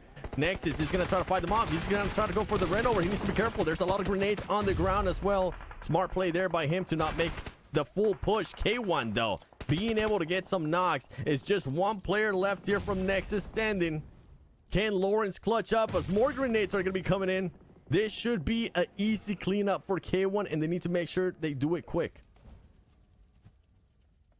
That they do. They don't want to give a chance to any of the other teams to come in and third party and steal away their hard-earned points. Lawrence now from Nexus, who is currently sitting in 11th place with 16 points. He's got to do quite a lot more. Switching over to K1 Slonic now. K1, the ones who started with a chicken dinner at the beginning of the day and then started slacking a little bit. Slonic not able to peek and get the elim, and now he's forced to go back. Can't even peek. He has to throw a nade. The nade has to secure the elim, and it should. There it is. Team Explode is losing yet another member. Now K1 trying to see if they can get in the zone. They finally do. Switching over to see where the zone shift is going to be. Center once again. That's right. AE. Gonna be very happy with that. But here comes Shockwave. Trying to see if they can make a move here. They're passing by a Mauro from the side of YBB, who may or may not spot them. Let's see if we can jump over back to Lawrence once again from Nexus. I don't know how see what's going on between him and after K1. the mayhem happening here. I don't know either, he's man. somehow staying alive in that situation. And Slonic just pulled up, and Lawrence pulled back. It's a tug of war between these two teams, but they just... Oh, wait, hold on. Hold on. There's a third party joining the fray. It is going to be KZ. Swinging onto K1. Slonic instantly forced to come back. Where is the cover? Where is the defense? Where is his team? Slonic is down and out for the count. And that is him done for the day. Good play there by KC, as they were able to surprise Slonic in a way and surprise K1, as K1 was just so focused on the fight that they were having. And on top of that, on Team Explode, they were focused on two teams that KC was just able to pull up and at least start causing some damage. So they need to be careful though, because some players are still alive from K1 and they don't want to end up losing anybody. So far, KC only has 2 eliminations to their name. It is a team that's currently sitting in 6th place. And there you go, making work of another player from K1. His last one standing is going to be none other than Capri. But at least for K1, I got to give him some props. I was talking about how I've been wanting to see more out of them. I wasn't expecting another chicken dinner, but I just wanted to see them get points. Boy, have they been able to show it up after I said that, as they have so far 8 eliminations, even though 1 player is currently standing. This is another team that we haven't seen much of after the first match. Star Soldiers Epic now wanting to get on another train. There you go. K1 ends up getting eliminated. Finishes off with just 8 eliminations. Not a bad match of Miramar for that team. Meanwhile, Star Soldiers wanting to make sure they end up getting even closer. Maybe they want to finish with even more eliminations. More than just 8, because they currently have a high ground. And they have Shockwave on the horizon trying to figure out where they're going to be moving to. That is one of the things that I was looking forward to seeing when it comes to Miramar. Who is going to be controlling the high ground, like the mountainous areas, and are they going to be able to take advantage of them? Is their aim good enough at those ranges to be able to secure knocks and elims? and get those valuable points that you need to qualify. Now, here's the thing, Alpha Esports, if they manage to stay alive for 2 more positions, they manage to double their points again. Yikes. But it's still a long road though. It's a long road though for the side of Alpha Esports. For them to make it from here to qualify, I'm not sure. It is going to be a long road, but remember, it is going to be the top 16 teams moving on from this 24 teams towards the grand finals. Anything is possible. You've said it already multiple times today. All a team needs is just one great performance, especially if they can get a win and back that win up with some elimination points too. They could possibly put themselves in a situation where they end up making it to the grand final. Meanwhile, though, this is a fight that I've been wanting to see, and we've been waiting for it to happen. And it's going to be none other than Star Soldiers. He's going to be able to knock one, and there you go. Quick little cleanup there, as Shockwave is going to end up losing Yen. Score being able to secure elimination, and so far, Star Soldiers Epic, every single player has at least one elimination. Every single one of them. I love that. Perfectly balanced, as all things should be for that team.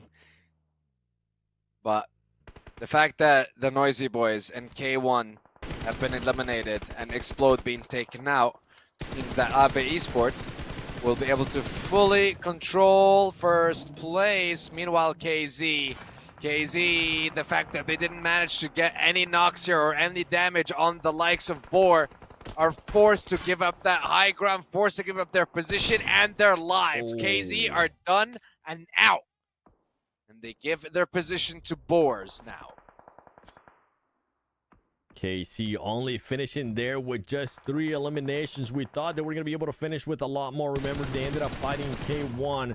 But now Boar in the elimination feed trying to get into the party as well. They still have all their 4 players alive. They still have 3 eliminations to their name too. Anything can happen here as Nexus Gaming currently has 1 player left alive right there in the middle of the circle. He might not be much, but we were talking about this scenario. So what you do if you're the last one standing, just wait it out. Find a spot and just start hoping that the circle gods bless you with just the right situation where the circle just narrows down on you more and more and more. Meanwhile, our Star Soldiers, this team has just so much to work with. They definitely had the high ground, and now they're making a push here on none other than Alpha Esports. Alpha Esports at the moment, 0 eliminations. They're trying to secure at least some placement pots, but it might be hard. I don't think they're going to be able to secure displacement spots or displacement points, because right now Star Soldiers making sure they try to eliminate them, and on top of that, they have Boar on the back end. Alpha Esports wanting to double their points. It's not going to be easy as another player goes down. Just going down one right after the other, and Scorp here with this. Oh my god, this position, this... He's just sitting in a theater at this point watching everything unfold. 8 times scope on that Mini 14. Matt doesn't have to do anything. He can just watch and enjoy himself. But Pusher, though... I don't know about Pusher. Boars. Pusher was trying to be cute there, pop up and see if he could maybe get some angles and some shots there. A little bit too slow though, as Scorp. Escort from Star Soldiers Epic was able to spot him too, and I think Boar ended up getting one of their players knocked as well. They're trying to see if they can pick him up. There you go. They end up picking him up. Nexus Gaming. I mean, Lawrence, this is exactly what you need to do. Don't worry about anything. Unless somebody comes close by, then maybe make something happen. Other than that, don't force anything. Don't let them know that you're here, because Cave is definitely going to be pushing you at some point. Boar having an advantage, having the high ground. They're looking to see if they can spot anybody during the rotation as well. And so far, Alpha Esports, 0 eliminations. Top 7 though, so at least that's going to be able to secure him some placement points. It's not going to be enough. It's not going to be as many as we want to see. We want to see even more, because first place, Abby Esports, they're still alive. They still have all their 4 players standing, and on top of that, they have 5 eliminations to their name. He threw the smoke. He threw the smoke to give away his position. No! He was I don't know why he was thinking there, but I was hoping he would have just waited it out. He would have just kept being silent. I don't think they had any idea that he was there. Sad timing there for Nexus Gaming. Brother, no. That was not it. That was definitely not it. But lesson learned. Move on. And that is what Cave is going to do. Cave, we've seen him take a couple of fights in the last game, wiped out 2 squads and kept on going. And now Star Soldiers, one more time, flicking over to them, using that high ground to be such a nuisance. Alpha now with a chance to do something. Question is, what is it? Are they going to get more elims? Are they going to get any elims? Sandstorm and Escort ended up getting knocked there from Star Soldier. So if there was ever a time for this team to possibly do something, I mean, you don't really have to worry about that angle anymore. You still have to worry about Boar, though. That is a team that's still close by that could possibly end up third partying. But Star Soldiers, oh, this is going to be even harder for them. They're trying to see if they can pick up that player, Escort, because he was doing work from up there. Dennis is already eliminated. So they're currently working with 2. How important is that player? Star Soldiers went from possibly being able to get even more points, more eliminations, to Escort getting knocked, and now everything's starting to backfire. Everything's getting more and more difficult now for the side of Alpha Esports as they're getting nades, mollies, and everything being thrown at them. Not sure if they're getting any damage. Yeah, they finally are. Mano with the knock using that molly, which signals that this might be the time to push onto the last member of Alpha, who's just on the edge of the zone at this point. And finally, barely. That player gets spotted. Oh, no, not. Does not fit. Cannot. No. Oh, God. No, 1 HP. And got Bye-bye. Tulika was just waiting. Yeah, Tulika was just waiting to peek, but hey. Alpha getting themselves 5th place. That is 10, 6, 5, 4, 3 points. Yep. If I'm not mistaken. 2 for 6 and then then 1 for 7 got and 1. 8. Yeah. Yep. You got the math right. They ended up with 5. That we did. Don't forget to give me the math. 1 horsepower is equal to how much rabbit power? By the end of the game, I will remind you, boys and girls. Continuing on with our adventure. In the end of day 1 for PMCO Eastern Europe 2025, Boars are getting engaged upon by Cave. Cave have a perfect angle. No one's behind them. No one's threatening them. And they're able to surround the board. They have everything they could need to take this game. And the fact that it's them and Boar and Abe, the last 3 squads surviving, and every single one of these squads is working at full strength. Not anymore, though. As we're going to be seeing the first one to fall from the side of Boar. Pusher is also knocked down. Look at all those nades going on to Havlik, but here comes AE. Here comes Abe. They know that they can push onto Cave because Boars are no threat whatsoever with only the 2 players left alive, but they still have 5 eliminations. They're still talking about Havlik and Tulika. Not anymore. Havlik's gone. And Tulika on the edge of the zone should be exposed within any moment. The nade does enough. He's going to try and go for the flash. He does. He gets the knock as well. And he might have just ruined AE's day and their game. That could have been everything they needed right there for Cave Esports.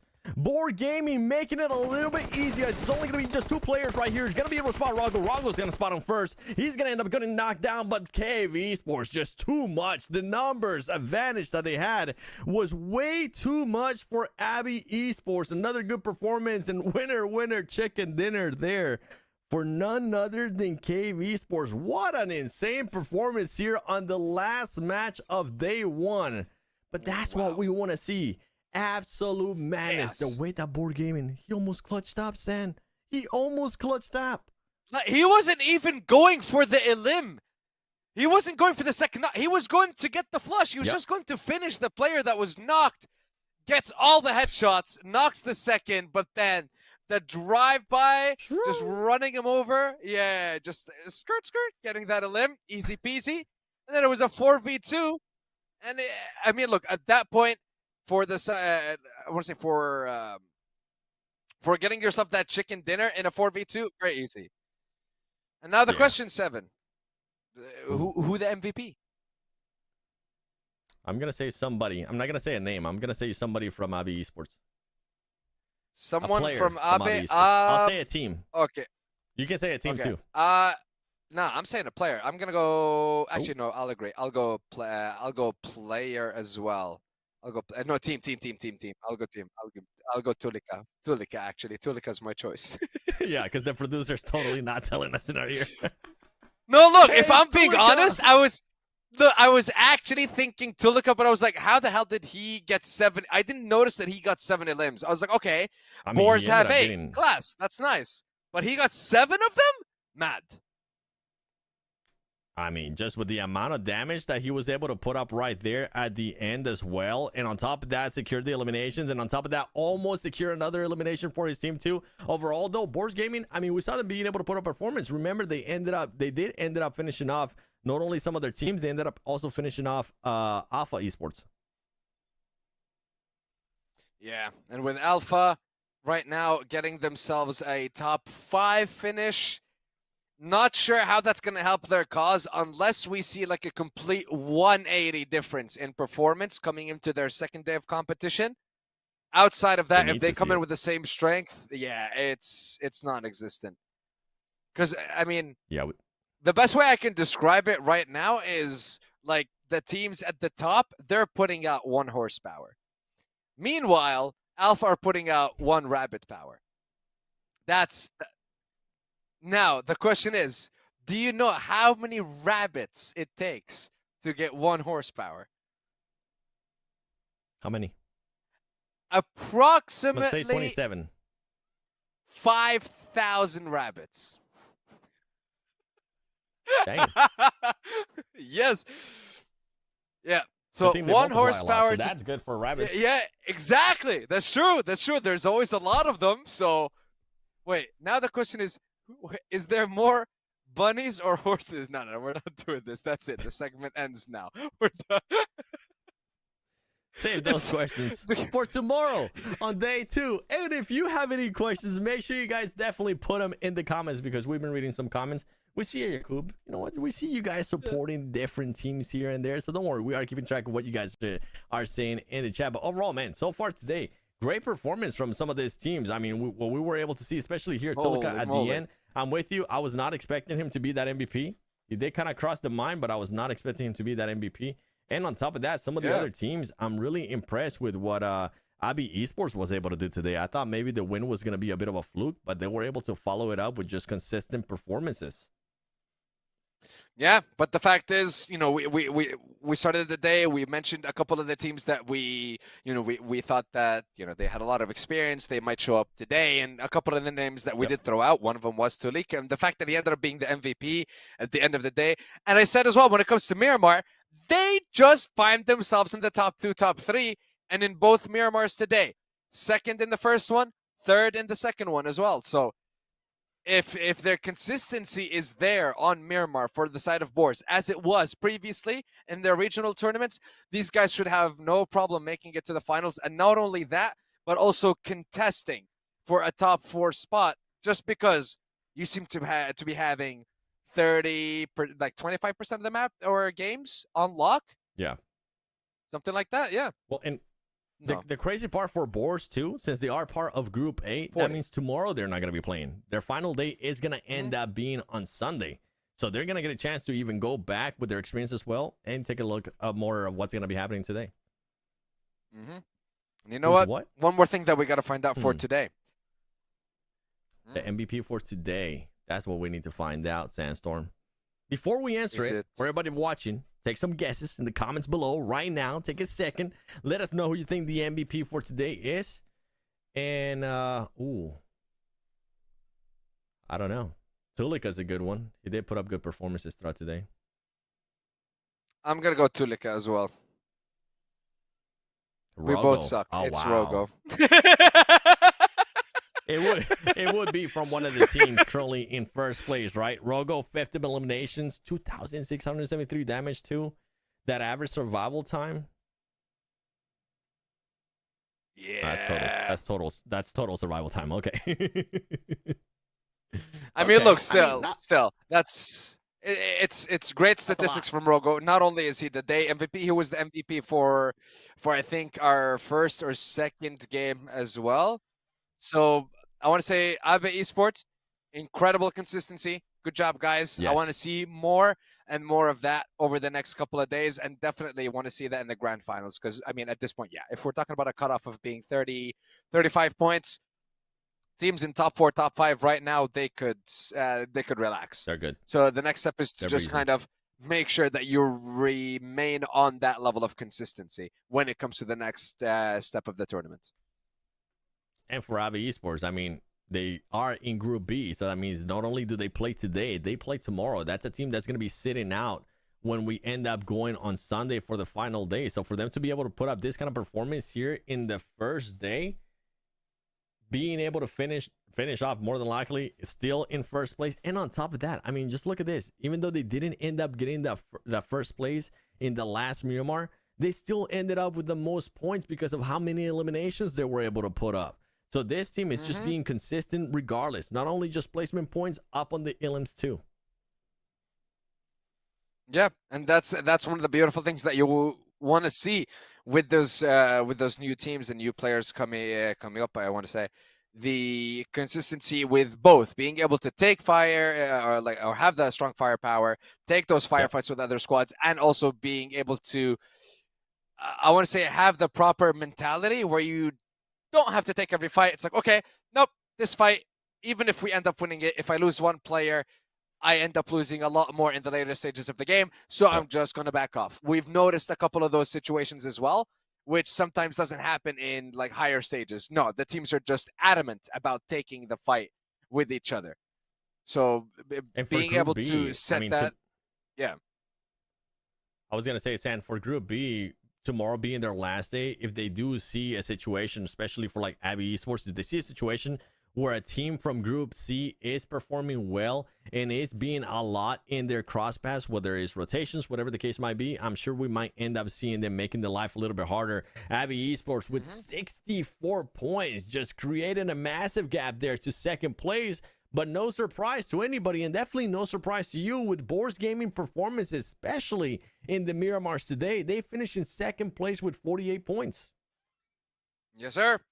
K1 making a strong case for themselves alongside the Noisy Boys. Cave Esports, them coming back with the second Erangel with the 2 squad wipes, definitely helped them out. Team Explode, we did mention that a couple of them have some experienced players as well, mainly in Bishke, so I definitely expect some more performance from him and the rest of that squad. Star Soldiers, we've seen them have a couple of fights, need to see a little bit more. Switching over to the other side, honestly, the teams that, again, just instantly jump out. Alpha Esports, PUBG Georgia, I want to say like even 300, YBAB Esports, like these teams. Yes. You got to do something in day 2 because it's looking dire. Extremely. Yeah, I mean, I think even for me, starting from 11th place, Shockwave, all the way down to 16th place, Alpha Esports, like not even being able to cross the 20-point mark, now you're putting a lot of pressure on your shoulder, especially if you're like Shockwave. Shockwave is one of those teams that is in Group B. So it's going to be a lot of pressure tomorrow. And then on top of that, you have to make sure that you make enough points for what's going to happen on Sunday when you're not even going to be able to play. Exactly. You're just going to be sitting there watching the stream, waiting to hear the news, whether it's on the stream or just waiting for the admins to get in touch. It's like, did we make it? Did we not make it? Is there another tournament for me to play in? Or is my journey for esports done? Just like that. Who knows? You just have to stay in touch and you got to do your best. Exactly. You got to put your best foot forward.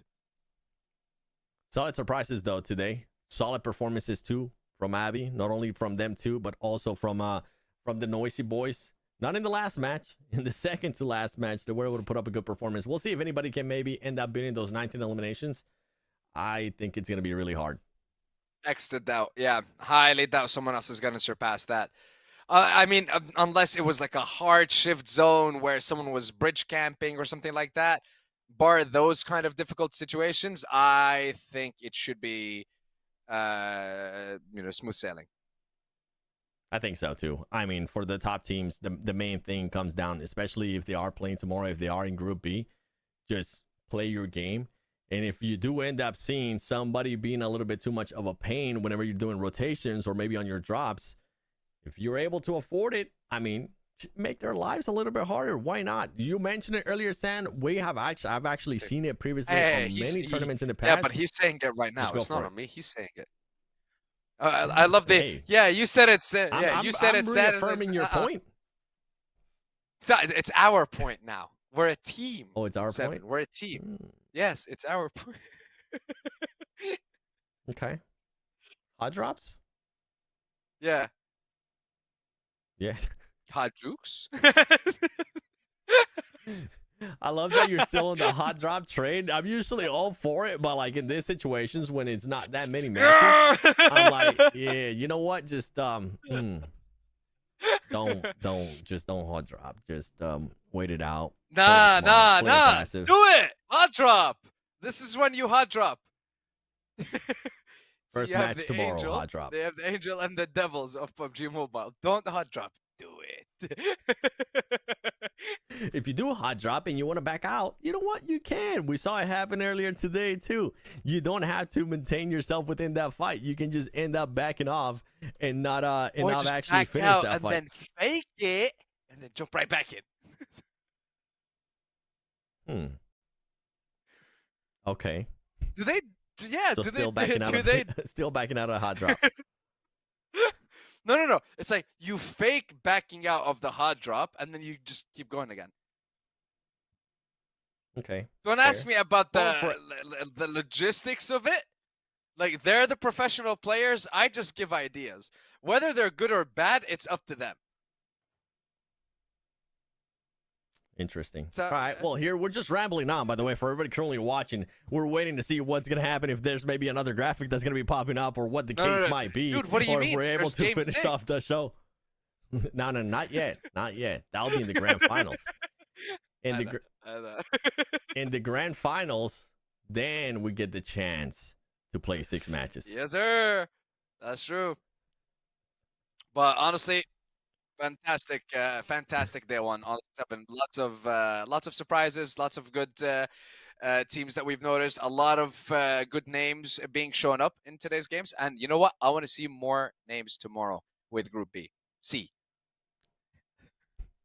Yes. Don't worry, ladies and gentlemen. That is Sandstorm. He'll probably end up getting the points down by tomorrow and the groups down by tomorrow. My name is the 7WG. This has been day 1 of the PMCO Eastern Europe 2025 semifinals. Make sure you tune in tomorrow for day number 2.